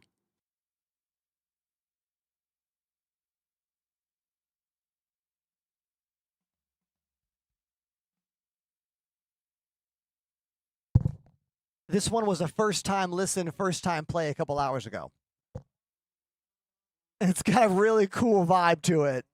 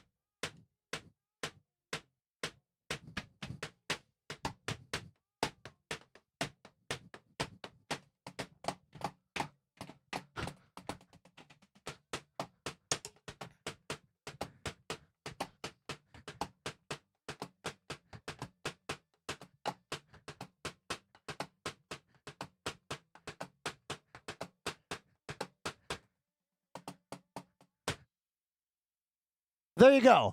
A little taste. Thank you, Piss Poor Pete and friends. Appreciate you. Thank you.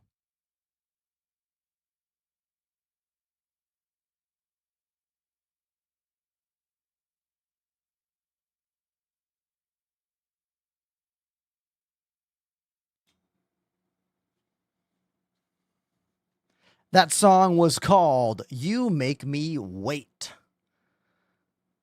by Frugit.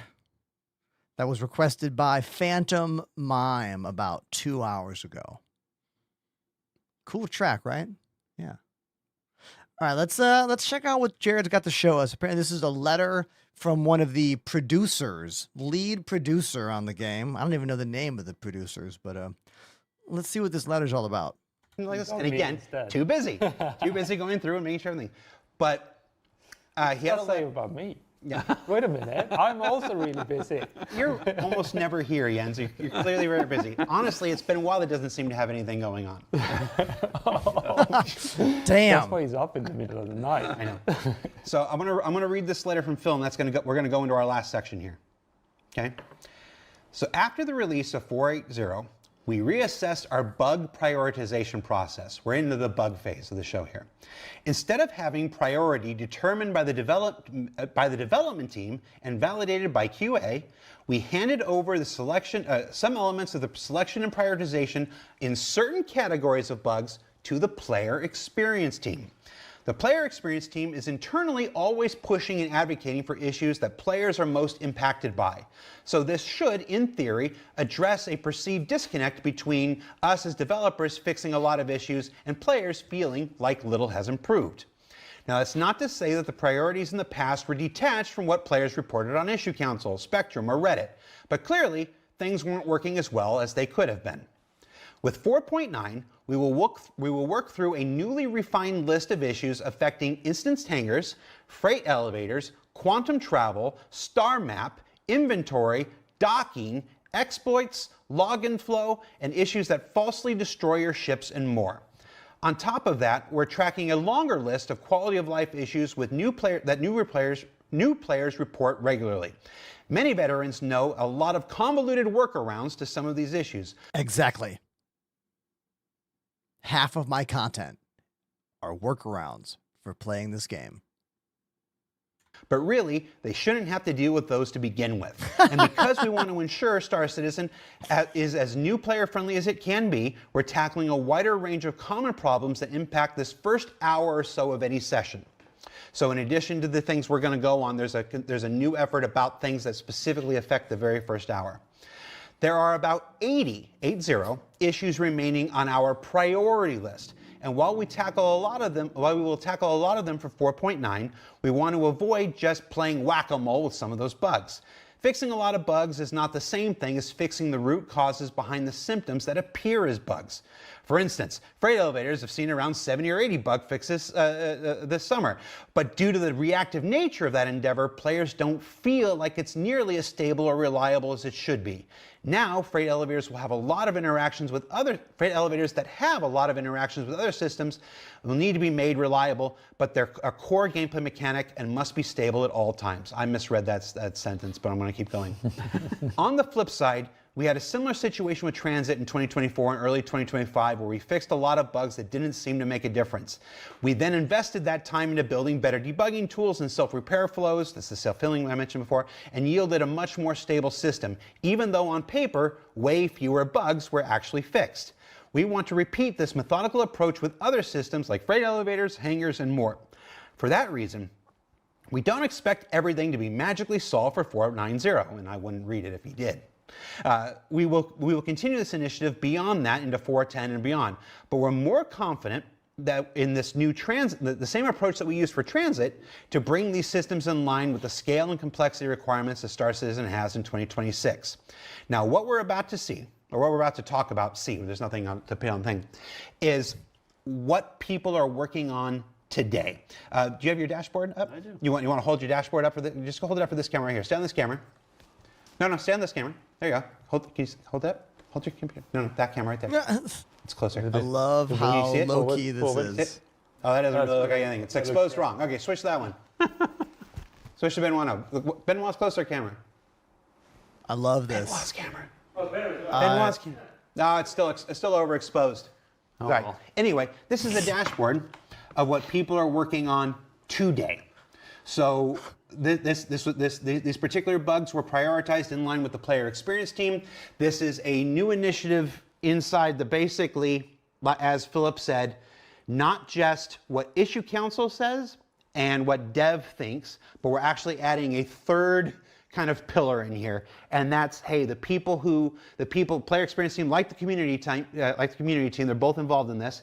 It's you are the ones who are seeing what they're anecdotally saying on Spectrum, on Reddit, on Twitch, on YouTube and stuff. Come in with that,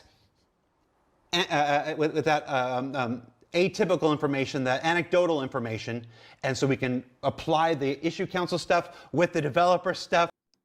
Is that me? Is this the pillar that brings in what I say? Is that what he's talking about? With the anecdotal stuff and find a new way to prioritize which bugs get fixed. So we're going to try this. We're going to see how it works, and to do more than just say, hey, we're going to do it in a way. Is this why XLB has been in my chat lately? Who works on the player experience team? Very interesting. We're going to tell you, because I rant about bugs a lot. And I wasn't kidding when I said probably over half of the clips I upload to TikTok, YouTube, Instagram, Twitter, those are all workarounds. They're all little tutorials that are usually how to fix an issue, because those are the questions I get the most in my chat. I get questions every day about how to fix these little small things. And I realized that I should start serving that to the social medias, or my social medias, which is why I've kind of pivoted over the last year from videos of me landing spaceships to videos of me helping you with the workarounds for the game. And I think I did this without even realizing I was doing this. So yeah, that'd be cool if I could help more with this. Go through and tell you what people are actively working on today, and then you can tell us whether we're on the right track. Benoit, what do you got? Well, so yeah, I thought we would take a look at a couple of those. So I've got all the categories that you listed, and give me the category first so I can prime my prime your mind area. to the right set. Okay, good. So hangars. We'll start with hangars. Oh, that's a tough start. Okay, yeah. Hangars. Everyone in the chat, tell me the most annoying glitches you have with hangars. I'll give you some of mine in no particular order. Call up ship, and it's all stuck into the ground, rolling, spinning, breaking. That's one. 2, calling a ship and then no ship. Did nothing happen. Ship never show up. So, problem 1, ship show up, but it's inside the ground and breaking. Problem 2, ship never, ever showing up. And then I think my other problem with hangars are hangar doors taking forever to open. Waiting for that timer. And then, of course, there's the call ship doors to open, looking for where pad is. By the time it pings you where it is, the doors are already beginning to close. I think those are my number one most annoying hangar glitches, with the other stuff being instanced hangar ghosts. Like seeing an image of another ship around you. That's more just annoying. It doesn't really affect you because you don't touch them. You pass right through them. Thankfully, they fixed the audio. We used to hear all the hangars at once. That drove me insane. But yeah, those are my biggest hangar bugs. You got different ones? Let me know yours.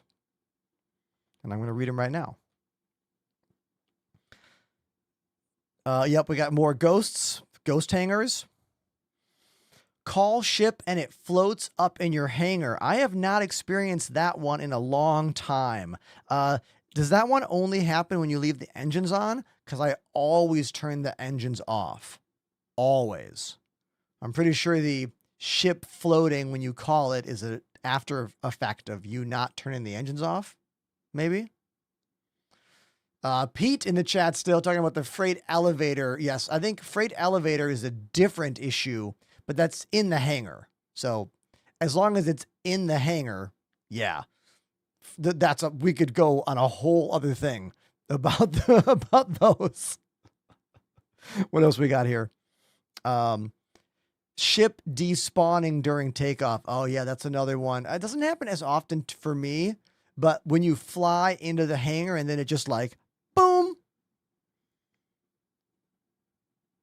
I'm in the lobby and my ship is gone. That thing. Or when the ship goes purple and just like vanishes as well. But I find that those are a bit more rare for me, at least. Drunk Corky says, the PTSD I got when you mentioned the audio of other hangars. Oh, dude, there's a reason I have volume control right here on my desk. Like on a little mixer here, the PC panel, because I can click this button and mute the game immediately. I have to do that a lot. I do that very often. Like if you're a streamer for this game and you don't have an instant access to the game volume near you, how do you handle all of the constant up and down volumes in this game? I guess maybe if your keyboard has a knob or whatever, but like the audio level is never consistent. And then you get those voice lines. I'm getting off topic. I'm sorry. I'm getting off topic. Hangars. Thank you for sharing me your problems. Let's see what they have to say here. I'm ready. So now I'm gonna sort of pick the ones that I think are interesting in the list, right? In each segment. So we're gonna take a look at this. So these aren't in any particular order. This is just This is just some. They're being worked on today, right now. Exactly. So PU multi locations. Instance hangars, exterior hangar doors remain closed while interior hangar door opens. So the doors open but not open? That's when your hangar interior doors open, but the gateway outside is still locked out. Yeah. So they belong to two different parts, right? You have the exterior and you have the interior. The interior is yours. You can control that in your instance. The exterior needs to be synchronized with your interior door. So what most likely happens there is for some reason your interior thinks you've been given the right to this gateway, or you could have been given a right to a different gateway. And there's an exterior door opening somewhere to a nothing, Yeah. and your door is opening to a closed door. Right. Oh, so they're not talking about when like you're in a group and one of your friends is like, oh, the doors are closed. And you're like, no, the doors are open. They don't mean that. They mean like the instance hangar location on the station is in two different places. Is that what they mean? I'm going to keep listening. So there's a few things that could happen there, and normally it's that sort of handshake between the exterior and the interior, Which via the notorious ATC. Notorious ATC. I see Joxfin in chat says that's a rare issue to happen, but W if you fix it. It's rare for Joxfin, but we have the luxury of having logging for every single player in the game. And while you've been lucky enough that it's rare for you, it is not for many. Yeah, I'm still confused as to what they're talking about.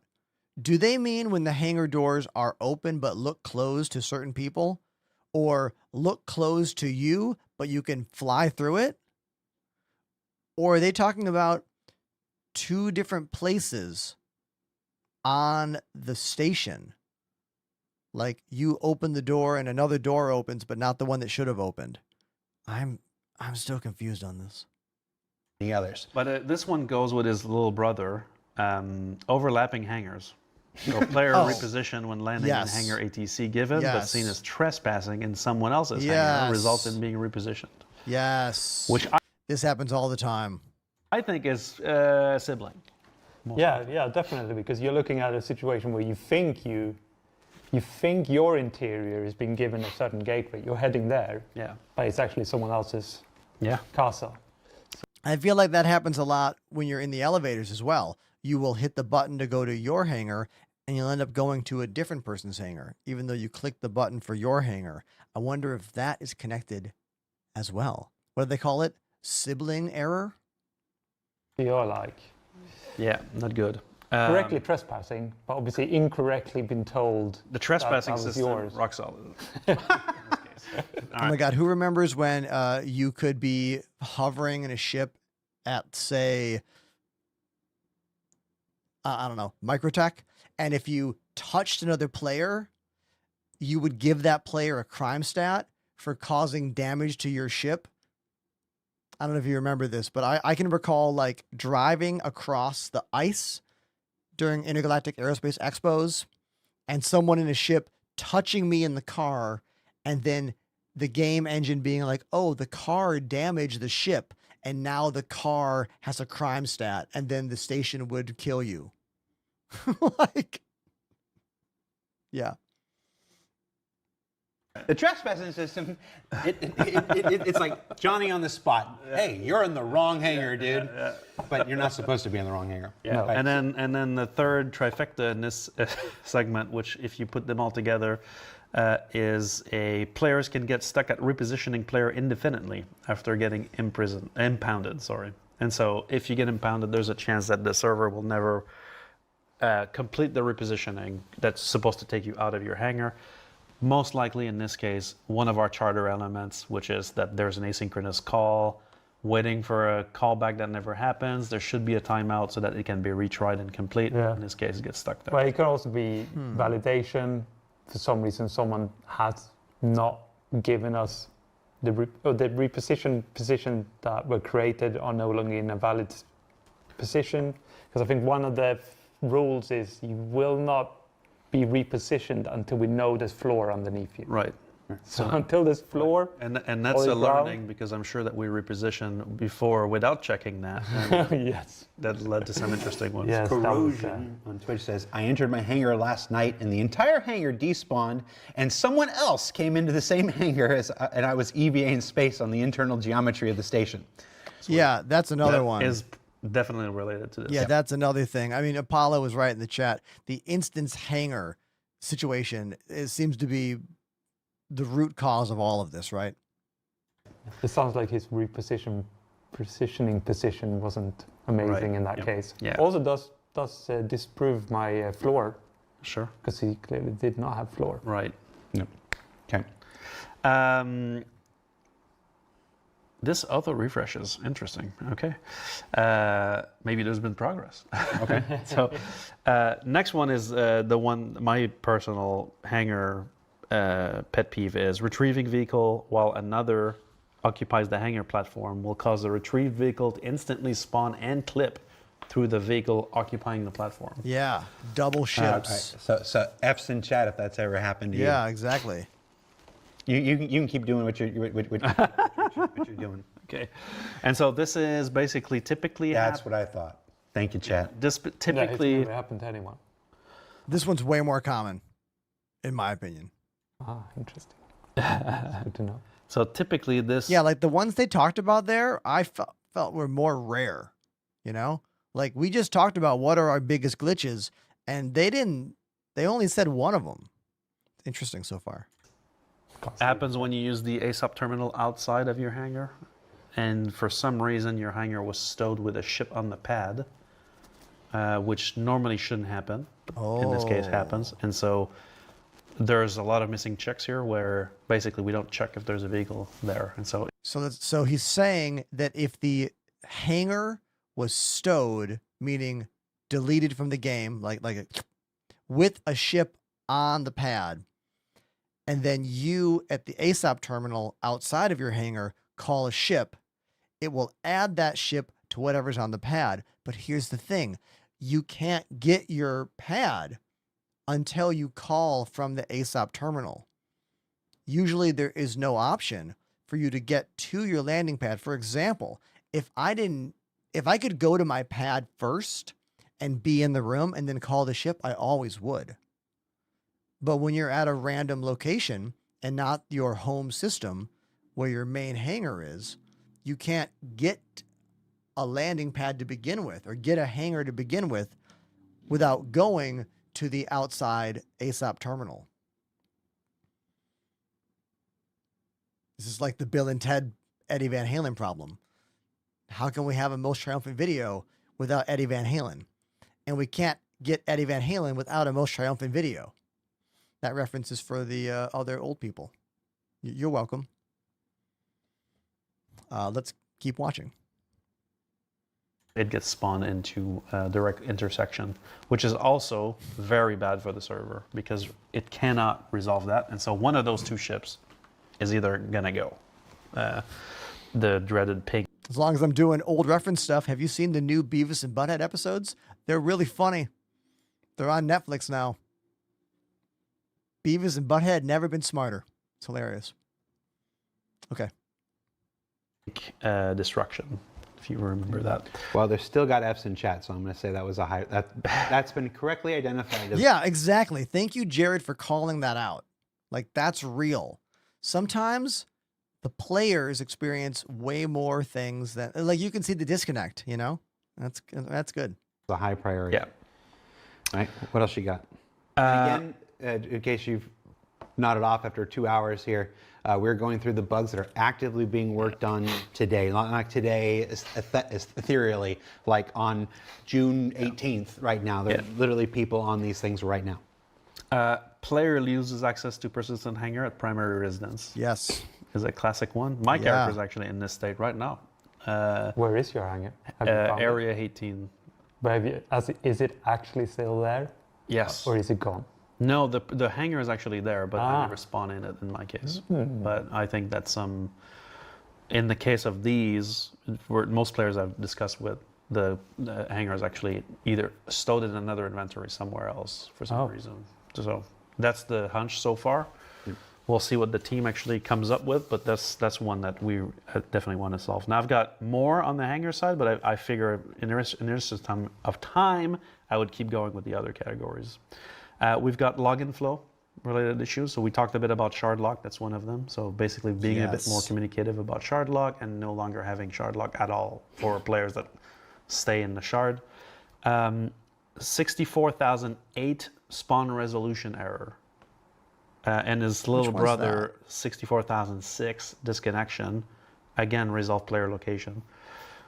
I can speak to this one a little bit. This is typically a symptom. So if we fix this issue specifically, where the display will change, but what actually happens is that when you connect to a game shard, the replication layer, so the hybrid that's in front of it, is going to coordinate bringing your character into the game world. But he doesn't know to start which of the 10 servers he's running your character should be on. And so he needs one of those servers to help resolve your location so that we can unstow you in the right area in the tree and then hand off authority to the server that's managing this region.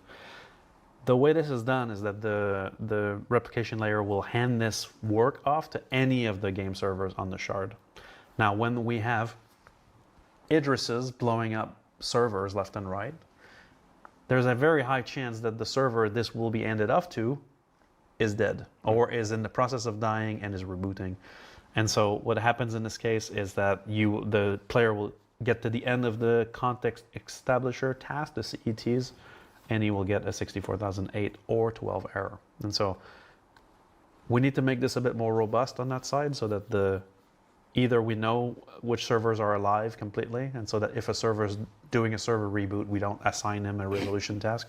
This one is not as familiar for me. Is it familiar for you? Would be one thing. But also trying to streamline that, right, so that it's a bit more efficient. Yes. If a server is dead, we shouldn't assign people to it. Small one I wanted to touch on here was friends list showing 0 out of 1. Oh, yes. Right? No friends list. This has been a consistent, repeated glitch, many patches. No friends list. Or friends list not working. I wonder if it's related to friending people and have those pop-ups not working as well. Instead of the player counts per shard. So we're rejigging this bit. It's going to come back. This is a temporary thing. Is that a priority fix though? I mean, what is that? In the login flow section, it is. All right. Well, it's been reported. Sure, but the best ship is friendship. Space is lonely. It's better with friends. Use global chat. Join a bunch of Discord servers. Cast out your line. Say hello. You know? Like, the best moments I've ever had in this game have been with other people. It's part of this initiative. Yes. Part of this initiative is to make sure that people are on the most correct important stuff like this. Give me one for. Tell me that somebody's working on docking. Correct. Let's talk about docking. Docking in what way? The very first one. Okay. Unable to dock using docking collars. That is problematic, isn't it? Well, I mean, docking collar only works for a handful of ships anyway. Correct. Could argue that. Yeah. We looked at this morning and it was actually resolved when we were talking. It is now reopened. So we're going to have to dive into that. But basically docking is a subject that's always coming back. And this patch has been also contributing to the overpopulation of ships because players would just, basically land on pads and leave the ships there or, where there's no impound. And so that's a big issue. So first one is unable to dock using docking collars. So I can quickly just go on. So when you say it's resolved and then reopens, yeah. So what happens there is the developers, to the best of their abilities, found the issue. They've fixed the issue. They've tested the issue locally and then gone, it's solid. Mm-hmm. I know how to cause the error. I put a fix in. My fix has been validated. I've now resolved the issue. But obviously, in this case, what sounds like the feature is not working at all, clearly there is a situation that either they didn't predict or that doesn't happen on a local machine. Again, we talked about you don't have it works on my machine, but the second it got up to network validation, it fell down. That said, though, I will say that we have a very, very impressive setup for locally running what is a replica of what we play in live, which is amazing. It's an amazing system. There's an entire pseudo live environment right here in the office. I would love to play the game on this local version that they are talking about.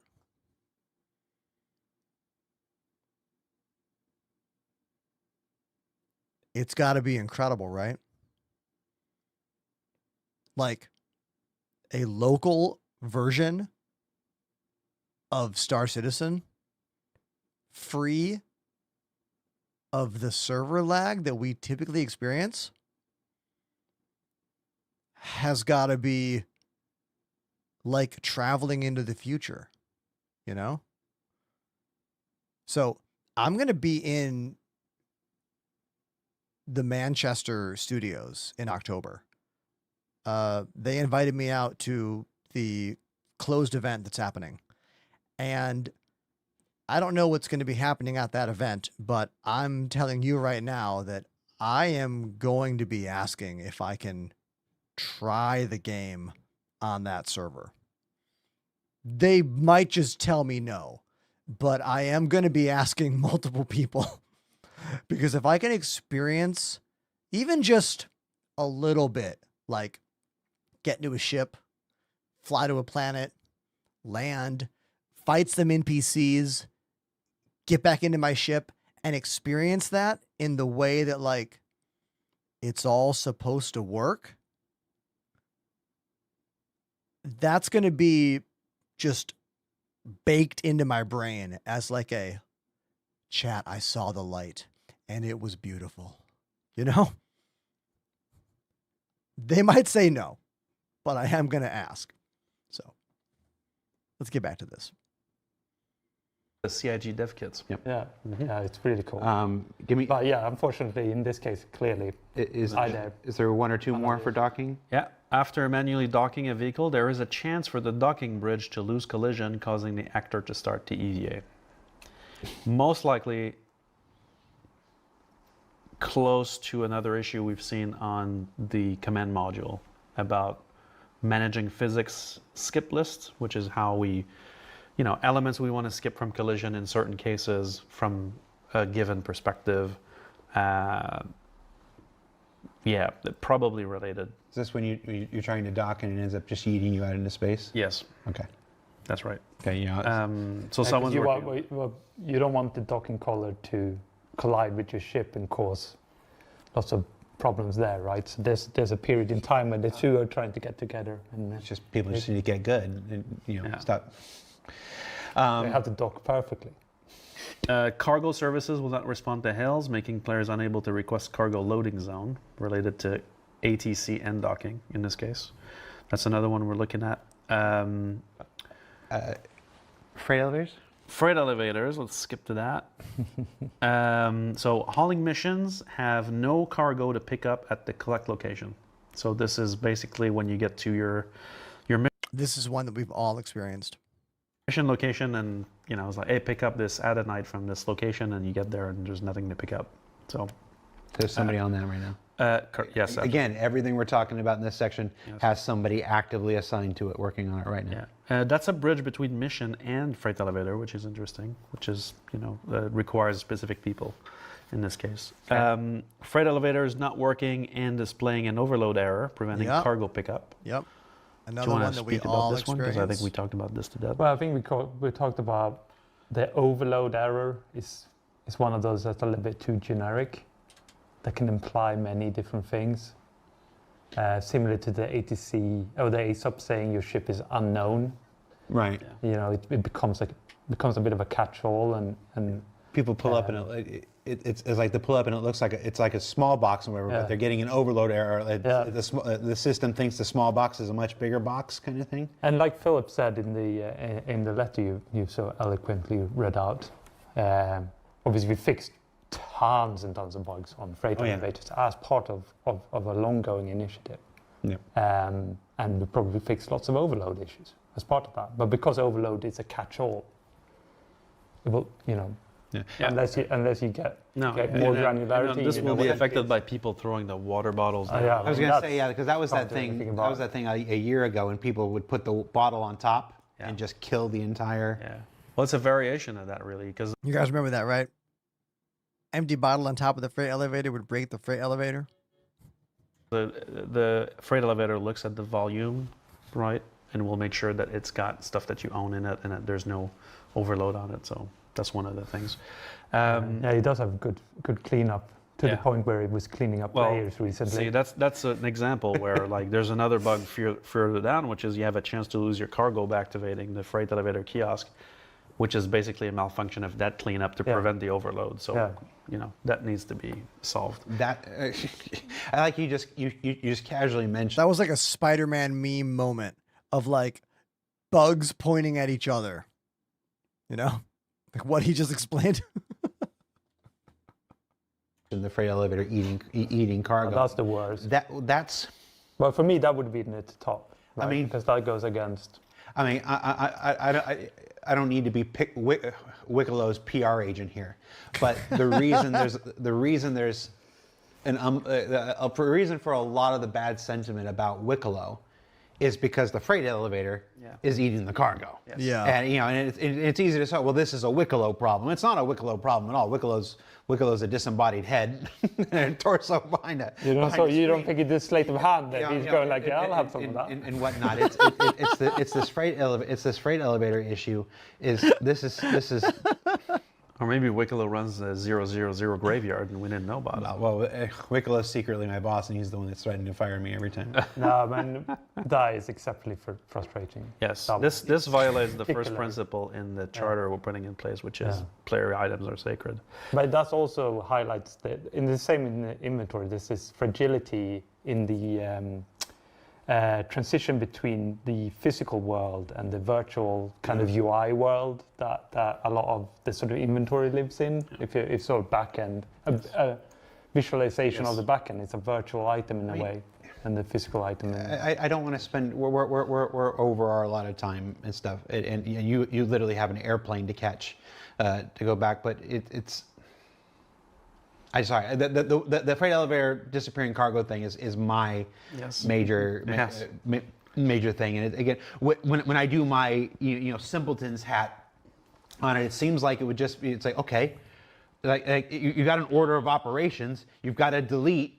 Shouldn't the delete just be the absolute last? Shouldn't you just complete every other action that you're supposed to do? Your mission checking, blah blah blah, and then delete is at the end. It sounds like delete's just happening too early.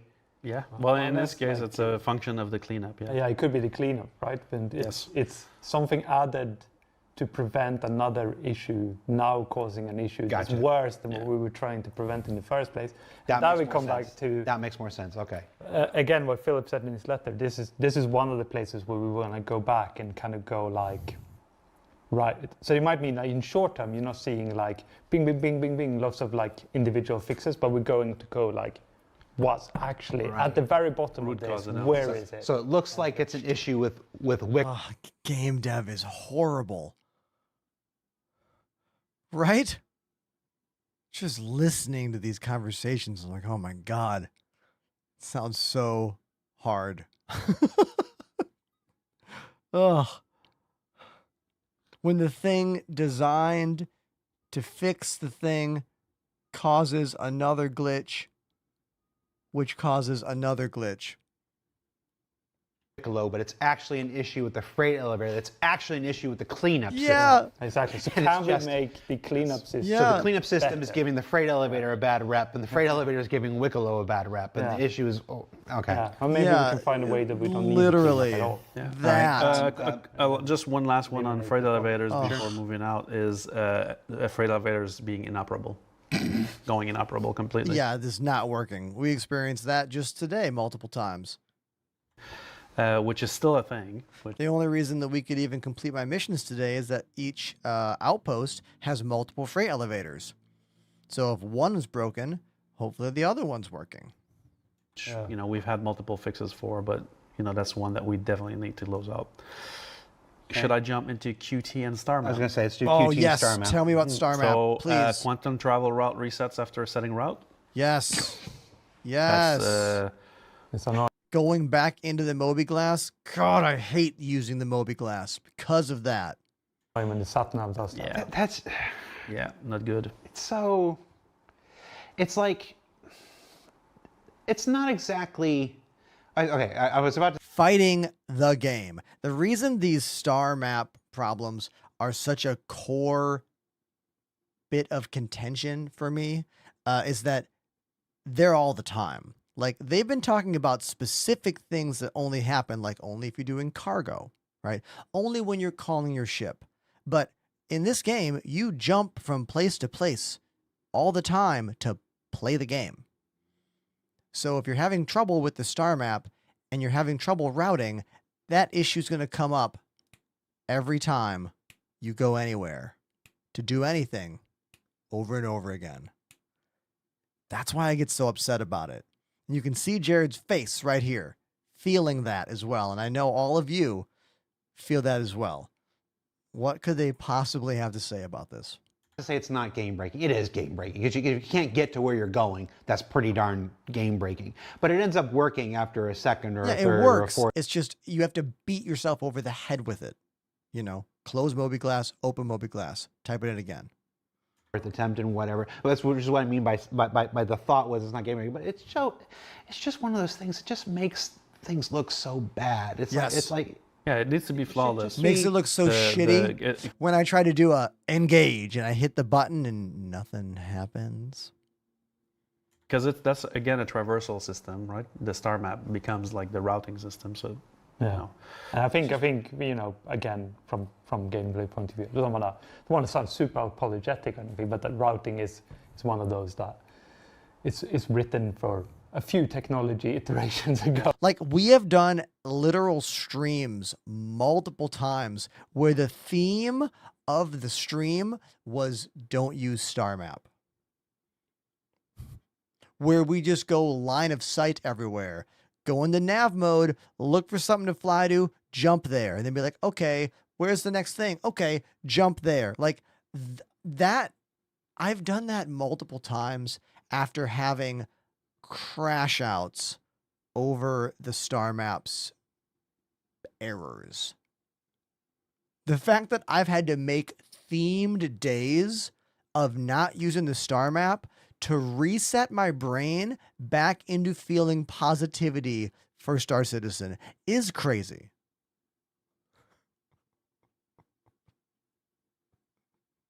Oh, yes. no, so Yeah. We got some interesting changing coming with It one of the future. it undermines- It's really hype, I think. Yeah, Yes. little seemingly simple things like that, small things, not simple, small things like that just really erode confidence in anything. Like, if I can't even plot where I want to go and you can't get me there, it's like, it's just so... Yeah, that's what I just said, Also, Jared. the first one is That's what I just said, and Jared's face is exactly what I'm talking about. I don't inherently dislike the Moby Glass, but because you have to open it up so many times to jump places, I feel like Jared does. Often. XLB, welcome back. Yeah, man, we've been watching this for the past, 45 minutes. We're almost done. But it's been cool, though. You're right. This part's been great. Resets. Next is doesn't plot around obstacles. Yes, another glitch we've had for many, many, many years. If it's not line of sight, it ain't going to work. Are they going to talk about how we don't always get the multiple paths? Like, if you want to go here, and you have to go bing, bing, boom, but it won't give you those unless it's line of sight. Is that what he's talking about? Next is while in station, destination on opposite side won't set route. Yeah, that's the one. Those are the main ones, I think. Obstructed. There's more obviously being worked on, but those are the main ones I wanted to call out. On QT, tunnel exit can be in the same system as entrance, where you basically go through the quantum jump successfully, and then you're back. You're piloting it right. You're doing all the things right. You get to the end, and then you're back in standard. Yeah, that one I've not experienced many times. Maybe only once. Obviously, that's not great. So we're looking into that at the moment. I mean, forgive me for being blunt, hasn't some version of that bug existed since we added jump points in 4.0? Yes. Oh, yeah. Different source cause, though, I believe. Yeah, it's one of those things. It's one of those things where you fix that cause, and then you fix 7-Up, and then Pepsi shows up, and you fix Pepsi, and then yeah. So that's why coupled with this effort of prioritizing these issues, there's also the robustness evaluation we're doing. I'm gonna pause it for a second. So since XLB is back, you guys, they're a dev at CIG on the player experience team. They were talking a little earlier about a new pillar of finding the bugs to squish and finding the things. And in that third pillar, they talked about social media and streamers and YouTubers. Were they talking about people like me? Were they saying that there's like going to be a new tier that purposely looks at what the content creators are talking about? Because I talked about this earlier on during this video, that over the last 2 years, I have really pushed for making short form content. Like, I used to not post that many videos on Instagram, TikTok, and YouTube Shorts. And then 2 years ago, I was like, you know what? It's time to do this in a real serious way. And I went from posting mostly videos of me landing spaceships, hitting the, of course, Perfect landing.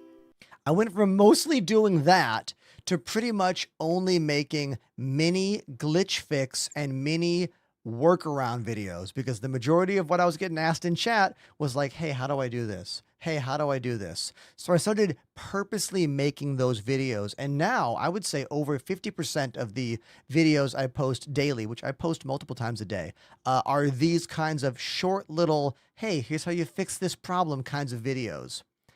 And it's been really good for my growth, and it's been good for getting new people to show up, and people say, hey, your videos are helpful.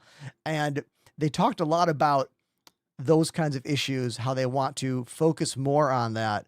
But it is cool knowing that maybe those videos that I make could have a more actual impact on this game and on this game's ongoing glitch fix. Because when they mentioned, like, what are the main problems that people are having, some of the ones they've said here, us in the chat experienced only a little bit.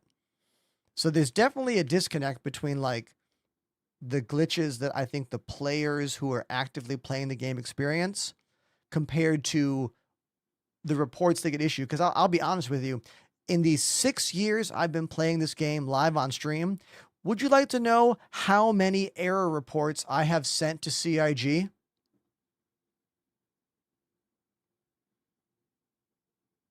Frozen face. 0. I've never sent one in. I talk about it. I make videos about it. Some of you in the chat have clipped me and sent videos of me in. I've had devs be like, hey, I've seen clips of you with bug reports, but I've never sent any of them. So it's cool to know that they're maybe finding ways to get the things that I have to say and the things that, like, other streamers have to say, because you want to know where the problems in the game are. Talk to the people who play it multiple hours a day in front of an audience, actively talking with that audience, you know? Not to say that, like, streamers are the only ones who find glitches. Everyone finds glitches. But when there's an audience watching everything, sometimes you guys notice things I didn't notice. And then we'll end up talking about it, and we'll end up going back to it. So, yeah, that's cool. I'm going to be honest, I don't even know how to report a bug, says Drunk Corgi. Yeah, exactly. No one knows. I hear they know how on Spectrum, though. Let's keep watching. We're almost done here. Across the board, right? Because it's not just about getting the bugs fixed and then they break again. It's about trying to change the culture behind how we fix them, and then sort of what we check in the periphery of the fix, right? So make sure it's root cause analysis and that it's not just a patch on top of another one, right? Oh, hold on. Wait. XLB in the chat says, it was because of watching you, I found the issue with the undersuit getting stuck and not being able to take it off. I nearly crashed out. Oh my God, I did. I was getting so mad. That was a weird one. If you guys didn't see that, my character, like, couldn't put on any outfits at all. I forgot about that one. So that's quantum in general. I got more if you want to keep going. Star map. Oh, well, I guess that was star map. That was star map and quantum. Yeah. We haven't said one word about exploits. We haven't said one. Okay, word. well, Exploits. we did. Technically, the part where you could buy the weapon or whatever item it was, and then you could break it down, and then you could sell the broken down materials for 4 times what it. But that's worse than an exploit. That's legal and legit in this case because we put those prices in, right? So it's not an exploit in this case. But we are tracking several. I like what Panda's saying in the chat here. It would be cool if there was an easier and faster way to report the bugs without going through Spectrum and whatnot. But I think that would, I mean, wouldn't there be too many reports then? Because like they talked about, what was it? They talked about this earlier on in the episode. They were saying like, if you had an extra 500 bug testers, there's still like, that's maybe too many reports, right? Couldn't that be an issue? I don't know. Yeah, Apollo, I've been meaning to. Thank you for reminding me. Potential exploits that, that range. We're not going to go into details into exploits because that's kind of an area that we won't want too public about. You don't want people to be using those exploits if they are confirmed or. Yeah. Well, we benefit. We benefit from those people not knowing we know what we know. It lets us track, it lets us learn more about it, it lets us find not just that cause of it, but that cause of it and that cause of it. When, it's very easy to be frustrated when you see an exploit go and continue. It's like, why the hell isn't CIG doing something about it? It's like, well, no, we are. We're baiting the hook. It's like if we smack this cause of it now, then we never get to see this one and we never get to see this one. So there are reasons why we leave these things going for perhaps longer than some people. You guys remember when people were using those dev tools to cheat and like people were like teleporting in? Remember when someone like teleported into my ship and like took me out and then like teleported somewhere else? Like, do you guys remember that? That was a few months ago, but that stuff was wild. We saw some insane cheating stuff going on. People would prefer, because it's how we find out how it's happening. It's how we find out who is doing it, and it's like this. So it's just, that's one of those ones where I could see why it's frustrating, but it's actually the process working. Yeah. So we're tracking exploits across different range of types of exploits, whether they're environment exploits or related to the economy exploits or duping or adjacent duping or mission bypass, things like that. So we're tracing a bunch of those and we're tracking. We have a great team doing this work, by the way, like that support the developers across with all our crazy questions about what, who, and when, and how. And so these guys are doing great supporting us. We did not talk about inventory. We kind of skimmed over it. I don't know, we could do a whole hour on inventory. Go right ahead. Yeah, but so items that are being worked on today, like you mentioned, so inventory becomes unavailable and contents of backpack station loot inventory is empty. Yeah. So this player reporting, I've lost everything. Well, so from our findings so far, you haven't lost everything. It's really you just can't see it. The inventory is not loading it for some reason, and it will come back.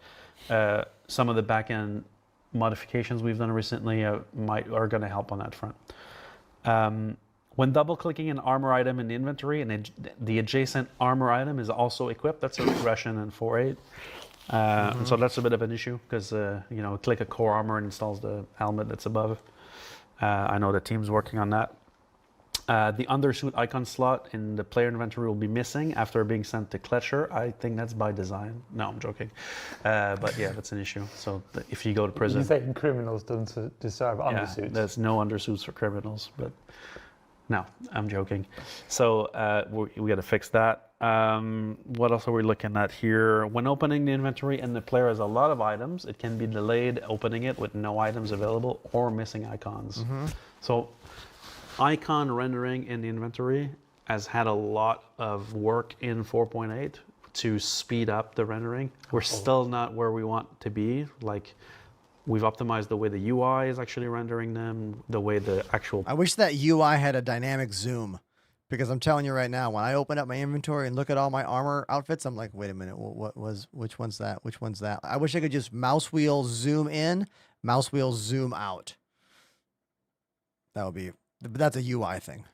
Panes is constructed, but now we need to really look at the RTT graphics side of this to make that super snappy. The goal is really, you press I, it's all there. There's no delay at all. And so we're not there yet, but we do want to get there. Now, this is even more pronounced on very large inventories at the moment. So, yeah, and if the delay for whatever reason is because we haven't yet been able to populate your snapshot of your inventory, there should be an indicator. Yeah. I think they just got lost in transits. I know the guys were talking about that. Yeah. Spinning icons. Spinny icons, yeah, because the state needs to be displayed as well. That's the key. Ideally, never happen. Of course. Yeah. Well, I mean, the icons have been kind of questionable for years, but you're talking Correct. about the recent. Yes. The recent. It's a different problem with the icons than the issues we've had with the icons before. Correct. It's not about the look. It's about the timings and getting them on screen. On like screen and timing. Like Benoit wants them right like away. that. There's one more that I want to call out on inventory, which is like there is a the way it's written is item lost when equipped by mouse click, which is a bit crazy, but there's a case where items don't end up where you think they end up, and so people think they're lost. We don't have evidence that they're lost yet, but they don't go where you're supposed to go. Yeah. I don't ever know that one. I'm pretty sure that is actually the definition of lost. Well, lost in. I expect it to be in this place, but it's actually in some place else. But no, normally it can be found again by doing it again, because it goes where it goes is the same. So your next item will go to the same place, which will then replace that item and either send it back or put it into your hands when you realize this. This is again about the going from the sort of virtual item to the physical item. We put it on you, but like hidden, and then you play out the performance of putting it into your hand from that state, rather than just popping it into your hand. Yeah. It's that fragility in the some more complex scenario. When you have multiple async systems, they have to go through lots of steps. I didn't go through most of the first hour hardening that we're doing as well, but there's a lot of issues that are being tracked from the first hour of gameplay. Like basically, you're a new player, you come in, what's your first hour of gameplay? So this goes from ship combat behaviors, rubber banding. We talked about server performance here, that definitely is related. Turning off the power and back on the power on the selected starter ships doesn't also turn on the radar. These are things, these are a bit less critical, but critical to the first hour of gameplay. Oh, so dude. That gives you a bit of an idea. Dude, like thinking about what the first hour of playing this game is like, and knowing that it's better now than it was 6 years ago, it's like it was hard to get into the game 6 years ago. It's hard to get into the game now, but for different reasons.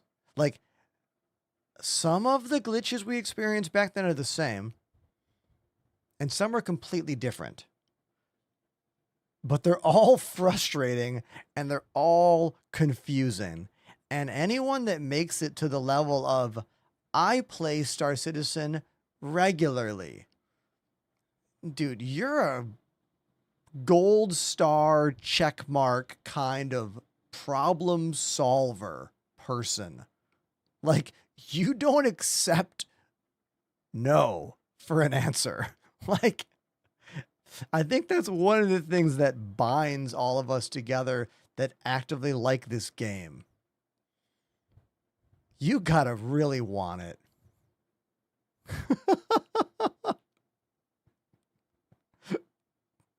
Yeah. Yeah. I am enjoying this list. Exactly. All right.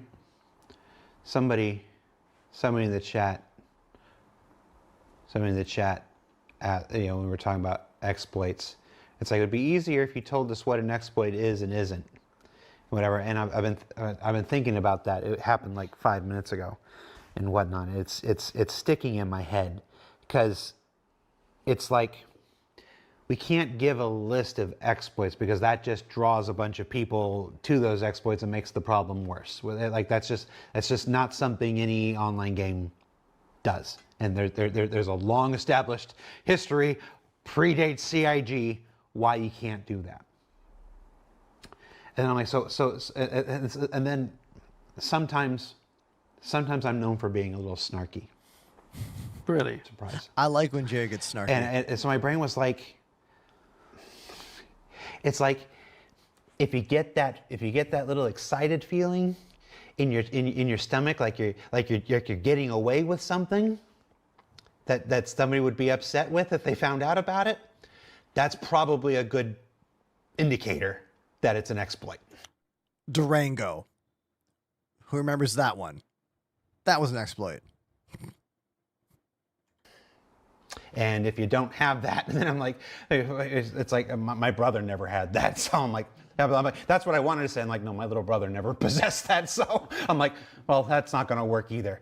So I don't know, guys. I don't know an effective way of explaining what is an exploit and what isn't an exploit. It's just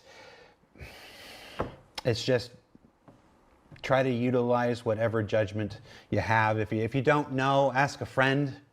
Maybe it's like I said. I was all ready with that snarky answer, and then I remembered my own brother would never. Maybe is my brother a bad person? I don't think so. Maybe he is. Anyway, I'm way off the reservation there. So yeah, everybody, that's our show. I hope. I think about how I want to say this. We threw the old show away. We did a little bit of it here at the end. What you just saw was a little bit of what we had in the old show and whatnot. So I hope you don't mind us taking the opportunity to have this conversation with you. Again, this is part of our schedule stuff. You were here. You're literally, it's no coincidence that you're over here and right now to do this. It's part of our schedule stuff that we set out to do back at the beginning of 2025 and stuff. I really appreciate that we get to do this. I really appreciate that you guys take the time to do this. I appreciate that you all will sit through and listen to this. And I mean, I already said everything I need to say before. For those of you who choose not to weaponize it and choose to recognize that we are human beings who will make mistakes, but are, on the whole are doing work that I'm incredibly proud of. I appreciate you. That's it for our show. I think we're back. I have no idea if we're back next week or whatnot, but after that, I will say all of this talk right now is meaningless without action. It is. We've been on this cadence. If you follow the cadence of patches this year, you should know that 4.9 is scheduled for the middle of July. It was the end of January and the end of March, and then in May we switched to the middle. The next one is June. It follows the same cadence as last year. We just had one in the middle. So the cadence has been in place for 18 months now. The next patch is scheduled for the middle of July. I don't have specific answers for you yet. I'm just trying to get this last part in. Whether that should happen or not. Whether 4.9 goes ahead as planned, but we remove content from it. Whether we keep the content in and we push that release back further to give it more time to address. The only thing I can confidently comment on right now is that the people in this room and the other big decision makers that are having this conversation right now do not want a repeat of what just happened. So we're going to, through one method or another, whether it's removing content from 4.9 that we don't think is ready, or whether it's pushing 4.9 back until the content is, they already said the content's out. There was a thing that went out today, roadmap change, no more Siege of Orison in 4.9. So they're doing literally what Jared just said, pulling content out because they think it's not ready. Which direction we're going to take, but none of what we've talked about today is worth anything without meaningful action. So stay tuned to find out which direction that goes. Check in with your roadmap roundup, and I'm sure there'll be an announcement from the community team or whatever about which path we go. But that's it. That's our show. Thanks for watching. I'm Jared. That was Benoit. Yeah, Jared, Benoit. That was Jens. Jens. I think your mom was in chat, Jens. There was at least one person here who was like totally in love with you and was like, they should be on the show every week and whatnot. I agree. So hi, Jens' mom, I'm assuming. Oh, that's great. That was a really good video. I liked it a lot. I appreciate when I can feel the honesty. I appreciate when they talk about the stuff that they've done poorly. And I like when they give answers about why these things are happening. Even when the answer is like a head scratcher for me and I'm like, wait, what? And I have to ask you, chat, to explain it to me, or we have to Google like the term. And I like when they asked questions and Benoit was like, I don't even know the answer because this is so complex. I appreciate that answer as well. XLB in my chat says, what was your reaction when Jared read the letter from Flip about my team driving your issues forward? Oh, that was great.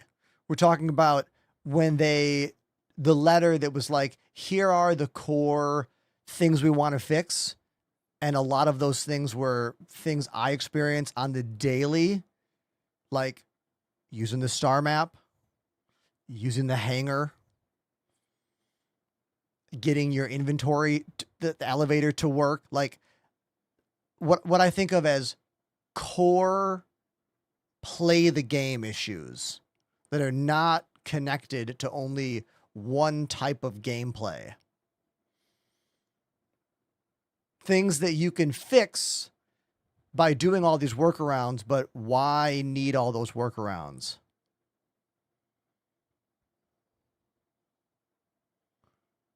Oh, I feel like that list felt pretty real to me. Like that list felt, let me go back to that one spot exactly. Here, we can find it. We can find it exactly. Hold on.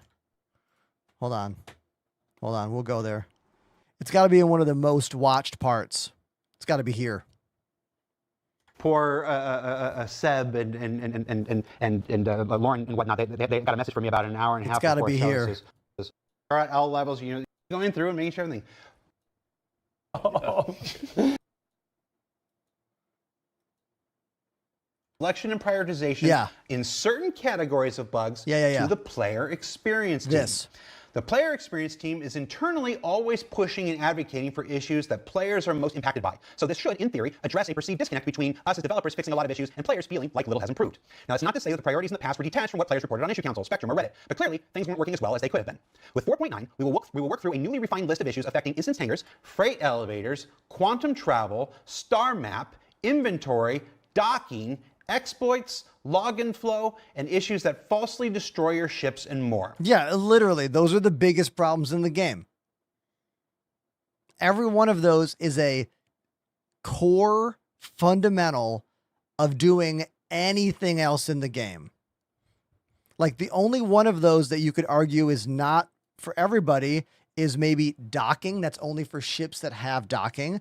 A lot of people who play the game do not have those ships. So that one is a bit specific, only to the people who have dockable ships. We're talking 890 Jump, Polaris, Hammerhead, etc. But login flow, everyone experiences that. Any issue that makes your ship blow up, everyone experiences that. Quantum travel, every single person experiences those problems. Star map problems, they talked about that in the video. Inventory issues, I get lots of questions about that as well. So I think the only thing in that list that is maybe freight elevators is only for people who are doing cargo, but I think most of us are doing some kind of cargo, right? The only two things in that list that are maybe not as important are docking. And then I guess you could say freight elevators, but then again, everyone uses them. Only the people who are like, only combat. All I do is fight. But that's a small community, you know?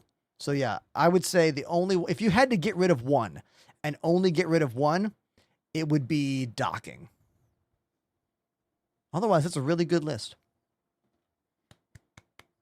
Well done.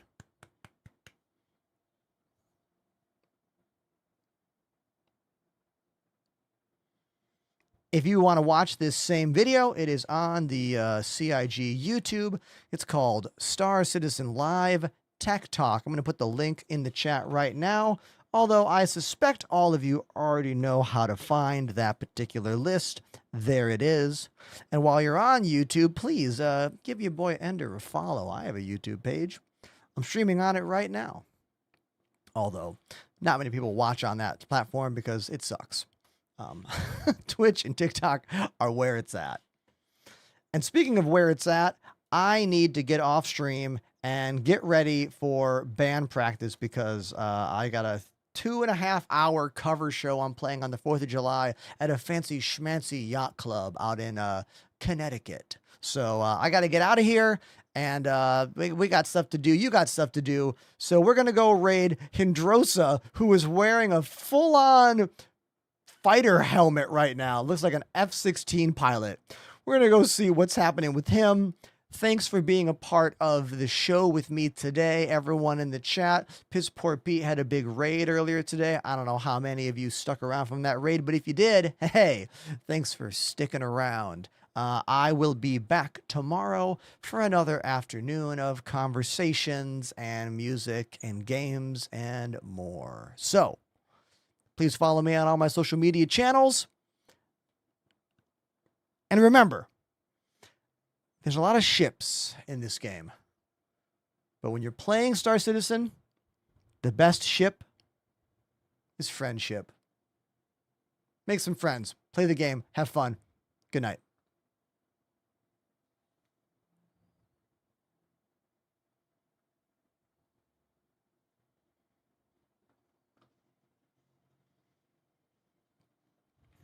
Oh my God, I should make a friendship drive activated joke. I mean, that's an elite poll, but I'm fine with it. All right, here we go.